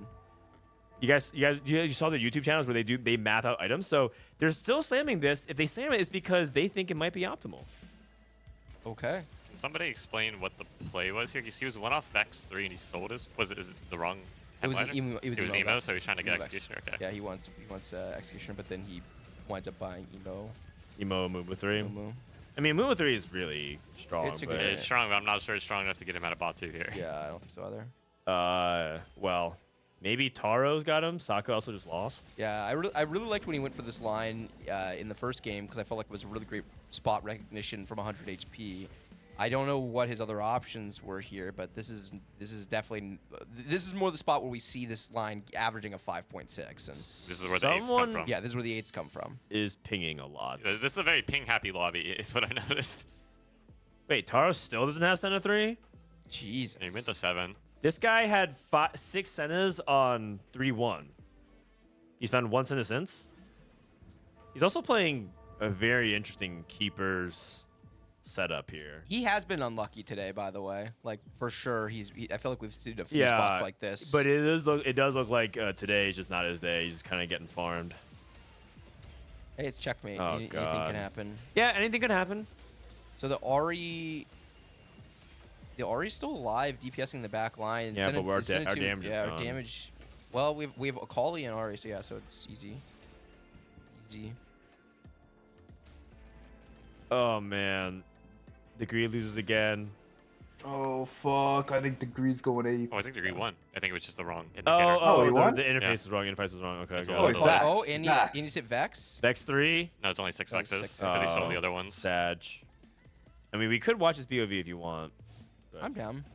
The Degrees POV. Sokka. Well, this is. Six sets. Oh, this is kind of wait. cool. He's did 2 say- off, 2 offset 3. Wait, we said he was playing Ahri Warriors, and he actually ended up pivoting back into it. Yeah. Okay, so that is what his game plan was, and now he's 2 off. 1 off? 2 off? 2 off? I need another JG. Oh, Yeah, double yes, JG. 3-star something. Yeah. Sign a 3. Oh, no, wait, go back. Wait. No, let's watch. Yeah, let's watch this. Whoa, No, this is good. This is good. This is important. Okay. Somebody else made it. Skip made a Z2. Okay. I mean, Skip was the other person we were talking about, Yeah. Ari Okay. Warriors, right? Okay. This Ari unit is giga contested in this Skip lobby. is playing Caitlyn, Akali, Zed. I was kidding. You can definitely switch. If you wanna switch. Oh, I mean, yeah. It's Sorry. okay. No, you're good. You're good.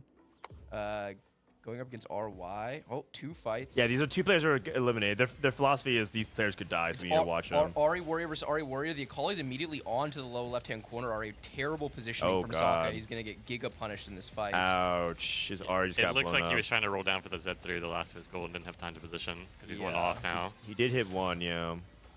He he dead? Did make another JG, by the way. He is dead. He made a JG's head. Oh, man. Double JG into 8th. I He mean, actually made there's a just second. no yeah, fucking way, man. There's. Oh, I God. stand by my analysis. I wonder if it was really rough or Countrywide right. meeting. They're all trolling us.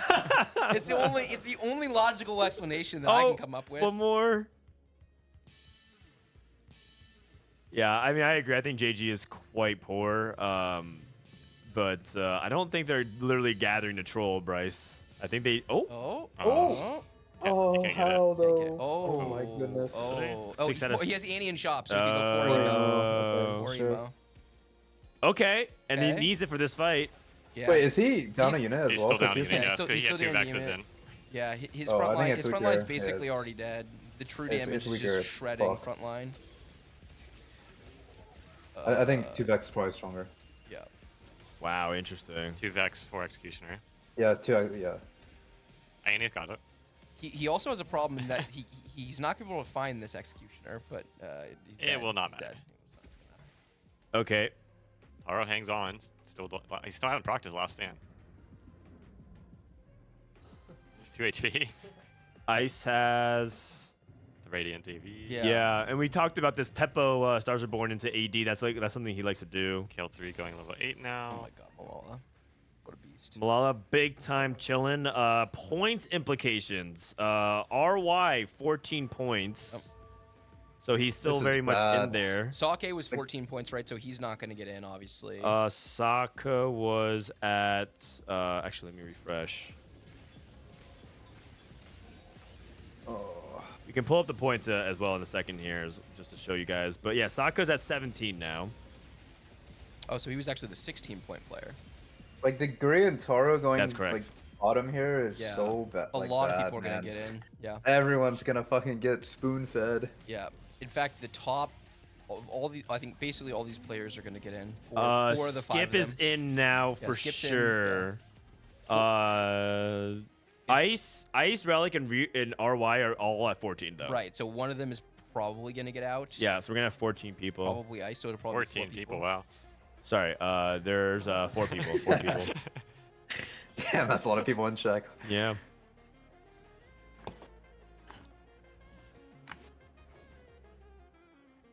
Okay. And Ice looks like he's probably gonna die, so Ice is probably gonna be the one that's not. So if we're cheering for Milala to have best odds here, you kind of want Taro to make a big time comeback here and place as high as he can, take a spot. Wait, Skip needs a 5th, right? Yeah, he needs a 5th. Oh, so he's not in yet. Like Loki can go. He can 6. go You 6. can go 6. Yeah. Okay. Yeah. Right. You're right. Because like there's Last Stand and like Oh, this guy. they defeated Taro and they brought him back. I see. Last stand. He's Yeah. been 'cause the last rezzed. stand. Yeah. Last stand, yeah. Okay. This is Ice. But I mean, Milala is really strong. Milala is super clumped though. This Yeah, Ezreal, the this Ezreal Ezreal value value. could get really, entire really board. disgusting. Maybe Ezreal trolls. Yeah. He might aim like from right to left. Diego chunked him a little bit, but he's healing.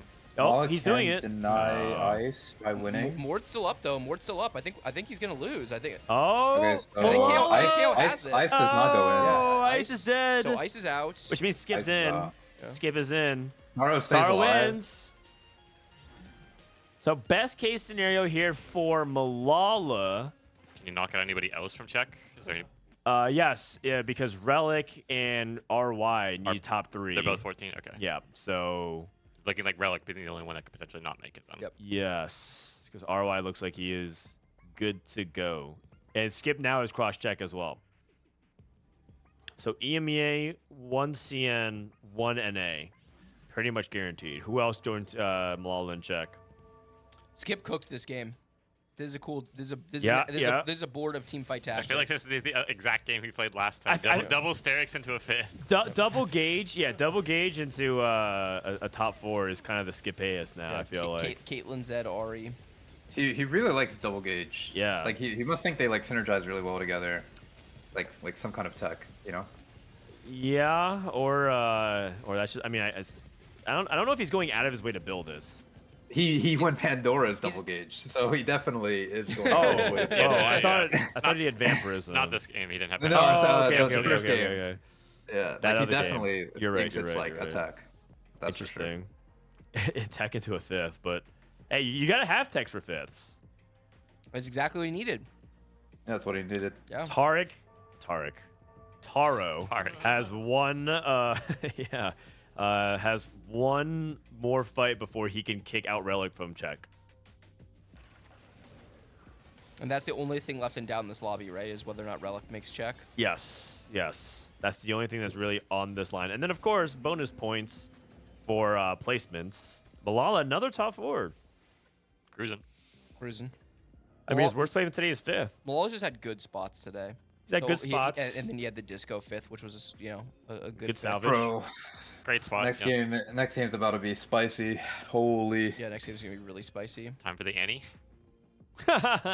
Imagine he wins Vegas and Worlds with Annie reroll. But if they do, That'd be a legend. if they do, I think they have to give him like a TFT specific Annie skin, like next Yeah, time Annie comes into TFT. Oh, man. We have JG Lotus here. This is not the ideal positioning here for Relic. Yeah, the Thresh just stuns friggin' everything. Carries are staying safe in the back line for the 80 flex board. Our front line's dead. Yeah, it seems like a pretty easy Unless this Akali goes crazy. Oh. She has so much HP. Oh, Ezreal did not hit Okay, the Ari. this is... Oh, no. Oh. Taro, yeah. No, and Relic not goes in. 4th. Yeah, so he knows. He knows. He is not happy. Oh, man. That's a you can see his webcam. He was devastated. 19. Good top 3 for Tara. Yeah, it's a very good, and he needs points, right? And this is also putting him into potential check for the following game. If he can get top 2, he can get it first and put himself in the check. And the keepers, Degree can get it with a first, right? he's 11 points, so no. He's Nice 12. 12, Oh, he's okay, 12. then yes, he can. He That's can actually oboe the tournament. He can. Oh, the 1-1. He can 1-1. The 1-1. The 8-8-8-1-1. Holy fuck. All right, I'm down. Oboe the set 3 regionals legend. He's in position. He's The actually in the perfect reason He's why in position. he- exactly like he drew it up. if you guys don't know, Oboe is literally the reason why NA doesn't play checkmate ever in any different regionals Yeah, format. I'm still scarred. Every player just does not want that to happen ever Oboe again. PTSD. Yeah. So for people who don't know, NA and OC used to have the same regionals back in set 3. It wasn't just NA regional finals; it was NA and OC. And Oboe took one of the 2 spots, going 8-8-8-1-1. I really like chat. We chat trying to figure out what's going on. What is Oboe? Who is Oboe? Good question. I mean, it makes sense. Not everyone has been watching TFT since the dawn of time. What Aesah is- doesn't even know who Oboe what is. is an oboe? I mean, it's a musical instrument. instrument. It's what Bard uses. Played by people who understand the tech that billions of people play violin, but oboists, those are rare. Oboe. Giving yourself good odds. Boba. You're committing Oboe. to a good line early in life when you all in on oboe. Yeah. Okay. Taro looks like he's cutting through. I can't tell though because some of his units are covered. Ezreal gang is trolling again. TP's in front. Action cast. Nice job. Nice win for Taro again. RY's bleeding out. He's going 10. It's like Milala lost. all lost to Ghost. Both going to 10. His last stand board. You guys ever notice that true damage ghosts are like Yeah. the strongest ghosts by Yep. far? Like even not considering the Kiana bug, true damage ghosts have like the fewest bugs. Like, almost Yeah, always. the caveat is that he is playing a KDA board, and I don't know if they ever fixed the KDA ghost bug, where it just doesn't I think work. there's just so many bugs on like so many boards, but Yeah, true damage yeah. seems to like be strong always. Basically, for those who don't know, there's a lot of things that there's a lot of traits that just straight up don't work on ghost versions of boards, and so it feels like virtually a free win. Work. 7 pentakill. Spat off Carousel. Lost the opportunity to make a JG. There's a rod on Carousel. Missed it. His bad. I mean, I don't know if this is good enough for him to win the game, but we'll see. I mean, it really just depends on what RY's roll down was. Yeah. How much did he hit? Going against Taro. He chose to not get greed clump and value on the Viego, by the way. So Milala's got his Viego all the way to the outside right. And Milala winning here locks the door for Taro. He can't get check either. So winning here would be huge for denial for Milala. Yeah. The problem is my God. The Mord's down, but it's actually seems like he's got it. Oh, Cleus! Oh my God, he locks him out. Milala, that is a positioning diff, dude. That is great recognition. He baited one of the dummies over to the side. He had his Viego as a threat that wasn't going to be taking the center damage. Yeah, like, Viego and A7. Choosing not to greed KDA value, not to greed Aegis value. There's a lot of people who would say that's too much stats, but it was correct decision making, and I think it did swing the fight from Milala. And who knows, man? If Taro wins the next game, that stopped him from crossing check, and then he gets an extra life on that. RY went 10, found a Lowy headliner, but didn't find any upgrades to his backline. Still Lucian 1, Ziggs 1, even Yorick 1. Yeah. So you would think Milala can win this one, but it's going to come down to the 7-1. 7-1. The sun is rising on the West Coast. Look at that. Dawn is near. Oh my God. Sun? Yeah. He's in California. That's foreshadowing. Yes, that's right. That's right. We can also see that out there too. It's peering through the it the appears wall. to be foreshadowing a fight lost. That's foreshadowing of Milala's golden road. Oh, Ezreal. It's really close, but I'm pretty sure nice try. It's not looking good. It's not looking good. No, if he's Yorick too, he has a bunch of gold. He does, but oh, Lucian too. Yeah. All right, that's wraps. RY is 10, and is just getting stronger from here. That being said, I have seen Yorick 2 do some bullshit before. And we get another chance at the Viego 3, And if maybe. Ezreal ints, he loses a big sort of his damage. He also has a remover, so he could theoretically like three item, right, with the Viego items. So it is possible. You never know. Or something crazy like TG and he gets like the god items. Probably not. He can't afford to roll too deep though, because you really don't want to give up your Campus Blade value. Yeah, not it's fully. Like a huge part of your board, so you can roll to 30. Okay, rolling here instead of Yorick 2 on the left-hand side. That denies a lot of copies. Yes, and he also just has Yorick 2. Oh, and Ziggs 2. So since the last time we fought this board, it is Ziggs 2, Lucian 2, Yorick 2. Nah, it's okay, but the thing is, sometimes it's just an insane amount of fight RNG, and you upgrade all your legendaries, and you lose right after. So I mean, we're talking so much fight RNG. I'm down. I'm down for that. Okay, here comes the RNG. Now, Karthus, he even saved the glove for Karthus, so he gets extra AP. This guy's a genius. Max value on the Karthus. If Milala wins, the game is actually all luck. Okay, wait for it. Wait for it. I'm waiting. Wait for it. I'm waiting. Wait for it. All right, he's in. Oh, He's God, I thought he had it. No, that is all luck. He actually had Bad it right fight there. RNG. That was terrible fight RNG, Bad fight man. RNG. All fight everything. That's right. He's already man. in. He's already locked in the next game. Bro, he got cutscene by a $500 skin that doesn't even exist. Okay, isn't that honestly better if he goes second? Because if he goes first, then it's just so sad that he didn't get one more point in the previous game. Oh yeah, you're right. He wouldn't have won anyways. True, Okay, true. I like that. I like This is that. actually difficult. This is like the timeline. Do you want to just keep all four of us on Yeah, since we we're can all get- in check? It's just that you can't hear Kurum is all. I think that's fine. It's You can if you want to put on this headset, but you have to kind of sit here next to me. We can scoot down. You can. I mean, I'm saying like, Oh, okay, down there. yeah. So one thing we figured out with our setup is that we don't have XLR cables long enough, and extension cables are very expensive. But we'll figure it out for next time. Huh? Yeah, we'll just reach all the way, just extend it all the way around. Okay, so we have 3 players in check. No, I'll stand on the floor. Can We you have just hand- 3 people in check. We got Milala, RY, and Scipeus. Relic at 19, which was pretty devastating. But yeah, it is what it is at this point. And Taro at 11 points, hence why it was such a big deal for him to not get that extra point from 3rd to 2nd. Yep. But now, if there was one person who would oboe the lobby, so to speak, It would be Degree. it would be Degree. Degree is a player who he actually did exactly that at the final lobby. Yeah. where he like went 1-1 and then snuck into Worlds. Yes. How crazy would it be if he won 1-1 and wins the tournament? Okay, yeah. Oh, nothing. I was gonna say. Okay, so looks like main's going to break. How do we feel? How do we feel? Nervous, excited. Oh, Well, anything this could is happen. this is when it gets fucking fun. This is like now that we're in literally check, I'm like, happen.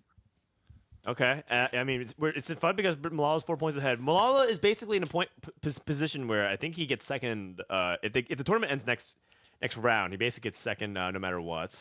Oh, also we owe some little unless he legend gets eggs. first. We owe some little legend eggs. Yeah, unless he gets first, then he's second or better right Yeah. now. We owe some little legend eggs because Ramblinnn correctly predicted the amount of AD And give on. Kurumx some credit too. yeah, Kurumx got the bonus damage. I was getting there. I was getting there. You guys are so antsy. We're All right. eager. We're just hyped to get So in the game. Ramblinnn, what's the key word that isn't Spencer? Oh. What's the key word? Oboe. Oboe. Okay. Oboe. Oboe. With an E? You With- ruined Ramblinn's prep. It's fine. Yes, oboe with an E. Someone typed hobo. Close, close. Oboe. Like the instrument that Bard uses. Exactly. Exactly. Yeah. I like it because the two people who in band class know what oboe look like are gonna get so triggered they can't help themselves but at me. Yep. Yeah. Okay, ready? 5, 4, 3, 2, 1. And roll it. It's RNGGGGGGGGGGG and Jundishi. Okay. Congrats. Congratulations. That's it. 2 eggs. We doubled it, didn't we? Yeah. I mean, we can give away 2 more. Our producer wants to give away more eggs. All right. Yeah, let's do it. 2 more eggs. 2 more eggs. And we got Meow Meow 028 and one more. Cute cat. Sakura Miko Simp. Who the hell is Sakura Miko? Is that a VTuber? It's probably some anime. I'm Can't not. remember. It's probably like one of those streams that Solos watches. You know what I'm talking about? All right. All right.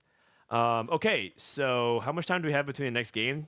30 seconds was the break. No, then they do analysis segment. Oh, nice yeah. try, Bryce. Oh, good You think point. we start in 2 minutes again? Good point. Okay. Oh, does that mean it's time? That The means dance it's turn? time. It's time. Yes. No, wait, no, Bryce hasn't done It's it my yet. it's my Oh, turn. okay. Bryce hasn't done it It's yet. Ramblinnn has to go as well. Oh yeah. Ramblinnn. Ramblinnn, do you wanna go Bro, first? you're up first. You Okay, I'm scored up. low. You got to redeem yourself Okay, first. okay. Okay. All right. So it's time to do a lull guess. So we're gonna give away more eggs. If you guys want more eggs, we're gonna give it away. We have time because they're doing analysis segment on the main broadcast right now. So the way you do it is you rearrange from 1 to 8. Okay. So Bryce, are you ready? You got Yeah. 60 seconds on the clock. I believe in me. I believe in me. Can we kick out some background music as well? Chat, we got this.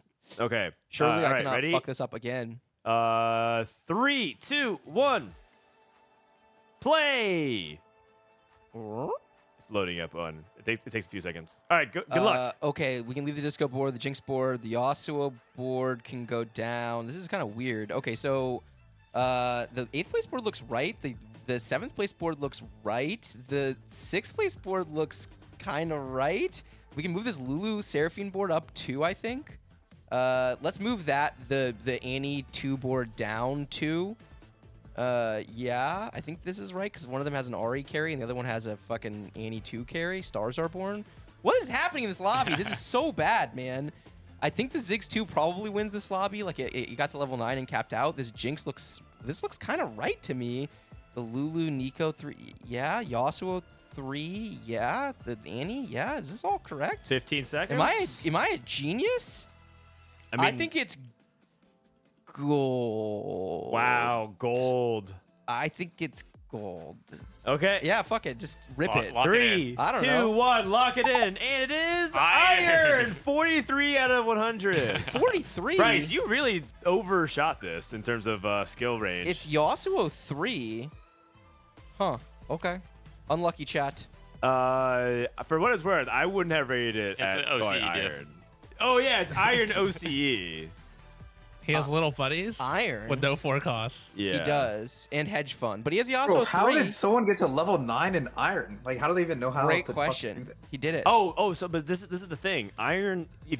So my opinion is that lolcast. If you ever think it's the worst players, it's bronze because iron players are people who legitimately sack to try and they int all on purpose to try to get easy lobbies. If you look at this guy's augments and board itemization, it actually looks good. So it's potentially could be a Smurf as well. Yeah, but exactly. A Smurf or someone who the top intentionally board for loses. sure. So I can't believe this Yasuo 3. I mean, I get it, terrible, but you can. I mean, look at these bottom boards. no man. worries. It's okay. 43. That's not the lowest, at least. Unlucky. Can we play again? Ramblinnn, are you up next? Have you gone yet? I have not gone Well, yet, it's but your I'll turn. go You gotta after go. you. No, I'll go No, after no. you. You might not have another game. Oh, whose stream is this again? Let's see. Okay, I run this show. Ramblinnn, you're up next. He's just scared. I get it. I'm shaking in my boots. All right. I have credibility to lose. All right, here we go. Ready? 3, 2, 1. Ramblinnn, we gotta give away some eggs. I'll do my best. All right. Oh yeah, the wheel spin. Good luck. 1 minute on the Oh board. my God, it's triple gosh. prismatic. The Alawi Ziggs Yorick board can go first. Z3 first. And then I'll have Oh man, the disco music makes it hype. Vex 3 can go fourth. Z board up 1. This is a pretty highly low, I think. This is crazy. The Z2 right Triple there. Yeah. prismatic. Yeah. Going to 3. Okay, the bottom guy can go up to third.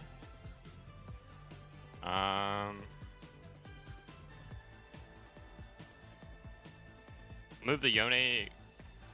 No, he has no front line. I think that's good in 8th. Yeah. Starter kit. He played starter kit Yone. What? This looks pretty good. Maybe move the Caitlyn up 1 above the Vex. Okay, 15 seconds. No, the swap. other way. No. Yeah. Sixth to Sixth and fifth. Sixth and fifth. No, no, no. Sixth and Yeah. 6th and 5th. Yep. Okay. You good? I'll switch that one back. Oh. The 5 and 6. Oh, we lost our Oh, was that me? I I might have been. remote's over here. Is it, yeah. Our TV turned off. Okay, what is the verdict? So what rank? What rank? GM. Grandmasters.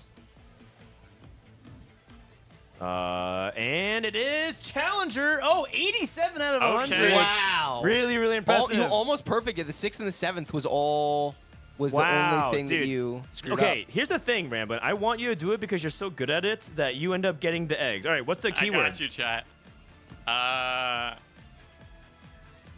Milala, because he's going to win this game. Oh. All right, keyword is Milala. Sorry, I had to turn the TV back on. All right, Milala is the keyword in 5, 4, 3. Type Milala in the chat. Otherwise, you're not going to get eligible for a code. 2, 1. Let's roll. And congratulations to Gold Nagy, and as well as the Mediocre. Thank you for subbing. Thank you for supporting the channel. All right. How many egg codes have we given away? Have you known? If you guys are looking about codes, by the way, you're not going to get it right now. Our moderators are going to go and DM you after this event is over, either today or tomorrow. So keep an eye out for that. Okay, looking at it. Oh, do we have another? What? They went to another break? Oh my Now God. it's your turn. Dance They went to time. another break? It's Oh my time. God. Let's It check is in on time. bingo real quick. Let's check in on bingo real quick and just see. Give the people what they want. I mean, it's important because we want to give away some eggs. Okay, did a player win with 50 plus HP? I don't think so. No. Okay. I feel like we would have noticed. I feel like that's the only thing. Yeah. And then, have we had triple prismatic lobby? No, No. it's been like all gold so far. It's been all goals. That's right. But there's still an opportunity. And then Yes. we only had 2 last hand players, or one or 2? Only Just only one. one. Yeah. Okay. Man, none of these things No happen. more stalling. No, we don't have time, man. No We don't more have time. stalling. Because if we do, then we might miss the beginning of the game. I don't know. I'll do it next break. Sus. I'm actually pretty good at it, by the way. Yeah. Uh-huh. Yeah. I guess yeah. we'll never know. Yeah. Yeah, no. If you look at the other historical, if you look at my profile, I'm Historical actually pretty good. Wait, I average does it like keep data I on it, average like on a your thing? 77. Oh. Yeah, it does. It does. Oh. Outside of like this, outside of the ones where you get like completely wrong, but like if you take out like my worst performing one, I average like a 77. So it's pretty good. Okay, man. So if Milala wins this, he is the champion, and I think it's important. Can we bring up Malala's player card here? Milala is the player that Bryce wrote on tweet yesterday on Twitter that he is having the best competitive TFT set ever. He won the Vegas Open. He won the KDA Cup. Got third at MSI. He tied for first at regionals and lost the tiebreaker and got second. It's not about will he has the best TFT ever. It is has he already have? And I think the answer is yes. It's over. Absolutely.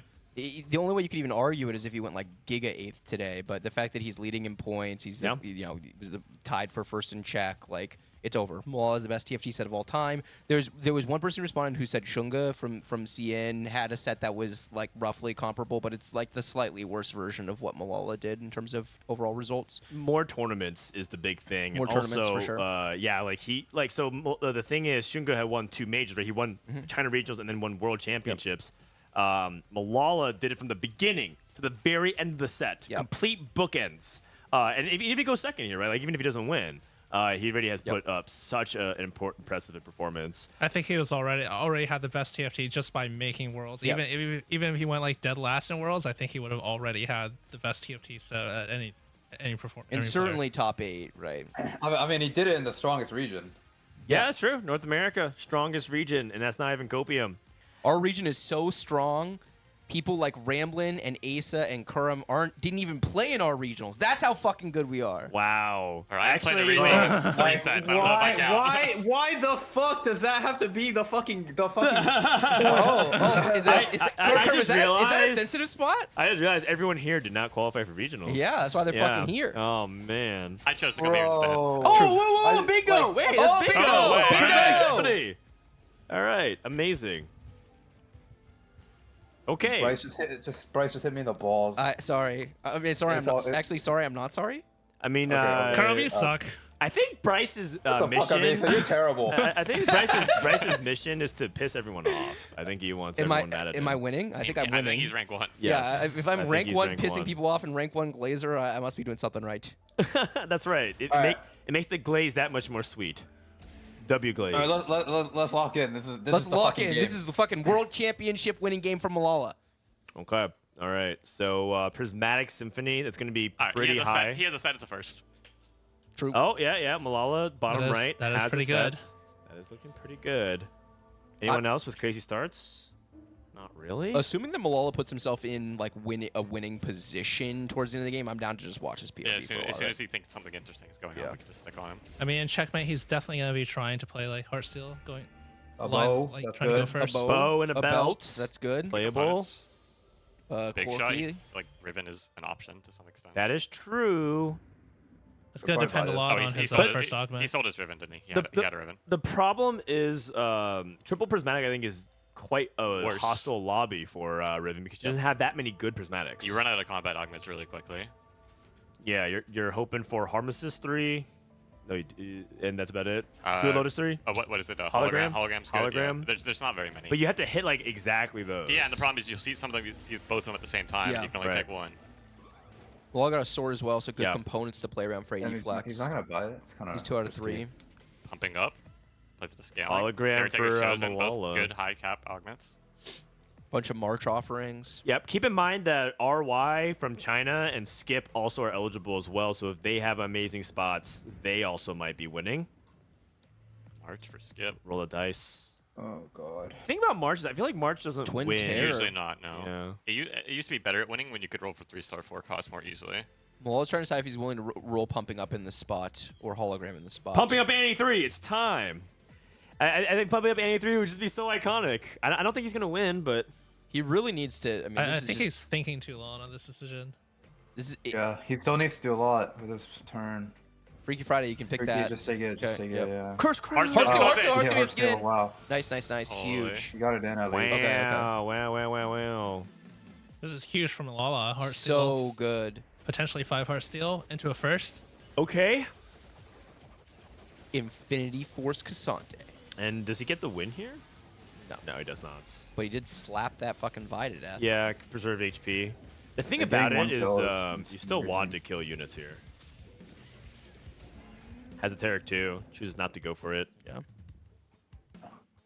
Okay. It's hard to fit Guardian on the Heartsteel boards. A lot of people picking roll the dice. Actually, just 2 people, it looks like. And then March of Progress, Spoils of War. Do people like Spoils of War 3 here? From what position? Who took it? I want to say Ice did. But I'm Ice. not entirely sure. Yeah, I think it just depends on the board. Spoils 3 is, it's not as good as Spoils 1, but it's still pretty good. It's a lot of opportunity cost. It is, exactly. You're giving up Prismatic, but we didn't see the Oh, options. here we go. It's RY. He has a Samira Yeah. and With an Urgot. no slams, he took Yeah. Spoils 3. The does have board an is Urgot. insane, just He the does have an items are not there. Urgot. Yeah, but no Mosher. Dude, the and no bulk items. the bulk value is nuts though. Playing Yeah. second augment. Wait, Interesting. Ryu didn't slam it. He's from China. He didn't make it JG. Oh, that's That a good is point. true. The fuck? He learned. He learned. Maybe he wasn't part of the meeting. Or maybe it's like it's a quota where they just slam 1 per game, and then Sako already got that covered by slamming 2. Oh, okay, So, okay. yeah. Well, he's fighting someone weak is really huge for him. Yeah, Yeah, so good pretty for cool. him. Really, really huge for him. Like getting the Oh, we the gotta go for kills all here, 3. like when you're broke, is so impactful. Yeah. Yeah, it's huge. Yeah, the disposable were helping you make those interest thresholds, and then finding a way to power spike in stage 4 is the biggest thing. Oh, 4 out of 5? We're just missing a Felios and Carousel. You can easily grab it off of Carousel. Or Oh. a spat. Look at him. Look at him. Or He's a just- spat. Oh, oh, Yeah. The true Giga Chad behavior. Interesting. And he's playing this over the Hearthstone in case he gets up. I guess he just wants to hold on to them and sell the Lilia pair. Yep. He's also positioning in, Of, in the line like this, try to have more focused aggro. It's kind of hard with 3 Uh, melee units. I wonder why he's not playing Lilia over this Yone. Maybe he wants to lose to have the guarantee first. Yeah, try to get on carousel, play a Try to slightly get weaker board. Max Pile onto Carousel. But yeah, I agree. Like a Lilia over a Yone, and then he can still sell Lilia, make 10. Yeah. Dude, this Mana Zane Nami just chain casting. Yeah, it's nice. Or now Nami early game just really Oh, and makes that the bubble auto. from the grave. That hurts for Skip. Hurts Skip big time. Can we mainly focus on Milala, Ryu, and Skip this game? We can. There is Like, I don't think no the affiliates, others are relevant. no spat. Okay. Oh, it's a 3-cost bow though. Or, oh no, we come for the set. Another sword. Really? 2 swords. Set pair is really good. If you hit the set Okay. 2, that saves so much HP. Set 2 could be a difference of like 30 HP in stage 3, potentially. Okay, let's go ahead and hop over to Milala's POV. And give me a sec. Oh, that spot looks pretty good. He probably goes like second. Oh, those could have been Affilios, please. You make 20 here, so Corky. Corky. Yeah, that's fine. He wants to lose. Corky doesn't even save much HP. Probably one. No kill. big shot. Yeah. Either max saves 1. HP or he's the reason why he wins. It's kind of the dynamic, and either way, you kind of want to sell it then to make gold. Figuring out how to position these 4 melees to focus fire a unit is always challenging. Okay, looks like he wins versus Taro. Yeah. I think winning's fine. Yeah, it's not a big deal. He misses out on 40 though, which isn't like the end of the world, but Yeah. Yeah, that He part might- would He suck. He might might get it up if he raise. gets gold. If he gets gold off of this, and yeah, he might raise. Okay. Raise the stakes, and then when he hits 5 Hearthstone, just gets a big time Hearthstone juice. I think he will raise. Yeah, I think so too. Okay. I have to mute the stream. Yeah, if he gets 1 Aphelios. The problem is with raising here is you might get fucking Oh. Giga Spencer. He might, yeah, he might Is get that Yeah, Aphelios yeah. in shop? Did anyone else see that? I think it was. Yeah. I think I for- saw fourth Aphelios slot. in shot. Is it Yeah, he's that scouting. bad to get Grease right next fight? I wonder like if that's something you can see or if it's like. Oh, he's thinking about spectator it. It's like thing. a spectator. Oh, he's thing. thinking about it. I think you have to raise when you're playing for first. Okay. Man. I think if you're playing for first, you like really have to raise. Yeah. No, but yeah. like you're way more likely to get griefed by the people not in You chat. you are for sure. And he's committed with things like the He's the just got- he things just that got we- He's gonna get spammed He just pinged got every pinged. round, man. Oh, he got Like, pinged. He got pinged. Okay. But the thing is, who is going to do it? Yeah, I mean, it has to be someone that's willing to sack their tournament as And, well. and Degree is the person in in the spot to do it, and he can't afford to sack Oh. his game. He has to do well. We You can check. know who it is. It's the person who missed on 19 Relic. Yep. Relic true, is at yeah. 19, so he Yeah, should. I Relic- think it's literally It- Relic it's shop. Relic's job to do it. Do you ever make gold here since you raised? Fuck Yeah, it. yeah. I think I would. Yeah, for Yeah, sure. I Because think you so. can't. You're gonna make set 2. That's No. brave. Like that's really You brave. can't make anything. You right might now. accidentally make it. is the worst part. Right. I think I would make 30 for sure. Like it is very easy to make a weaker board than this. Yes. It's getting harder and harder. The good news for him is that tempo of lobbies right now, or a lot of boards getting strong in stage 3. Yes. One thing I want to... Milala's looking a little nervous. Yeah, for sure. You see his face when he was thinking about the raise? He's got the puppy eyes, man. Oh, man. Well, his face when he was like deciding whether to raise or cash out, like, he was so fucking confused. See, chat, you have to forgive us. We are from North America. We don't usually see webcams, so this is new for us. Oh, okay, I Blue think Buff. someone's like on the way to Milala's board or something. Blue Buff Gunbutt GS. Good items. Blue Buff Gunblade GS. He values, Really good items. He values Morello sometimes when he plays these lines. Like Yeah, if you're gonna slam the GS, you might slam Morello. But the nice thing is he's probably not Should be slamming Gunblade. anything. Yeah. Degree is Yeah. pretty low HP. RY. Oh man. I know it's. I don't think that Degree's gonna do anything like intentionally to He's benefit playing, Milala, but it's hard for me to envision Degree griefing Milala in a He's spot also like playing this. March of Progress, so I don't think it's sort of like in his It's like game plan to be really selling off hard for me units. to picture good degree Twin doing Terror. You need to. Okay, This he- guy he looks lost fine. his Yeah, head. Nar2. that. Fucking kill one. Kill Nar. I mean, he's not gonna kill anything. Looks Yeah, like seems unlikely. 5 unit loss. Look at him, the deep breaths. This guy is fucking. Tiniest Titans. Tiniest Tiniest Titans. Oh One my time. God, 3-2, Tiniest 3-2 Tiniest Titans. Titans. 3-2 Tiniest Titans. Tiniest. Tiniest Titans. Tiniest Titans. Skim the TT. Give him something. Oh god, And- so impactful.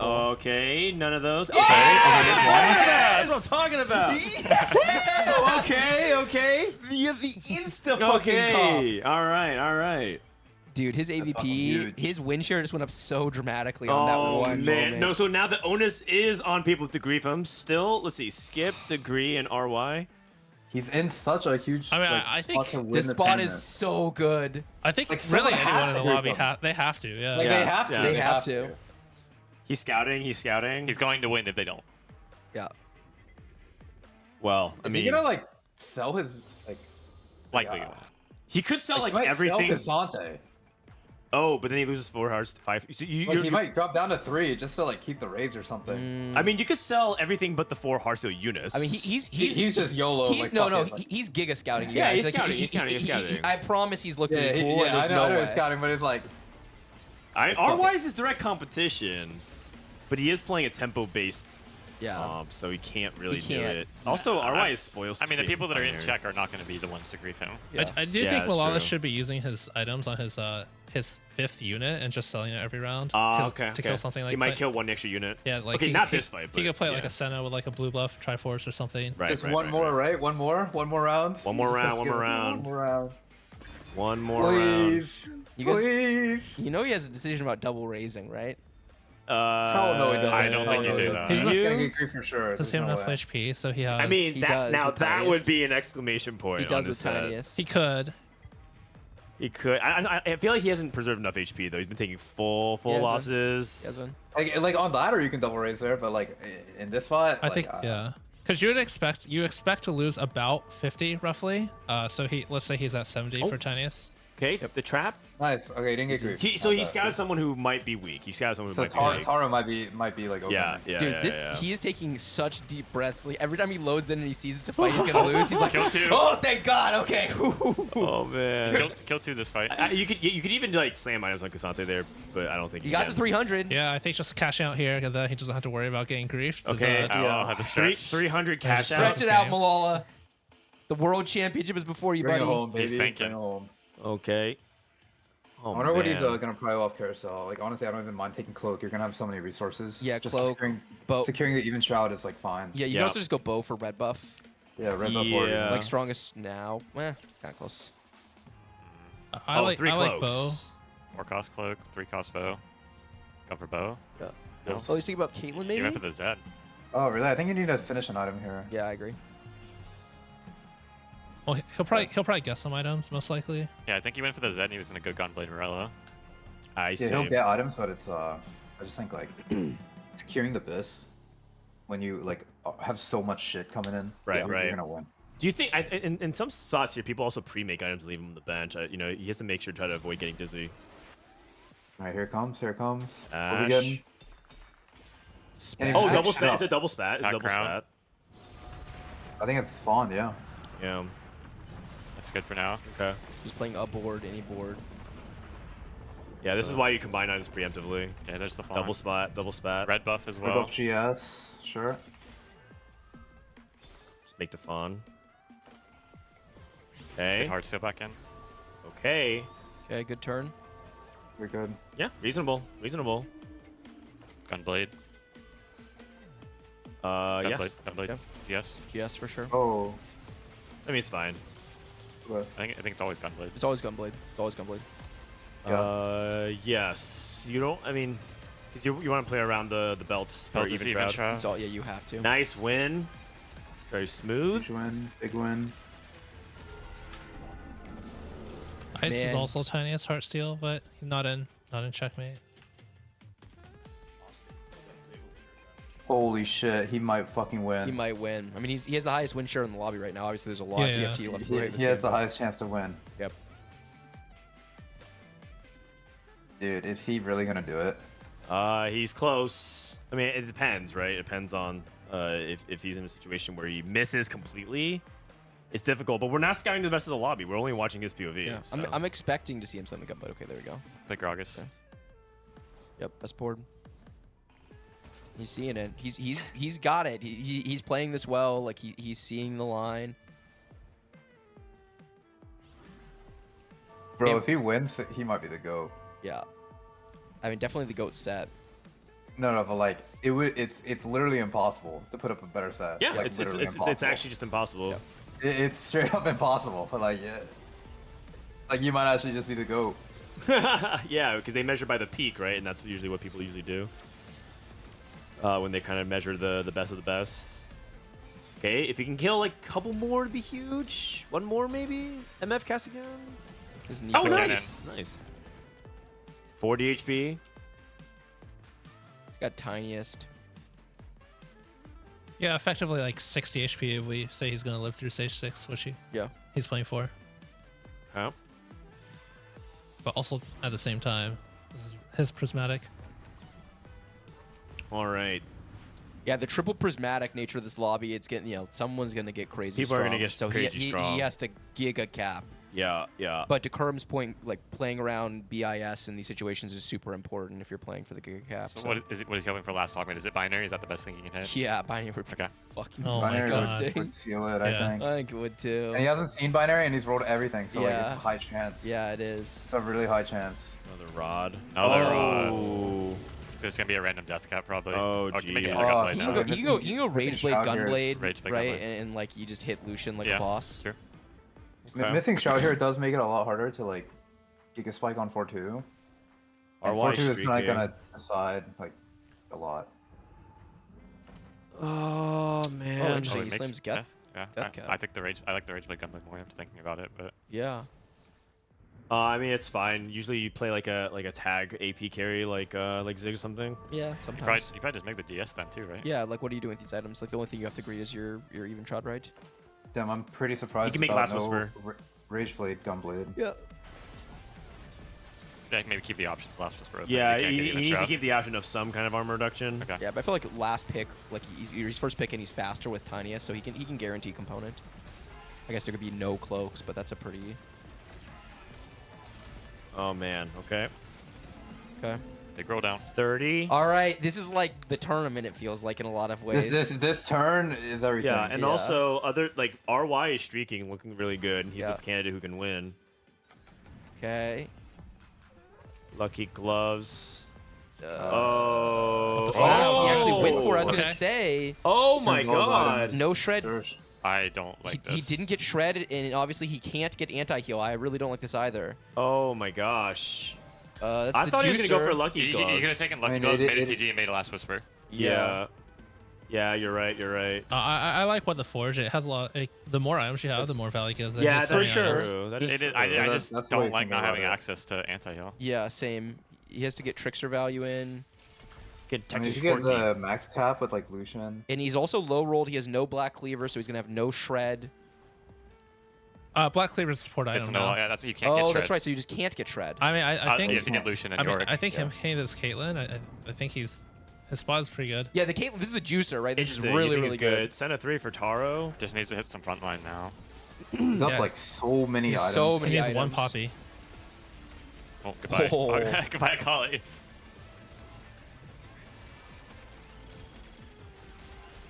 Oh my god. Yeah, I mean, this thing hits like a fucking truck when you're That's far away from Probably it. the best thing he could have hit, honestly. Yeah.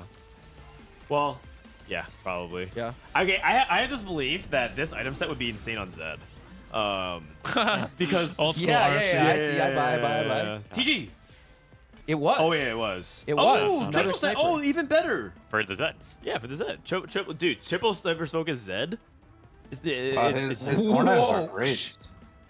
No, they worked out pretty early. They worked out His well. item, Good his balance. item spread is great. Yeah, buddy, like, yeah. The balance Yeah. is huge, right? Like being able to play backline and frontline, and he also doesn't really want to play around any of the AP items, and he didn't get any of them, so that's really good. Okay. Dude, if he gets to 9, he might win the game. I mean, I see the vision. Going up against Skip. Very, very man. weak board. What the hell is Skip doing? Skip, He's- skip, skip. He's it. 80 flex, going to 4-5. Yeah. So it's a great time to play the board. He has roll the dice lucky gloves though. That was a good Does. combo. Not that many TGs. But yeah. Yeah, not good enough. Yeah, I mean, Okay, Milala. Still possibly first pick. Yep, still first pick. First pick, Lucian Yeah, Lucian on his side. Lucian on his side. Costs. No, they both suck. Damn. Deny. I guess you I take. think Maybe you they- just I take mean, most Kiana's. expensive, yeah. Yeah, but you could Yeah. deny and I then mean, I feel combine like items. taking Ezreal's not bad. He has Yeah. a Kaisa on his board right now. Skip got the Ezreal because of it. Right. I'm like super low stress about Skip's spot. Yeah, I'm not worried Okay, about Skip. what about RY. RY. It honestly just is one less Ezreal for him to find. That's true. This is his spots. We need to update to live. This is RY Zed spots. chosen no items. Binary. Binary though. So he puts sword on Zed. Morello, Yorick. Morello, Yorick, Sword Zed. Okay. He's 5 heart steal. Fuck. He also It's- has, his he has spot's pretty good. spoils. His spot's pretty good. His He has so spot's much good. He HP. is in He's, a he's good spot, man. tons of HP and. Wait, you went Sword Yorick. Oh, interesting. Well, for the Wait, what? That spot is high cap as fuck. yeah, Yeah. his spot is really good. It looks way better than Milala's. He got another Tricksters. Okay. Tricksters. Kiana probably. Oh, Oh, it's who- too late. It's who- too late. Oh, he didn't put it on. Yeah, Yeah, he didn't put it's it on on. Kiana. Oh, Set. Zed's more fun. Yeah, his front line. He feels like his front line is pretty fraudulent. Yeah. I think there's an argument that like having an extra Kiana is more fun, but whatever. Yeah, you could say that as well. No, Milala needs this win so bad. Fuck. Does No, not he's on the look like wrong we're getting side. it. Oh, my god, the nice. damage on this Got it. Caitlyn No, is the triple snipe. insane. The double tap. It hit it with 3 bullets? Yep. How did it Huge, hit it with that's 3 huge. bullets? Isn't it like furthest units? And it rotates between them. The headliner Caitlyn does get an extra shot. Yeah, so she good. has 4 shots. She has 4 shots. That was insane. Okay, we Crown guard. on the... But it wasn't KO closest? That didn't look right to me. I don't know what just happened. Well, I don't think it like hits one target repeatedly. It goes 1-1-1-1, and like eventually Yeah. just ends back up on the KO. I'm surprised they hit it with 3 though. Maybe there's a different like a reset logic on the extra shot. Yeah. I don't know. Yeah. Weird. But awesome. Yeah. Good for us. Yeah, good for us, because I think it's won the fight. So let's go Milala. I mean, she only shot her twice, right? 3 So- times, I think. No, it doesn't make sense because she targets 3 things at the same time, and she shoots Right. an extra shot. Yeah, that's She why. went Oh, one, this 2, fight, 3 this times. fight is really big. Okay. It's huge. Oh, It's It's huge. really big. Really, really big. The Eternal Winter's on the right spot. It's going to slow down the Zed cast. The Oh. Zed is going to go through. God, there's just so much damage on the other side. But the Caitlyn's still up and is going to get a cast Zed's off relatively soon. going Zed's into the back line. Kill the Ezreal now. Wait. Oh, Can MF do it? MF has a lot of damage. Maybe. Oh, It's yeah, you're right. sniping. It's got snipers. Focus. And we're slowing down another. Stop. Kill it. Kaisa takes points. Oh. No. Oh God! Why is that Zed so good? That's anti-heal diff. Oh That my actually God. might be the fucking tournament. Maybe. Like that round might have fucking determined the tournament. Maybe. Yeah, hard to say. RY's not streaking. Ice's spot. Ice's not eligible, and then Skip's going 8th. I mean, RY was also 5 heart steal, so even Yeah. if Milala won, you could argue that Oh it would yeah, you come could back argue and it's get still. him later. I mean, dude, isn't his spot so fucking good, man? His It items is. are gig. Like, It is, but as we know, So sometimes is Milala, so I mean- sometimes you get to 9 and you don't hit. Malala's gonna be short Malala's got. component. He has a Kiana. Maybe he can farm something. True. Another. Oh, this is a low roll. Eternal Winter Gragas. That's a low roll. Seems pretty good. Yeah, just tier Kiana and pray. Or okay, fuck it. Yeah, I mean, if you got like Mana Zane Yeah. for Kiana, that'd be usually really good or something. But Skip has Z2. 3 people going for it. 3 highest HPs in Malala's pool. Ah man. Just Ezreal board should be okay. I mean, he's sitting on 50 gold Oh, also. that insane pop out of Ice's the TG. board looks. He also pretty has the solid. lucky Yeah, all gold. these- Ice's board looks amazing. All these Ezreal boards look really good. Hit the Ezreal. Okay. One more shot would There's kill it. some splash somehow. Maybe the big. Oh, Oh, nice, got it. nice. Okay. Yeah, but do we have enough? Yep. Yeah, we do. Yeah, we do. yeah, we we do. do. Wow. Sometimes okay, Poppy wow. just like Caitlin's DPS first so checks hard. you. This Poppy TG is so crazy. I know. that healing. It stops Ice's streak. That is nice. You Relic did is out. lose. Skip lives. Did you say RY lost? Yeah, RY did lose. Yeah. Okay, Relic's dead, but Relic could go 8th and did. Items Hits over a the Yorick. I think you can trickster something else, but Yorick is I would 20% trickster shred. Kiana. I think. still would check just Kiana. I don't know why we're not. Yeah.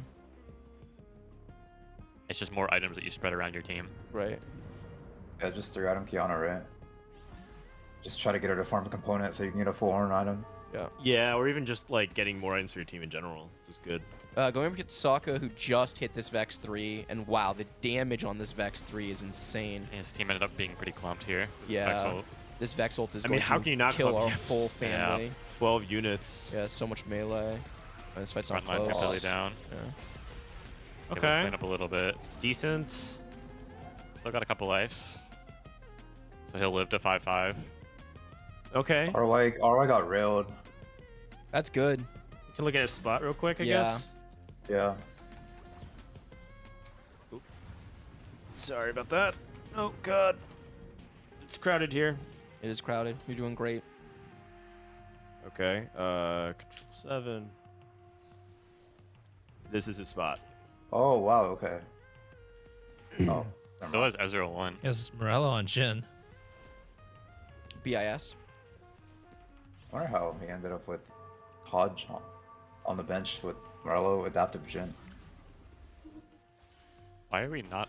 Oh, He's not completing an item for the Yorick. yeah, Yeah. he's saving He's for greeting binary. next- He's feeding for next item binary. binary. He's feeding for binary. Like, on who?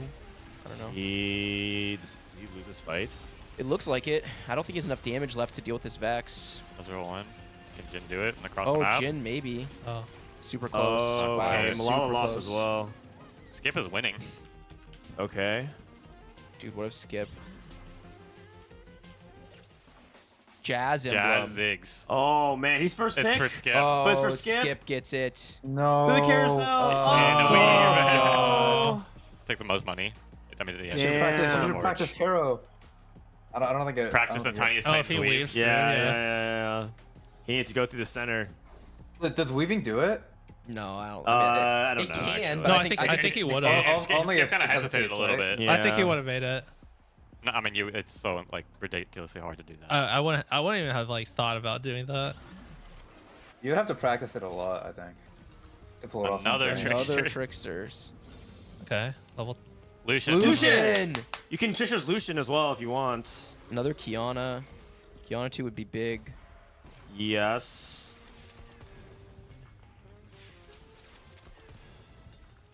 Okay. Kiana 2! Oh! Now we tricksters. Wait, he should have Tricksters. 3-item He dead. could have 3 Yeah, he could have 3 items. He Yeah. made it too fast. He made it too fast. Let's get the tricksters in. This is fine. Still good items on Lucian. Yep. Oh. Some last second He's going repositioning. against RY. He's going against RY. RY didn't really hit anything. He went to Yeah, 9. yeah. Alright, The so second Ezreal won. Kiana's over there. The Oh, Zed, she died instantly. Zed went over all the way across the fight Right into the into the back snipe. line. It's got right in front of the snipe of the Caitlyn. Caitlyn chunks the Zed super Zed's hard. down. Zed's down. There's Zed's 2 carries, dead. 1 star carries in the back line for RY. Yeah, RY's RY's gonna lose this dead. fight super hard. He's gonna be dead. He's dead. He's dead. Oh, yeah, baby. Wait, skip, Big, skip, that's skip. big. Skip, skip, Skip it out. skip, skip. Oh, my God. All right, Malala's playing with house money. This is it. He's at 13 Oh, You're lives. right, too. One this- roll. Let's see it. He's at 2 Lucian- lives. Lucian He's at 2 allowing? lives. He's at Holy 2 shit, lives. that's a good shot. That's a good shot. It's a good shot. It's a good shot. He literally. He also has so many units, he can't actually fit everything.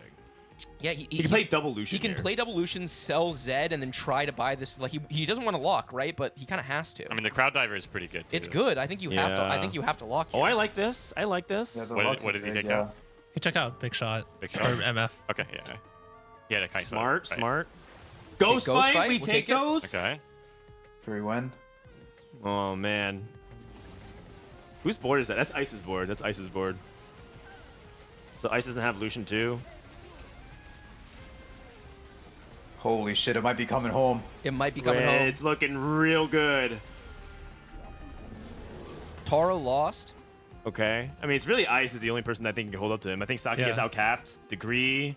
He's march of progress. Degree dealt damage to Ice. Okay. Let's go. The assist, Degree. the assist. Yeah. Teamwork. All right. One Lucian. Dude, this board is so clogged. One Alawi. Yeah. The tentacles, the 2 duplicates, The level 9. what the Yeah. forge The fawn. was, I wasn't really sure about it, but now it's looking real I mean, good. it worked out. He hit These really items, hard. look at these items, man. Like they're all kind of useful. Like Yeah, obviously now you we don't want got 3 Little winters, excessive but tricks But he also Yeah. has how many? 1, 2, 3, 4, 5, 6, 7, 8, 9, 10, 11, 12 items. Like, Yeah. surely he hit something. for sure, for sure. At the worst, it's a ton of HP on his team. Yeah, I think if he 2-stars this board, it's just over. yeah, it looks like it. Come on. Oh, yes. Come on, it's paired. Yes! One! Another one, another one. Oh, Yes! I think he won the tournament. Oh my god!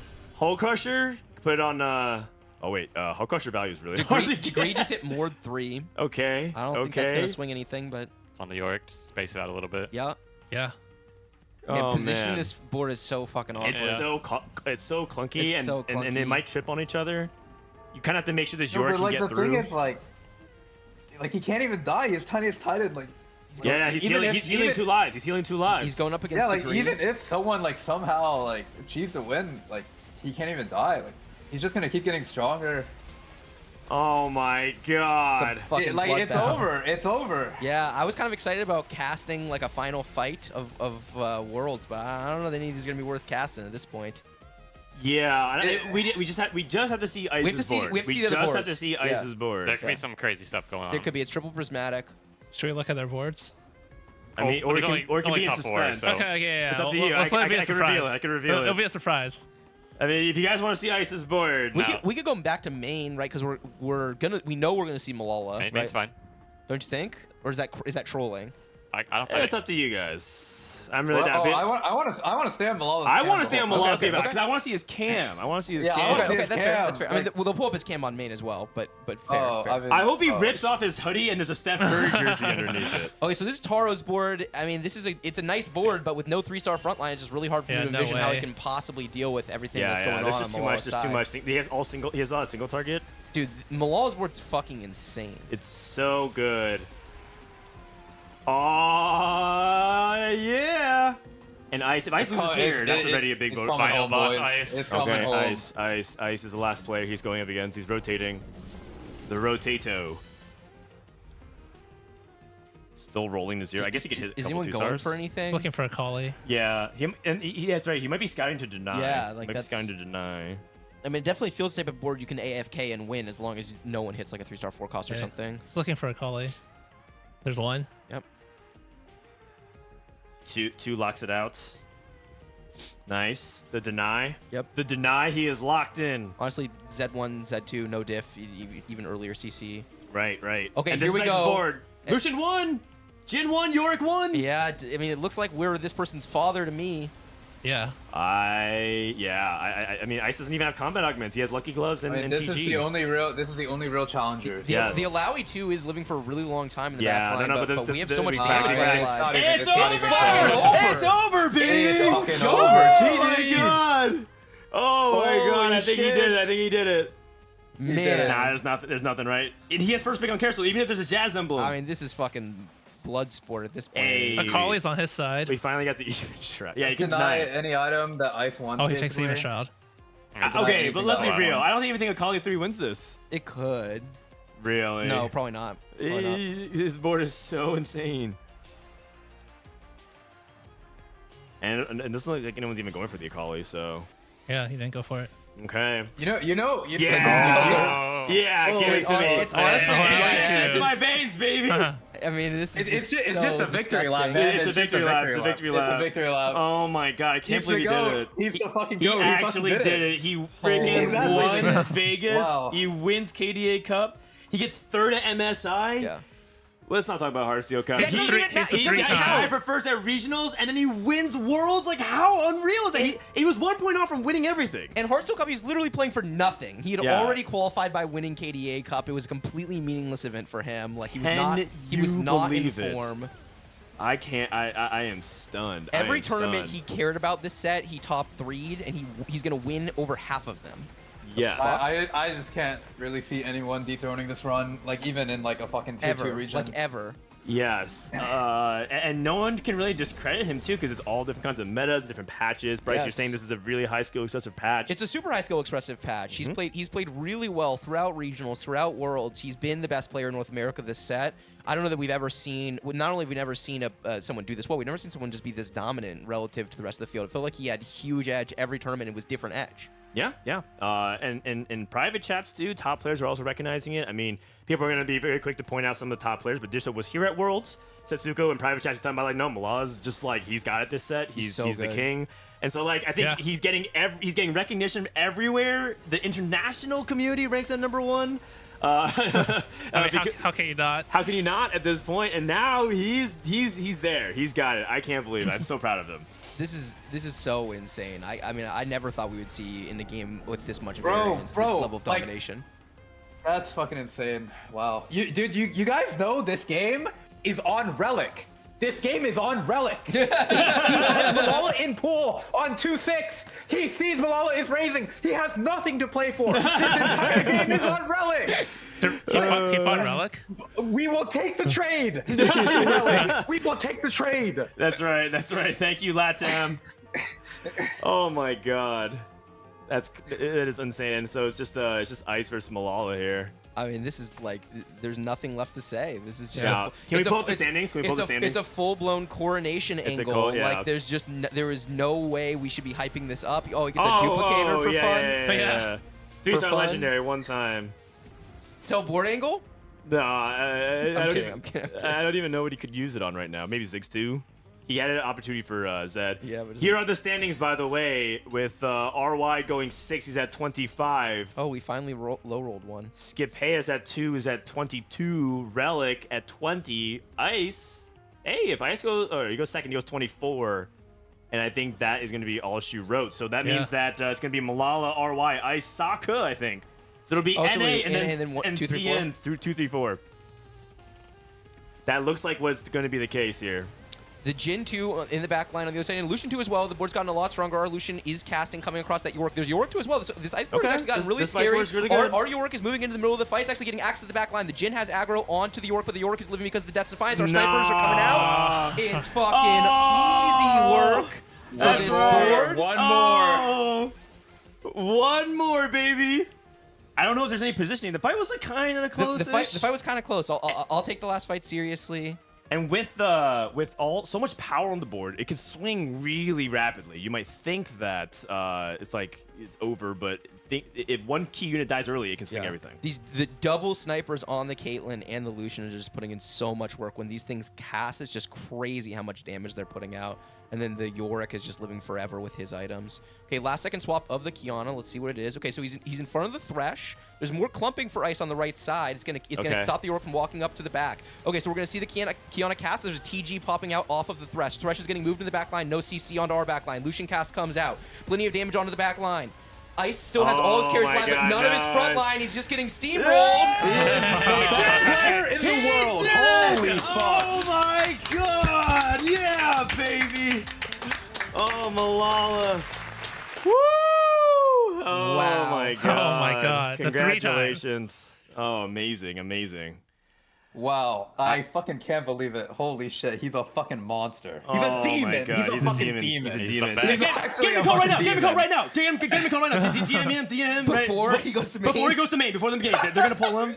Yeah, just DM right now. Just what is he gonna do? He's right there, just sitting there. Yeah, he's just sitting there reacting. He's just sitting there reacting. Also, can you pipe in his volume? I want to be able to hear him. Yeah. If we can. Oh no, I mean I did have it, but I don't have his stream up. Yeah. I don't have his stream up. Just DM him. Just be like, yo, right now before you go to main. Just pipe in real hot. Yeah. Oh my god, Dude, I can't believe it. Let's kick on some celebratory music. NA with 2 out of the last 3 world championships, by the way. Yes, that's right. Oh, look at that. And that is not just a Vegas championship. That is also a world champion. That's our second world championship. Milala, what's up, Let's baby? go! Congratulations. Bro, you're a beast. Insane. Holy fuck, let's go! Oh my god. Talk to us. What's going on? How you feeling? What are you thinking? You did it. The golden road. Holy fuck, dude. Okay, so like, okay, that TF game, I thought like I threw because like I was like one spot, I was like 1 point off check, but like the last game, I also thought I threw with What the Forge, but like I literally couldn't take anything. So, but like What the Forge is like broken if you have a bunch of items, and I just hit everything on 9 for once in my shit life. You hear that? Oh First my time he high rolled God. all set. That's amazing. I just want to put something out there. They call you the Steph Curry of TFT. Steph Curry posted the best regular season ever and couldn't win in the finals. But guess who did? Milala TFT of North America. That's right, man. I'm so hyped for you, In other buddy. words, Steph Curry is the Milala of basketball. That's right. How's it feel? Oh, holy fuck! It's like to be honest, like I just didn't believe that like this would actually happen because like it's just like plot armor, but holy fuck, it's actually the end of the show. Oh, man. What does it feel like to live with plot armor? I don't know that I've ever Yeah. experienced that. What is it like, man? I actually can't believe that it's real. Malala Jordan. I like that. Malala, the new MJ. Okay, how are you gonna celebrate, man? How are you gonna celebrate? Do you have any? Did you think you were gonna win? Be honest with us. Like I don't know if you guys remember in like set 7 and like set 6 when they made us record videos for mid set and regionals. Yeah. But like, my entire bit was that I'm a turbo believer and I never give up. So yeah. Oh man, he never gave up. So the last time we had you on, we asked you about did you belong in tier 1? You coined the big 5 in an A. Do you think you leapfrog anybody, or is it a big 1 now? I mean, this is just a level of consistency and domination that we have literally never seen before, not just in North America, but ever in TFT in any region. Honestly, I don't know. I kind of want to say I am, but I think Say like the big 5 is. I think the big 5 is like a really solid big 5. Yeah, I like But it. like I don't know. It feels like winning Vegas and winning this is basically like winning 2 worlds. So GG's. No!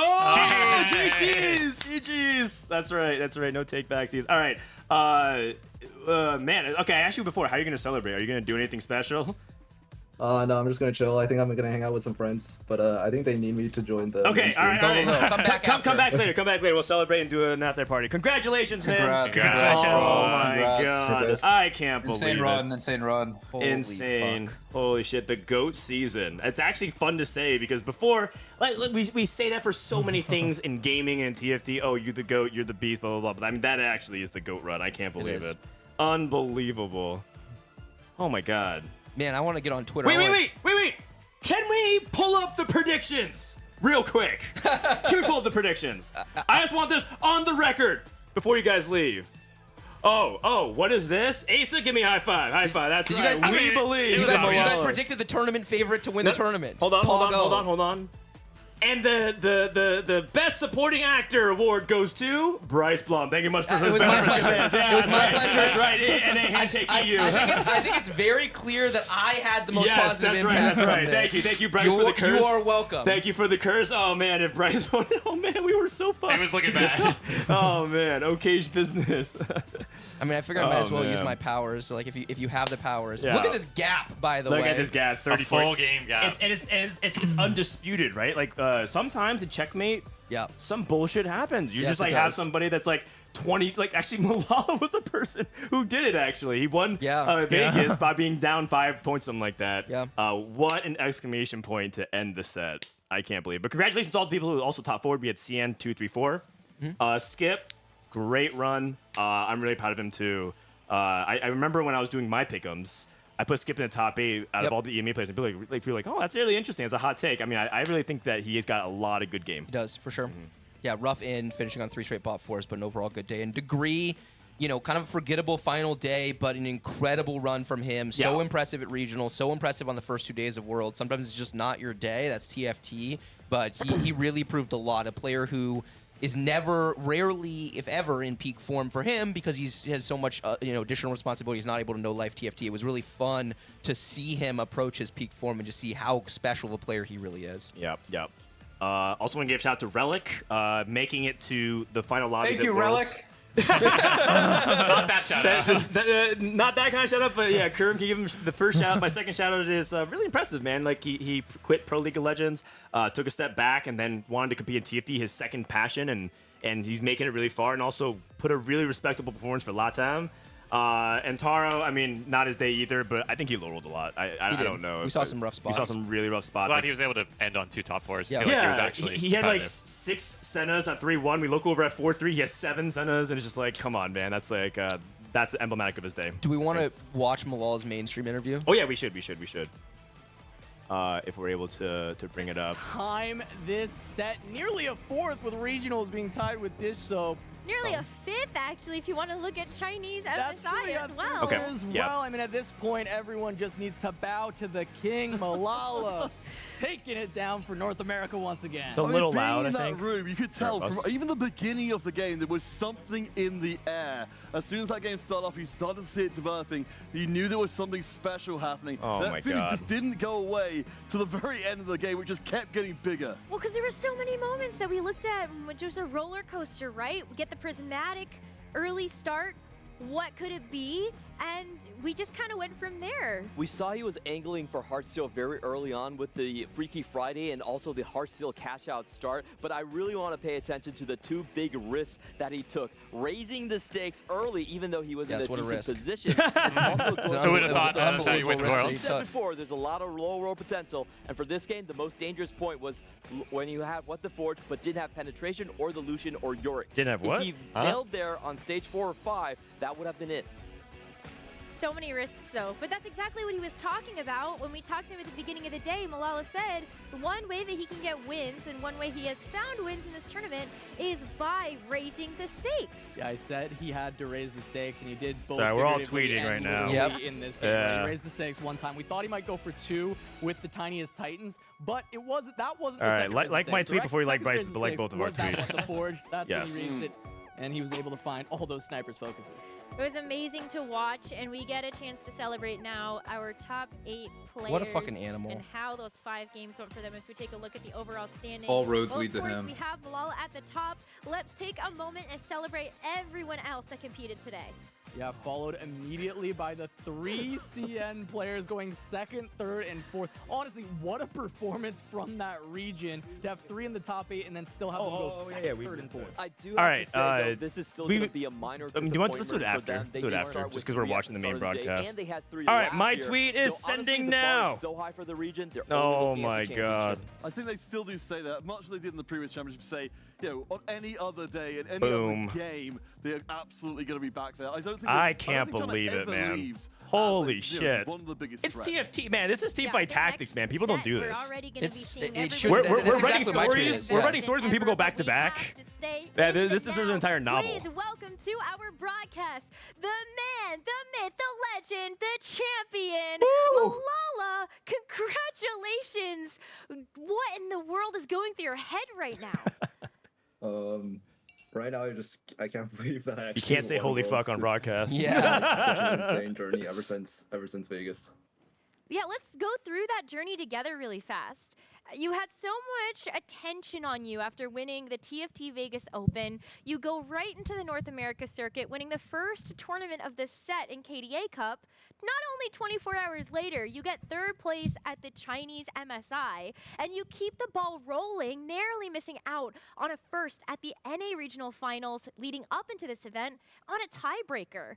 What does it mean to you knowing that you now have had a set that's basically untouchable? It just means so much because My God, that check in the background. And the belt. He's so prepared. And never really like tier 1. I just feel like grateful that so many people support me and so many people like have confidence in me, and I'm glad that I was able to, you know, maybe give them something now, to something worthy of cheering on for. All right, Milala, I gotta ask you. You've always got the belt and the check in the back. Now you got a trophy, another check. Is it gonna Dude, just his keep trophy stacking case is up pretty behind you? Are you gonna insane. eventually be buried in accolades that you're not even gonna be able to function need a in photo that room shoot. anymore? Malala, what's going on? Yeah, I mean, hopefully I can keep it going in the next couple sets. Initially, when I won Vegas, I was like kind of scared that I was never gonna win again, but I kept getting it. I just was always in the spot to keep winning, I guess. Well, I wanna ask you. I hope Toronto Tokyo gets a $500 photo shoot from You told Milala. us you were raising the stakes to win. That had to be what you did. You raised the stakes with the Heartsteel, but also what the Forge, and that's the moment I really want to ask you about. You get to that Prismatic Augment, and you really have to take such a massive risk. Yeah, I think in my spot, I was sort of forced to take What the Forge. I don't think any of my other options were really takeable.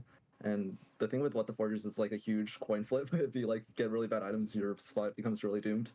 But it's really good if you have a lot of items. So yeah, I just believed in the Mortdog blessing and I clicked What the Forge and it worked out for me. Even though Mortdog picked EMEA in his pick'ems, how do you feel about that? How do you feel about that? It's whatever. As long as Mortdog put me first, he gave me the personal blessing because he picked title last set and then he picked me this set. So I guess whoever Mortdog picks just ends up winning Worlds. Someone get the referee on this one. Yeah, just know, Malala, I picked you first in my pick'ems. I picked you in the predictions as well. I had faith all along. We hung out in Vegas. After you winning the belt, I knew this guy chosen to win in set 10. Yeah, it's been amazing. It's been amazing to watch you throughout this entire set, and I want to look towards your future now. What's next? Are you gonna still continue to compete, knowing that set 11 is right around Fuck it, retire on the spot. Retire on the I spot. think I'm gonna keep competing. I've been able to do it while working my job, so I think if I can keep making that balance and still proving that I'm one of the best competitors in the world, I'll keep going for it. Okay. Well, but I think you've won enough money now. Get him, Necro! What if he just MJs, retires on the spot, and plays a different esport? Different for a bit? esport? Go save NA League of Legends, Malala. We believe in you. Mostly just, Bro, he is so fucking spend too much humble. money, I'm just- Yeah, he Like, is. Yeah, Like I'm not a when big he's like, spender. I'm one of the Like, best I competitors in the just world. Like, stay at home dude, and like play what? TFT. Like, wouldn't you just be saying like, I'm the best player in the Zero world? base Yeah, Like, yeah, of course I'm gonna yeah. keep. Saying is just Like, make of it course I'm gonna keep incorporating the competing. Back of this room with it. Yeah. Yeah, pretty Cases of much. cash. Like he's I'll come he's to so Yeah, fucking yeah. humble. Bay Area Asian parenting. There you go. Does anybody else have anything that they'd like to ask of Milala? I guess I would kind of like to ask you because, Milala, already, you've attracted so much worldwide attention, becoming, the world champion here. I have to imagine there's a lot of people watching right now who maybe at the very beginning are thinking about getting into a TFT competitive career. You are at the absolute apex of what's possible. What would you like to say to players who might want to follow in your footsteps?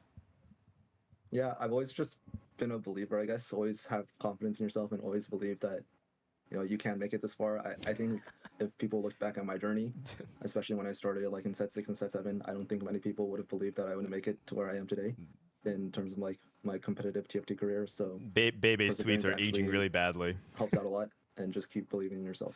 Oh my god. Well said. All right, Milala. They said that you were a choker. They said, oh, you only won because of your gold openers. They made so many excuses. What are they gonna say? What are your haters gonna say now, Milala? Or what do you have to say to them? I'm the world champ. GG's. That's The right. world That's champ right. Milala difference. Well, Oh, Milala, we're man. going to let you go celebrate. But before we do that, I wanted to give you one last chance to have a platform, say shout-outs and all that stuff. Yeah, I just want to give the same shout outs I gave in the beginning to my study group, Waging Iverson, Philip, Toronto, Tokyo. Such a good I also group. want to give shout outs to like Replay, Degree, Ripple. We like studied a bunch, and all the other NA representatives. I also want to give a shout out to like some of my international friends. Okay. Michael, Flancy, 60second, and all the like Chinese participants in this Worlds were like super friendly to me, and we were just like talking in between games. I also want to Damn. give a shout out to Dan and Bryce. Oh, shit, that's us! who, like, Oh! fought for NATFT, and Dan was actually like the first guy who ever was. put me on the spotlight. Oh! Oh, yeah! A good opportunity, like Dude, a good second chance. Can we to, pull up a Malala? like, Can you make a be Malala over in the Soju like spotlight, and greater I than just Soju wanna make the most graphic? of Does it. that exist somewhere? Best of luck to you, Malala, in Let your me see, future. let me see. Congratulations Could be like our background. again on your world champion title, and enjoy that golden spatula behind you. Thank you. Pull up my second monitor. Pull up my second monitor. Do it. Once again, they have secured themselves another pull up my second monitor and mute the stream. Okay. This is my green screen background, and this is what Milala was talking about. Holy shit! I have so. What am I doing with this? what do I have to this? Oh, everybody wants bows, right? Everyone wants bows. Q code. Okay. So I have a bunch of meme green screens. I had one. The greatest meme Wait, that was not a meme. It wasn't a meme. It was fucking fortune telling. Yeah. Oh, wait, I got the wait. Hold on. He fist bumped so hard he changed the scene. I have the receipt. I have the receipts. That's right. Oh man, I always knew. Knew. But at the same time, like it was like I didn't realize he would be like this good. I'm not gonna take full credit. No, you did know. But like this was back when Milala was first competing, and the reason why this meme came to be about was because Soju was starting to be influencer mode. Yes. He was like, quite frankly, like his success was starting to be really high. Okay, let's. We can take it, move it this one. His success was starting to be really high, so then he started moving down the power rankings, and I was like, okay, I think I want to do something controversial for the power rankings. Yeah. I'm going to take Soju off, and I said, I need to look at another up-and-coming player, Yes. and I scouted around, I said, wait, I remember this Milala has been really impressive, plays really flexible TFT, he's always seems to have like a different tech, and he's also just playing good, fundamentally sound games, so I ranked Milala over Soju. Soju saw this, pulls up the power rankings on stream, and just mauled for like 10 to 15 minutes. Like, how is it possible? It's like, he put Milala over. He was just ranting over and over. And so it became a meme in set 6. Milala is greater than Soju. And I put it as like this green screen background thing. So, man, I forgot about this actually. Oh, I'll never forget about this. I forgot about this totally. This was so good. Crazy. Yeah, I'm pretty sure Milala placed him in the tournament as well, by the way. Oh my god. Like whatever ranking he we did. were He did. Like, yeah. All right. Oh, they're doing the dev drop. Okay. Let's go ahead. Transition screen. On that note, let's talk about set 11. Oh. Sorry. Enter a world where myth intertwines with reality, and fantastical beings tempt fate and fortune. With a new mechanic and roster, each path, decision, and encounter will paint your journey.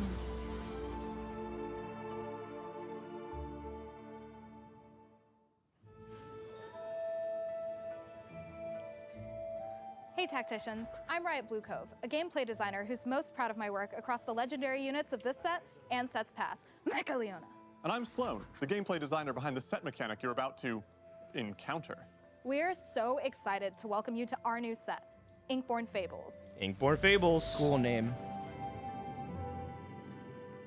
In the world of Inkborn Fables, brushes with fate and mythical creatures are inevitable. So we created Encounters, a new mechanic that brings the thematic to life. At various points in each game, you'll have chance encounters with legendary beings. They can be just for fun, or literally game-ending. Wait, Some what? encounters have a small impact on your game. If Alawi shows up, she'll grant you some free rerolls. Okay. Encounters set, and all tacticians get way bigger, then shrink down a bit, with no gameplay effect. All right. Why, you ask? Well, set's just passionate about bulk and cut cycles, and sometimes it's fun to have a more normal game of TFT. Agreed. Then there are the Agreed. game-changing encounters. I'm down for set every game. Shogath, for example, I'm a gives set players main. a choice. Feed the beast and permanently sacrifice a shop slot in exchange What? for a reward.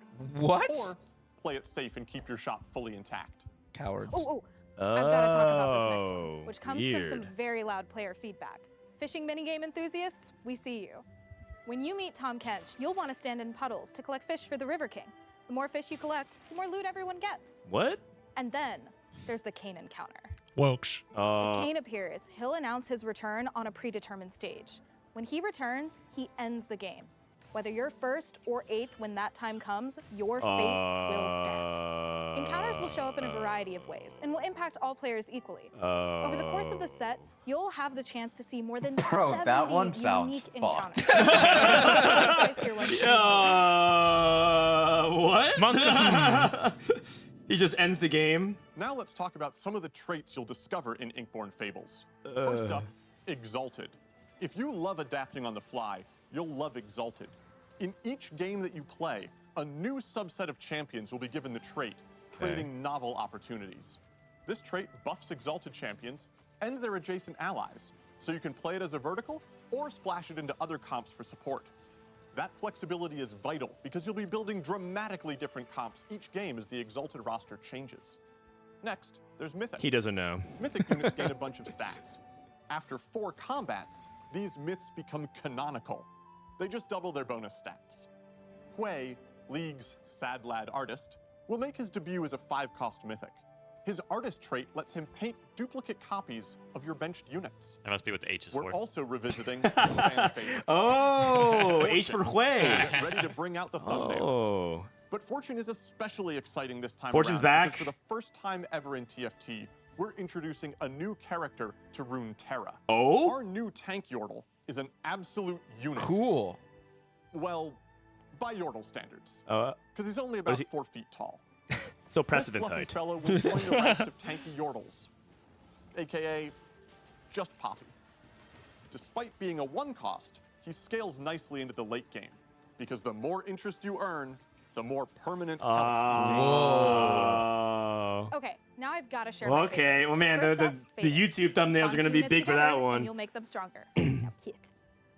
Oh my god. Speaking of favorite couples, there's one more unit I want to call out. Xayah and Rakan, who enter the set as a single 5-cost via their unique trait, Lovers. Lovers. The trait allows you to swap which lover takes to the battlefield based upon where you place them. Each lovebird has their own ability that will also tag in their off-board partner for support. Ah, that's neat. Ready to build your own hero? Okay. Storyweaver champs create a build-your-own summon in the form of Kale. As you write her legend, through reaching trait breakpoints, you'll have the ability to empower her spell, grant her a new passive, or even see her ascend. This is the summon trait. Now we'll pass it over to this set's engineering lead to give you more info. This on is the really 5 cost fast. for They're throwing so. They're throwing so much. That's what what the you heck? do. That's kind of what you have to do for Yeah, these yeah, videos. yeah. This is just a lot of information. A lot of information. I'm still thinking about Kane ending the game. Hey everyone, I'm Anurag, the engineering lead of Inkborn Fables, who led the tech for Irelia. And I'm here with Winston, the gameplay product lead for this set. Hey everybody. Usually when we make a champion in TFT, we have plenty of examples to draw from in League. Oh, or previous Linda's in sets the for chat. tech. This was the first time where we had to build the tech for a champion from the ground up, because the concept was just so unique. When I first saw this, I thought it was her ability, but it's actually just her auto attack. That is Engineering sweet. is the core of making games. What? Designers and artists can dream up the wildest things, but it always falls to engineers to figure out how to actually build them. So when design wanted to bring Aurelia's legendary blade dancing abilities into the game, we went to Anurag and said, design wants to do something impossible. So in a real way, we went to engineering to see if we could make the blade dancers blades. What the heck? That's sick. That is so cool. We wanted Irelia's missiles to weave smoothly from target to target. At the time, this was impossible. It was hard for us to create missiles with smooth paths that were more complicated than S shape. We solved this issue by using a combination of Hermite splines. What? Oh, yeah. Yeah. I mean, that's What's the just- Hermite That spline? tell a missile how to move in a specified shape from point A to point B, while making Whoa! adjustments for the chaos Hold that is a on. fight in TFT. This is so cool. Basically, whenever Irelia hits a target, she decides what the next target should be and how intensely the missile should turn to the next Wow, enemy. that is And after slick. she hits them, she repeats the process. And things like this unlock new possibilities for the future of TFT. Inkborn Fables Because is this is a not in prime example Summer's of Rift. how we're trying to There's push the there's boundaries of real investment in as a TFT. Holy multiplayer shit, with you new can't do tech. this. That was a League. lot of work to do to make Our new that, tank and Yordle our new unit tank is, of unit course, is a another brand new example unit. of Brand new unit, yeah, But new there's IP, even more new we're IP. working on. Like, Balloon, who you know as Aphelios' twin sister, has always been the disembodied voice and never the independent lunar being. Well, now she's making an appearance of her A own. so she second can blast her character? enemies with lunar energy. Inkborn Fables is the most content-heavy Oh my set we've God, ever wait a created. second, wait, whoa, Thanks whoa. to the efforts Dude, of all of our TFT teams has working in staffed up harmony, massively. including QA, art, engineering, design, Yeah. and many, many more. But these teams aren't the only ones cooking up new content and experiences for you. Hey Alex, can you paint us a picture of what you folks on cosmetics have been working on? All right, what am I spending my money on? Rotating shop. Hey Tacticians, I'm Alex, a product manager for cosmetics on TFT.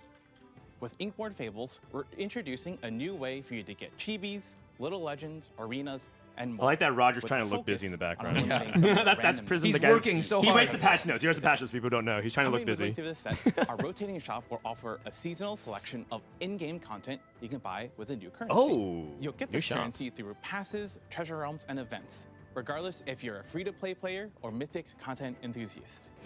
This currency AKA if you're free-to-play or rotating shop, Chinese. where we'll have a changing selection of content, both old and new. And if you don't see anything you like during one shop rotation, you can save up for something in the future. Oh, so we have It's Night about Market. choosing the content you want. The overall goal of this update is to increase agency in how you choose to approach collection. So we're making a couple of additional changes. With the addition of rotating shop currency to treasure realms, we're reducing the drop rate of Mythic content, but also reducing the price of each treasure realm pull along with it. We'll also be adding a milestone reward track, similar to League's Masterwork chests. These changes will result in less investment for each individual pull, more rewards along the way, and more control over acquiring the content you want. That's it for me.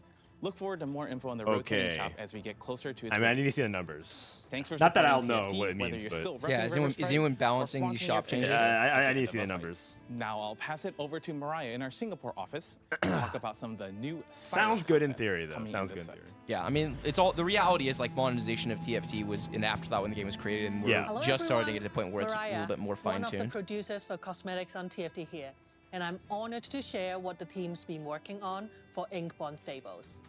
First, let's get chibi-fied. With the set's release, we're introducing Chibi Morgana and her spell-binding mythic variant, Chibi Majestic Empress Morgana. Wow, that's a cool look. Also, during our release patch is a new mythic variant of a fan-favorite chibi. Chibi Spirit Blossom Ari is the perfect chibi to guide your foes to the afterlife. But new chibis aren't the only thing in store for Inkborn Fables. Handan is a new species of Little Legend that's never made a mean face. Well, they've What? They have no never face. really made a face at all. Yeah.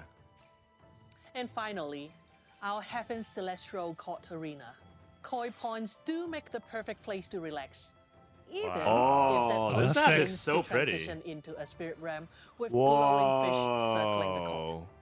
With that, Okay, let's see how you I'm can poor. I'm embark on poor, your also. own I'm journey poor. in the mystical realm I'm swiping. I'm tempted to get that. I I'm haven't swiping. changed my background since set 2, but Oh, man. Hey Tacticians, I'm Michael Sherman, lead for TFT Esports. Since our last dev drop, we've had a few major events. So let me start off by saying a huge thank you to everyone who came out to Vegas for the first TFT Open. Congrats Same to event. Milala, who took home our first. Hey, that's our world champion. That's our world It was champion. such an incredible weekend, and I can't wait for our next Open at the end of this year. On top of that, we just crowned our Remix Rumble champion this weekend. Be funny if they clipped in We're filming Milala. this before said championship, so whoever ends up winning, my favorite the whole time. You already Okay. congratulated He should have filmed different You versions. should have. That'd be really How funny. We're improving future competition. Over the years, we've opened our tournament circuits to 9 regions around the world.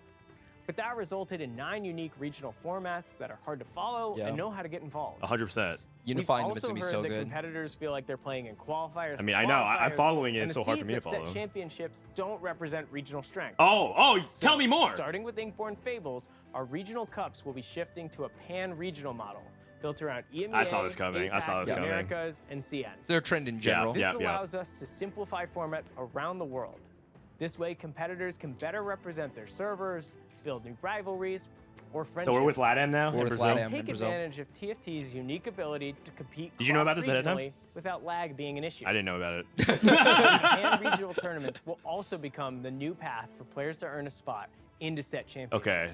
So we have to go through Expect an SLATM to update get to from Wolves the now. esports team with all the particulars soon. Interesting.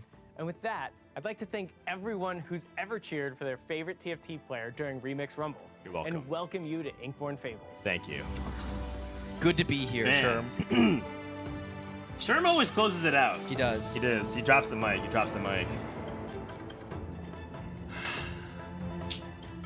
All right. What do we think? Looks sick. What amazing yeah. information that we just got. All right. So what do we think, chat? Very pog. Do we have Linda here? She's here? All right. Hello. Hello. So Hello. we have Riot Linda here right now, joining the cast. Hello. So please introduce. We have an exclusive dev interview right now. Please introduce who you are and what you did for Set 11. Oh, hello. I'm Linda. I'm the set design lead for Set 11. Awesome. And yeah. And is set 11 the greatest set of all time? Yes. Or I'm hoping it will be. I'm doing my best to make it the greatest set of all time. That's all I can say. Awesome. Can you talk a little bit about your background in TFT and game design as a whole? Yeah. So I originally joined Riot as a design intern, and then when they were shipping TFT, I got airdropped onto TFT as they were shipping it. So I've been with TFT ever since the very beginning. Oh, wow. So it must be kind of crazy to see the growth and journey along the way, right? I look at it, it just looks like, how many people are working on the TFT team now? I'm not sure, but it was much bigger than before. Okay. Yeah, a lot more. Fair enough. Okay, so my first question is, do you feel intimidated following up Set 10? Set 10 was such a big production effort, right? The music and even the music video with Steve Aoki, and everyone had like this big thing in TFT Vegas. It's always been. Did you feel like, because people are saying there's no way Riot lives up to the hype, right? They're saying like, okay, Set 10 was so good, how can Set 11 follow up? What was going through your head as you're kind of making design choices, and did you ever feel intimidated by it? I think it's hard not to feel intimidated by following up something like that, but I think it's also important to recognize that, like, you know, when you've been on TFT for so long, it's not about trying to compare yourself with other people or other sets, and it's more about delivering like a really good player experience for people in general. So if we, between like Set 10 and Set 11, we can have like a good player experience for players, I think that's worth it for me.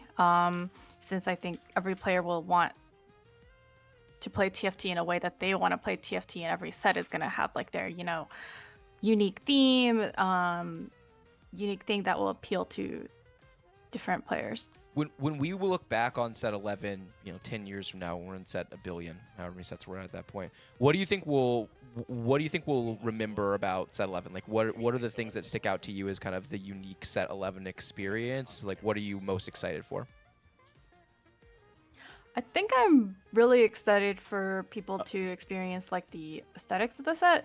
I think I'm really excited to see people experience encounters. I know in the dev drop they showed some pretty crazy ones. Yeah. People are they're like Kane. Kane is kind of crazy.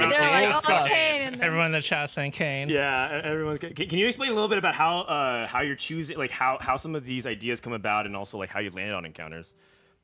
Yeah, so we landed on encounters. Sorry, first of all, Chad, I have to promise that like not every single encounter is going to be that crazy. Yeah. But we landed on encounters primarily since we felt that we really wanted to shake up like the tempo of TFT sometimes, and how TFT is played. I think right now there's a lot of like patterns of like, oh, you know, you hit level 5 at round Krugs, or like you hit level 6 at 3-2, and we really wanted to use encounters to push people into thinking, hey, like, should I be maybe not saving my money on stage 2? Should I be doing something else? I see. And that kind of was like the inception point for encounters. Okay, that's actually really cool. Yeah, shaking up the way people play, because I mean, Aesah, you talk about it all the time, and other people, like, sometimes it just feels like you just don't do anything for the first part of the game. Yeah, I just want something different. Yeah, exactly. So that's really cool. What do you think is the riskiest part of Set 11? Because you guys always take risks with every TFT set. Yeah, that's a good question. I think like the riskiest part might be just like trying to figure out if we've in some ways hit the complexity scope of TFT. Because I think 11 has a little bit more complex traits. And like how that experience is going to be for like new players. That's something that I think about a lot. Okay. Yeah, because I mean, Mort talked about it a lot, right? We have like a complexity creep ceiling that we're kind of running into, and some champions look pretty complicated. What's your favorite? What was your favorite champion to design? Or actually, like, I don't know exactly how the process works, but I'm assuming you designed a lot of the champions. So what's some of your favorite designs in this set, sir, currently? Yeah, so I can just kind of go back to like, do I design all the champions? The answer is no. It's me and the team and my cute designers that you see in the video. Okay. There's I think my favorite champion to design probably is the new Fortune Yordle. His name is Cool. Kobuko. Okay. And it's because in the beginning I was like, oh, I really wanted him to be kind of like a piggy bank. Where the more money you put in him, like the fatter he grew. Okay. And I that like was that. something that I just kind of stayed, like, had it there and then stayed with me towards the end of the set and really just became a part of his character. Especially because he's in the Fortune trait. And so I have very strong opinions on how I think like a tanky one cost is a really good way for like the Fortune trait and the Fortune players to like be able to play these kind of lose streak traits without losing too much HP. So that was kind of one of the ways that Kobuko came to be. So we're talking a lot about Set 11, obviously, because the new thing is getting released. But basically no one here has gotten their hands on it. Hasn't seen it aside from the dev drop and talking about it a little bit. What is your favorite footprint that you've personally had on the history of TFT? Like some design thing that you did in any of the previous sets that you look back on and say that's really cool. I'm glad that I made that happen. Oh, on 11? No, Or not in 11. Previous In sets, general? yeah, in general. Because I was working on TFT in the very beginning. I would have to say the most impactful thing is probably working with more on the loot drop way back in set 1. Oh, okay. All Cool. right. The very beginning. Because before you would just have like, all of your loot be in items and gold, and you could see that. And in set 1, we did like a overhaul of the loot system where we started putting things in orbs, and that meant we can give you like varying amounts of gold. We could give you like the different number of Gold openers. items.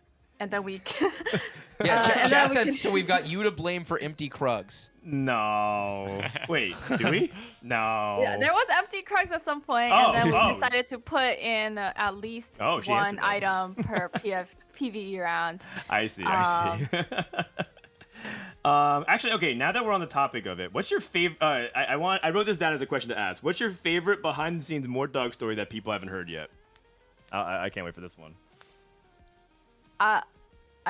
Actually, I don't.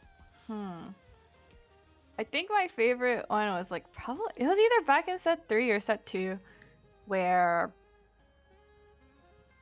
there was this one day that Mort was like on break, and he was streaming and he was like talking about a bug, or he was like streaming on PvE, and I wanted to like tell him that I fixed the bug. But I think his stream was like followers only or something like that, and so I was like, dang, I gotta subscribe to Mort to tell him I fixed the bug. It's a pretty good story. Interesting. Wait, you didn't even follow Mort Dog? No, I didn't. I don't think I followed him, but then I. Oh my somehow- god! I was like thinking that Gotta I make need him to earn it. That's awkward. subscribe That's to really him. awkward. That's- Oh man. Gotta make him earn it. Well, I guess he earned it by making you He fix a did. bug. He did. By Yes. telling Yes. me to go fix a bug. Yeah. So we just finished wrapping the Set 10 World Championship. It was super hype. I'm curious for your perspective on where esports fits into kind of the bigger picture of TFT. I think esports is a really good venue for players who are like competitive, and they're like, oh, for me, or the fun is in grinding out the ladder. The fun is in playing out these games. But I think like the other part about esports that I think is like better, or that resonates with me more, is how it's very inspirational. Because I watch LCS, I watch TFT esports, and after every one of these events, I think to myself, oh, I want to go play TFT. I want to be able to, hit totally. my Heartsteel opener into, Tiny Titans. into Tiny Titans. And so after watching that, I'm always super inspired to actually go play the game. I like that. I mean, I think that is true. After tournament yesterday, I think me, Aesah, and Ramblinnn just played more TFT for a few hours. Yeah, you get super excited, right? You're like, oh man, these people are so cool. I want to be like them too. Yeah, addiction's real fun. So what? Okay, I actually have one. I have another question as well. A lot of people always like to say pretty hyperbolic statements. I'm not sure if you read them, but it's like best set ever, worst set ever. One, do you read these comments? And two, and how do you deal with them? And then two, what actually makes things defined as success in Riot's eyes? Because I think everyone has their own arbitrary metrics. They're like Twitch viewership, or maybe like they measure other different things. I don't know, like the number of chibis they see on ladder or something like that. What's actually a successful set to you? Yeah, so I think the first question is like, do I read these comments? I think it's hard not to read these comments. Yeah. Okay. But at the end of the day, like, you know, we as humans are almost inherently wired to seek out information as ourselves, and like we as humans always like cling on to negative feedback a little bit more than positive feedback. So it's almost important to like, you know, take a break sometimes. And the second question of like, how do I measure best or worst set? This is for me. It's more of, are the players having fun and are the players cooking? Like, what kind of comps can I see with this set? And so when people came out with, you know, set 8 aircraft carrier, where it was like 9 laser core blitzcrank, I was like, oh, these people are cooking. Like, I want to be able to have sets where players can do that kind Aircraft of crazy carrier stuff. blitz. Good. Okay, cool. I like that. More things about the player experience and less about like, well, hit our player count numbers or how much money we're making. Really appreciate that answer. Right. It's like kind of like, are the players being able to make interesting things from game to game? Are the players being able to like either play different comps, or if they have a comp that they really like, be able to play different versions of that comp and be like, oh, this is like an interesting light that I'd never seen this trait in. Okay. All right. We don't have much time left, so I have one final question. Let's say people here in chat are inspired. They want to follow your footsteps, or other people who want to like become a game dev. What advice would you give to them who want to seek out either, being a game developer, or maybe just gainfully employed in general? Are you asking how to be employed, or? No. I mean, sorry. I'm just joking because most people, I don't know. It's fun to joke about being jobless in our age group.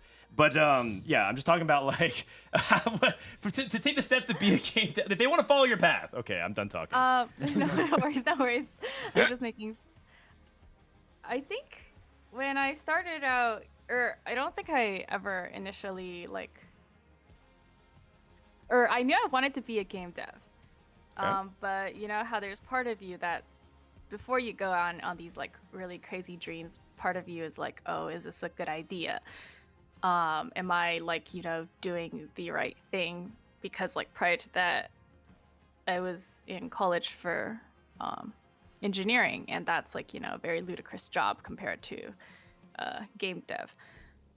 But I think throughout that experience, I kept on making games on the side. I kept on taking these things that I thought were hobbies, and like eventually was like, hey, I like it enough that I'm gonna go out and actually do the real thing. And that's how I became a game dev. I think the thing that I would say to people is like, it's good to have dreams, and at some point just kind of push yourself to do this. But I know right now, like, industry is kind of rough, and like you guys may know as working adults that you have to kind of take yourself into perspective too, and make sure you have like reasonable dreams. Oh, okay. Yeah, totally. And then like I think there's another part of it too, which is like game dev is something that's hard to get into. It's in a way very competitive, and a lot of people tend to be really rough on themselves because they're like, oh, looking at things that other people are doing, are saying, oh, maybe I should be doing that, maybe I should be doing this.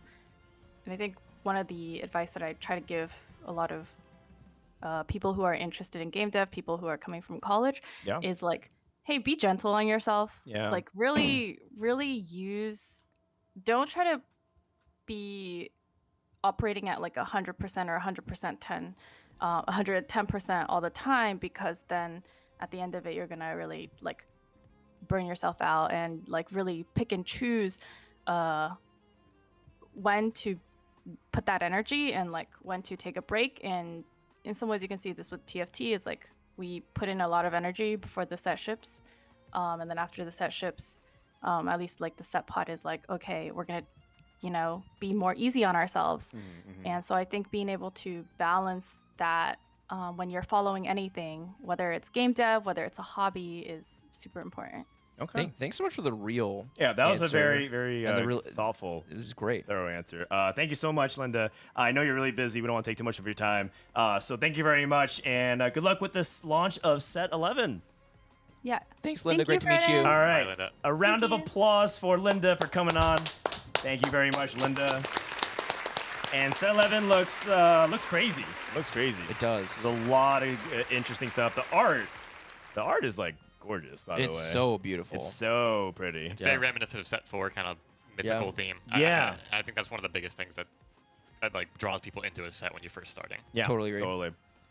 Okay. Do we have Milala back? I don't know if we have any other people back. We did talk to Milala. Skip said he wouldn't interview if he's top 4. I think Degrees had a rough day. Yeah, so yeah. I think we either talked to Milala or I think we called here. Kurumx, are you still there? Did you peace out? Oh, I'm here. I'm shitposting Milala's chat. What's up? Kurumx got us covered. Not much, man. Okay, so what do we think of Set 11? What do we think of Set 11? First impressions, Aesah. I'm excited for Set 11. I during the dev drop they said is a set that has the most content out of any set so far, which is wild to me because there's been a lot of really big sets. So I'm looking forward to it. 70 different encounters. It's gonna be a lot of variety in the gameplay. And I mean, I'm assuming this goes without question, but your TFT coach is gonna continue to Set 11. Yeah, for sure. Okay. I'm definitely planning to do a lot more, actually. If you guys want TFT coaching from one of North America's finest, you can go hit up Aesah. I think you said you're hiring coaches, right? Yeah. If anyone is interested in being a coach, you probably have to be at least challenger. But I'm. You mean our whole chat is Okay. challenger? Okay. Everyone's eligible. Chat, apply now. Do you have any coaches already? I have a few that in mind. Yeah. Okay. All right. Sounds good. Malala's here. Oh, Milala is here. Milala, what's up? Can you hear us? Yo. Awesome. How does it feel to still be the greatest? Yeah. You just. It's okay. I've just been like chilling, like watching stuff. Bro, did you tweet yet? Yeah, I tweeted. What do you tweet? What do you tweet? we gotta Look. I just said strong first. Bro was trying to make a tweet for half an hour. Holy fuck. Wait, were you writing a random tweet over and over? Yeah. We were due. Oh, Vegas champ. Strong first. Okay, Wow. All right. Wow. Malala. I will like that. I have an important question. How can someone be so good at TFT and so bad at Twitter? Yeah. What the fuck? What's the tweet there? Right? You won the world championship. You won if you count tied for first at regionals, you won 4 of the 5 events or 6 events you played in this set. Strong first. It is a strong first. Where is the fucking ego? Yeah, okay, I'm not free to make it up to us now. This is like it's a private Twitter with just our 5,000 viewers or whatever. Okay, private Twitter. Talk your shit, Milala. I got no shit to talk. I heard isn't it like winning just like the biggest shit talk? Like okay, so scoreboard is your shit talk. Okay, let's shift gears. Okay, let's maybe I can get you to talk shit about another study group. So you guys, there's a lot of study group rivalries that have emerged in NA. I think the biggest one is probably between your group and Soju's group. Okay, you guys, is it a rivalry? You guys sent the most. You sent 2 players to Worlds. They sent none. You sent both of you to the final day of Worlds, and you're the champ. So how are you feeling about this rivalry now? Oh, I feel like we've been better for like the past 3 sets or something. Yeah, I feel like that group has been carried by Setsuko. It's actually closer to say, would you say it's fair that Replay, T-Lide's Degree, and Ripple are the rival group? Yeah, I feel like the thing with those guys is like, or the thing with TFT is sort of like the streamers are in a group and like the like non-influencers are in a group. Okay, that's right. The serious players, Yeah. Man, that's fun. So the main broadcast is asking you you're going to keep competing. How long do you think you're going to keep competing in TFT? Because for some people, when they reach their goal, they feel like that's when they can kind of like stop, or maybe they can ease up a little bit. What is your plan now that you've won the championship?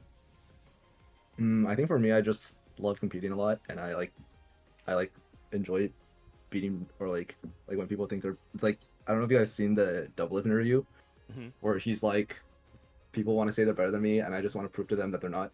Oh, I like That's that. how you feel? I like that. Yeah, that's how I feel. So I would just keep competing until I feel like I'm no longer at the top. So or no longer.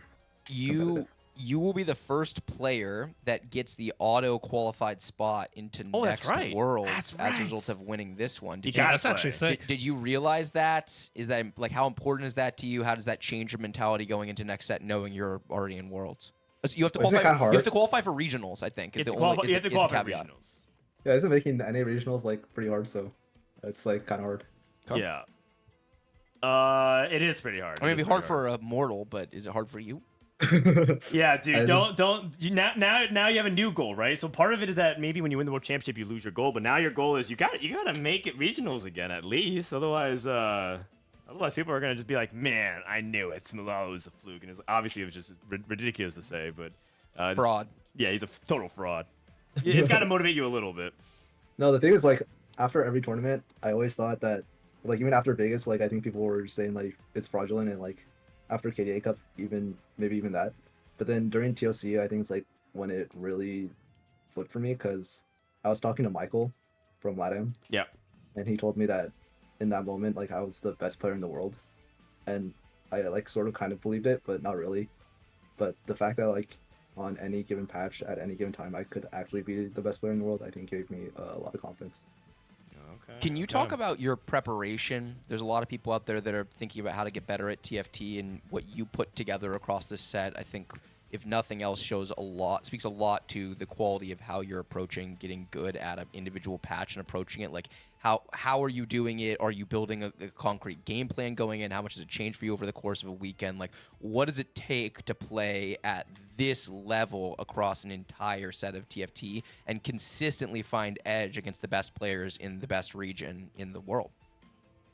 Yeah, I think for me, I'm pretty fast at realizing what I'm doing wrong, I think, and I'm pretty fast at being able to adapt. I think, and I showed that especially at Worlds and at Regionals, because at Regionals, I didn't really play too much Hearthstone AD, and I was just like rerolling a bunch of the games. And then when I got to Worlds, I played Hearthstone AD the first day, and then I swapped back to like rerolling, and then on the last day, I just sort of played what the game gave me. So I think if you really want to get better, it's like obviously like talking to people that also play the game at a really high level is very helpful, and like being able to watch back your games and like analyzing your mistakes is important. I'm really curious about what you said on the first day you played Hearthstone AD and then you swapped back to reroll. Is that because you felt like the day 1 and day 2 meta is different, or is that more just what the game gave you? Yeah, so the first day I realized that I was playing like a lot of Hearthstone, but I didn't raise, and I was just like losing to all the rerollers, which was like kind of sad. And then they didn't really give me any AP spots, because like usually like if you get dropped like a rod or tier or like something like that, you just turbo angle 2 cost from like 2-1. But I didn't get any of those openers, and when you're given like the 18 components, you're sort of forced to play it. But if it's like a medium roll 80 spot, it's like it feels really bad to play because you're probably not going to win. Okay. That makes a lot of sense. Hey, Aesah is looking for coaches for his website. Will you coach for him? I'll consider it, but the thing is like, oh, what are you gonna charge? What's your hourly rate? Hourly rate's like gotta be like. No, like the thing is that $2,000. With like working full time, it's like kind of. I usually just play TFT like when I'm like chilling. So it's like I enjoy like just playing in Discord with like Quasian and like Toronto View and Philip and stuff. And like even like when I stream, I feel like even it's Philip like, and stuff. Yeah. Damn, shake the pillow. Holy shit! All right, yeah. Sorry, what were you saying? All right, Milala, we'll talk. Yeah, okay. I'm not gonna pay you a couple grand per hour, but I'll reach out to you. I mean, maybe there'll be a market for that. How aware of your success are your non-TFT initiated people in your life? Yeah, your family, your friends, your job? Are people watching, following? Are you teaching them what a TFT is? Like, what is that dynamic like in your life? Future wife? Because it's just for so many people, it's like they have their TFT life and they have their regular life. But when you have the level of success you've had, winning these events, bringing home the big check from Vegas, all of it, I have to imagine it's bleeding through in some way.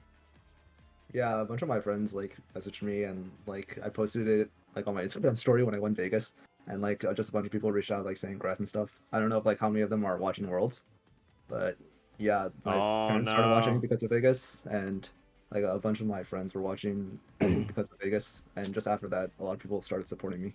You gotta watch out, man, for those Instagram honeys sliding into the world champs DMs now on Instagram. Gotta post it. Are you single? I am. So like the thing with Hearthstone Cup was for now.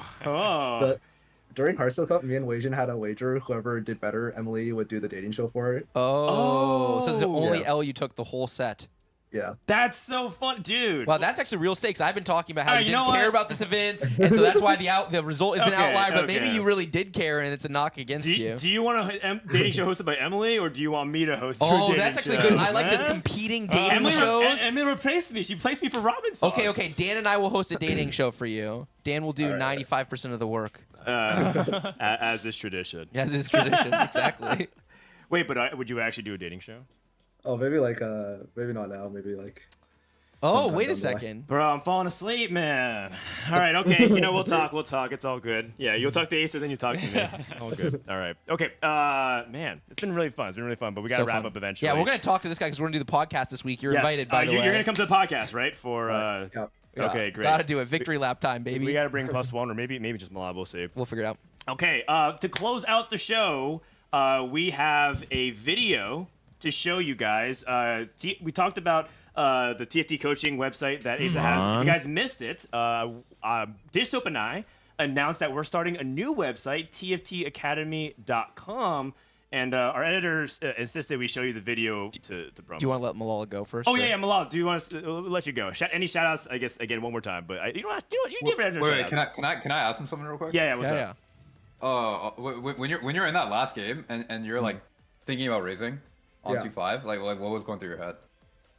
I was like, I kind of need a raise to win. Like you kind of need a raise, but like I'm gonna get fucking griefed. Yeah. Yeah. Like that Ice legit like full sold his border. Like he full. Yeah, full we off his were board. watching your POV. We couldn't see like if people were full selling. Like we can't see what you're scouting. So like how were people like full selling their board?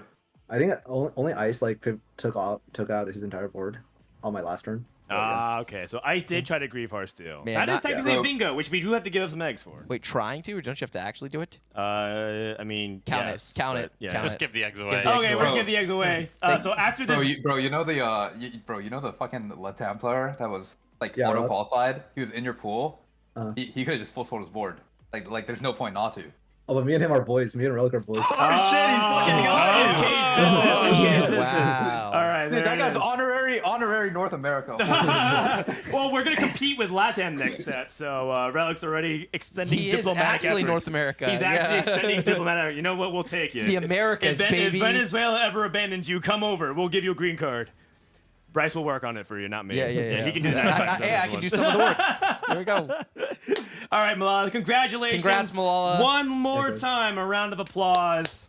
Congratulations for Milala. Well done. And what else is there to say? GG's. All right. After this video, we're gonna do away some giveaway for bingos. Let's go ahead and watch what TFTacademy.com is, if we can. Whoach. Oh, okay. We're gonna turn off the music first, and then we're gonna do it. We'll hit you with ads, and then we'll give away some little legend codes. Although I probably should do it in the other order. Yo, Dan, I'm going to bed. All right, Kurum. Hi, Kurum. Peace. Kurum. Bye, peace. Have a good day. Thanks for coming on, man. Badge. Come on. Oh God. Come on. Yes. No. Oh. Oh, no. Another ace. Wait, what?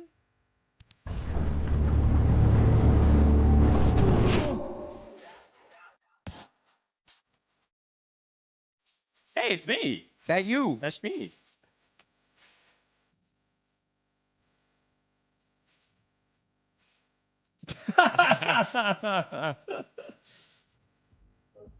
Oh yeah, we're gonna do a practice tab as well to help people with some tools, learning tools.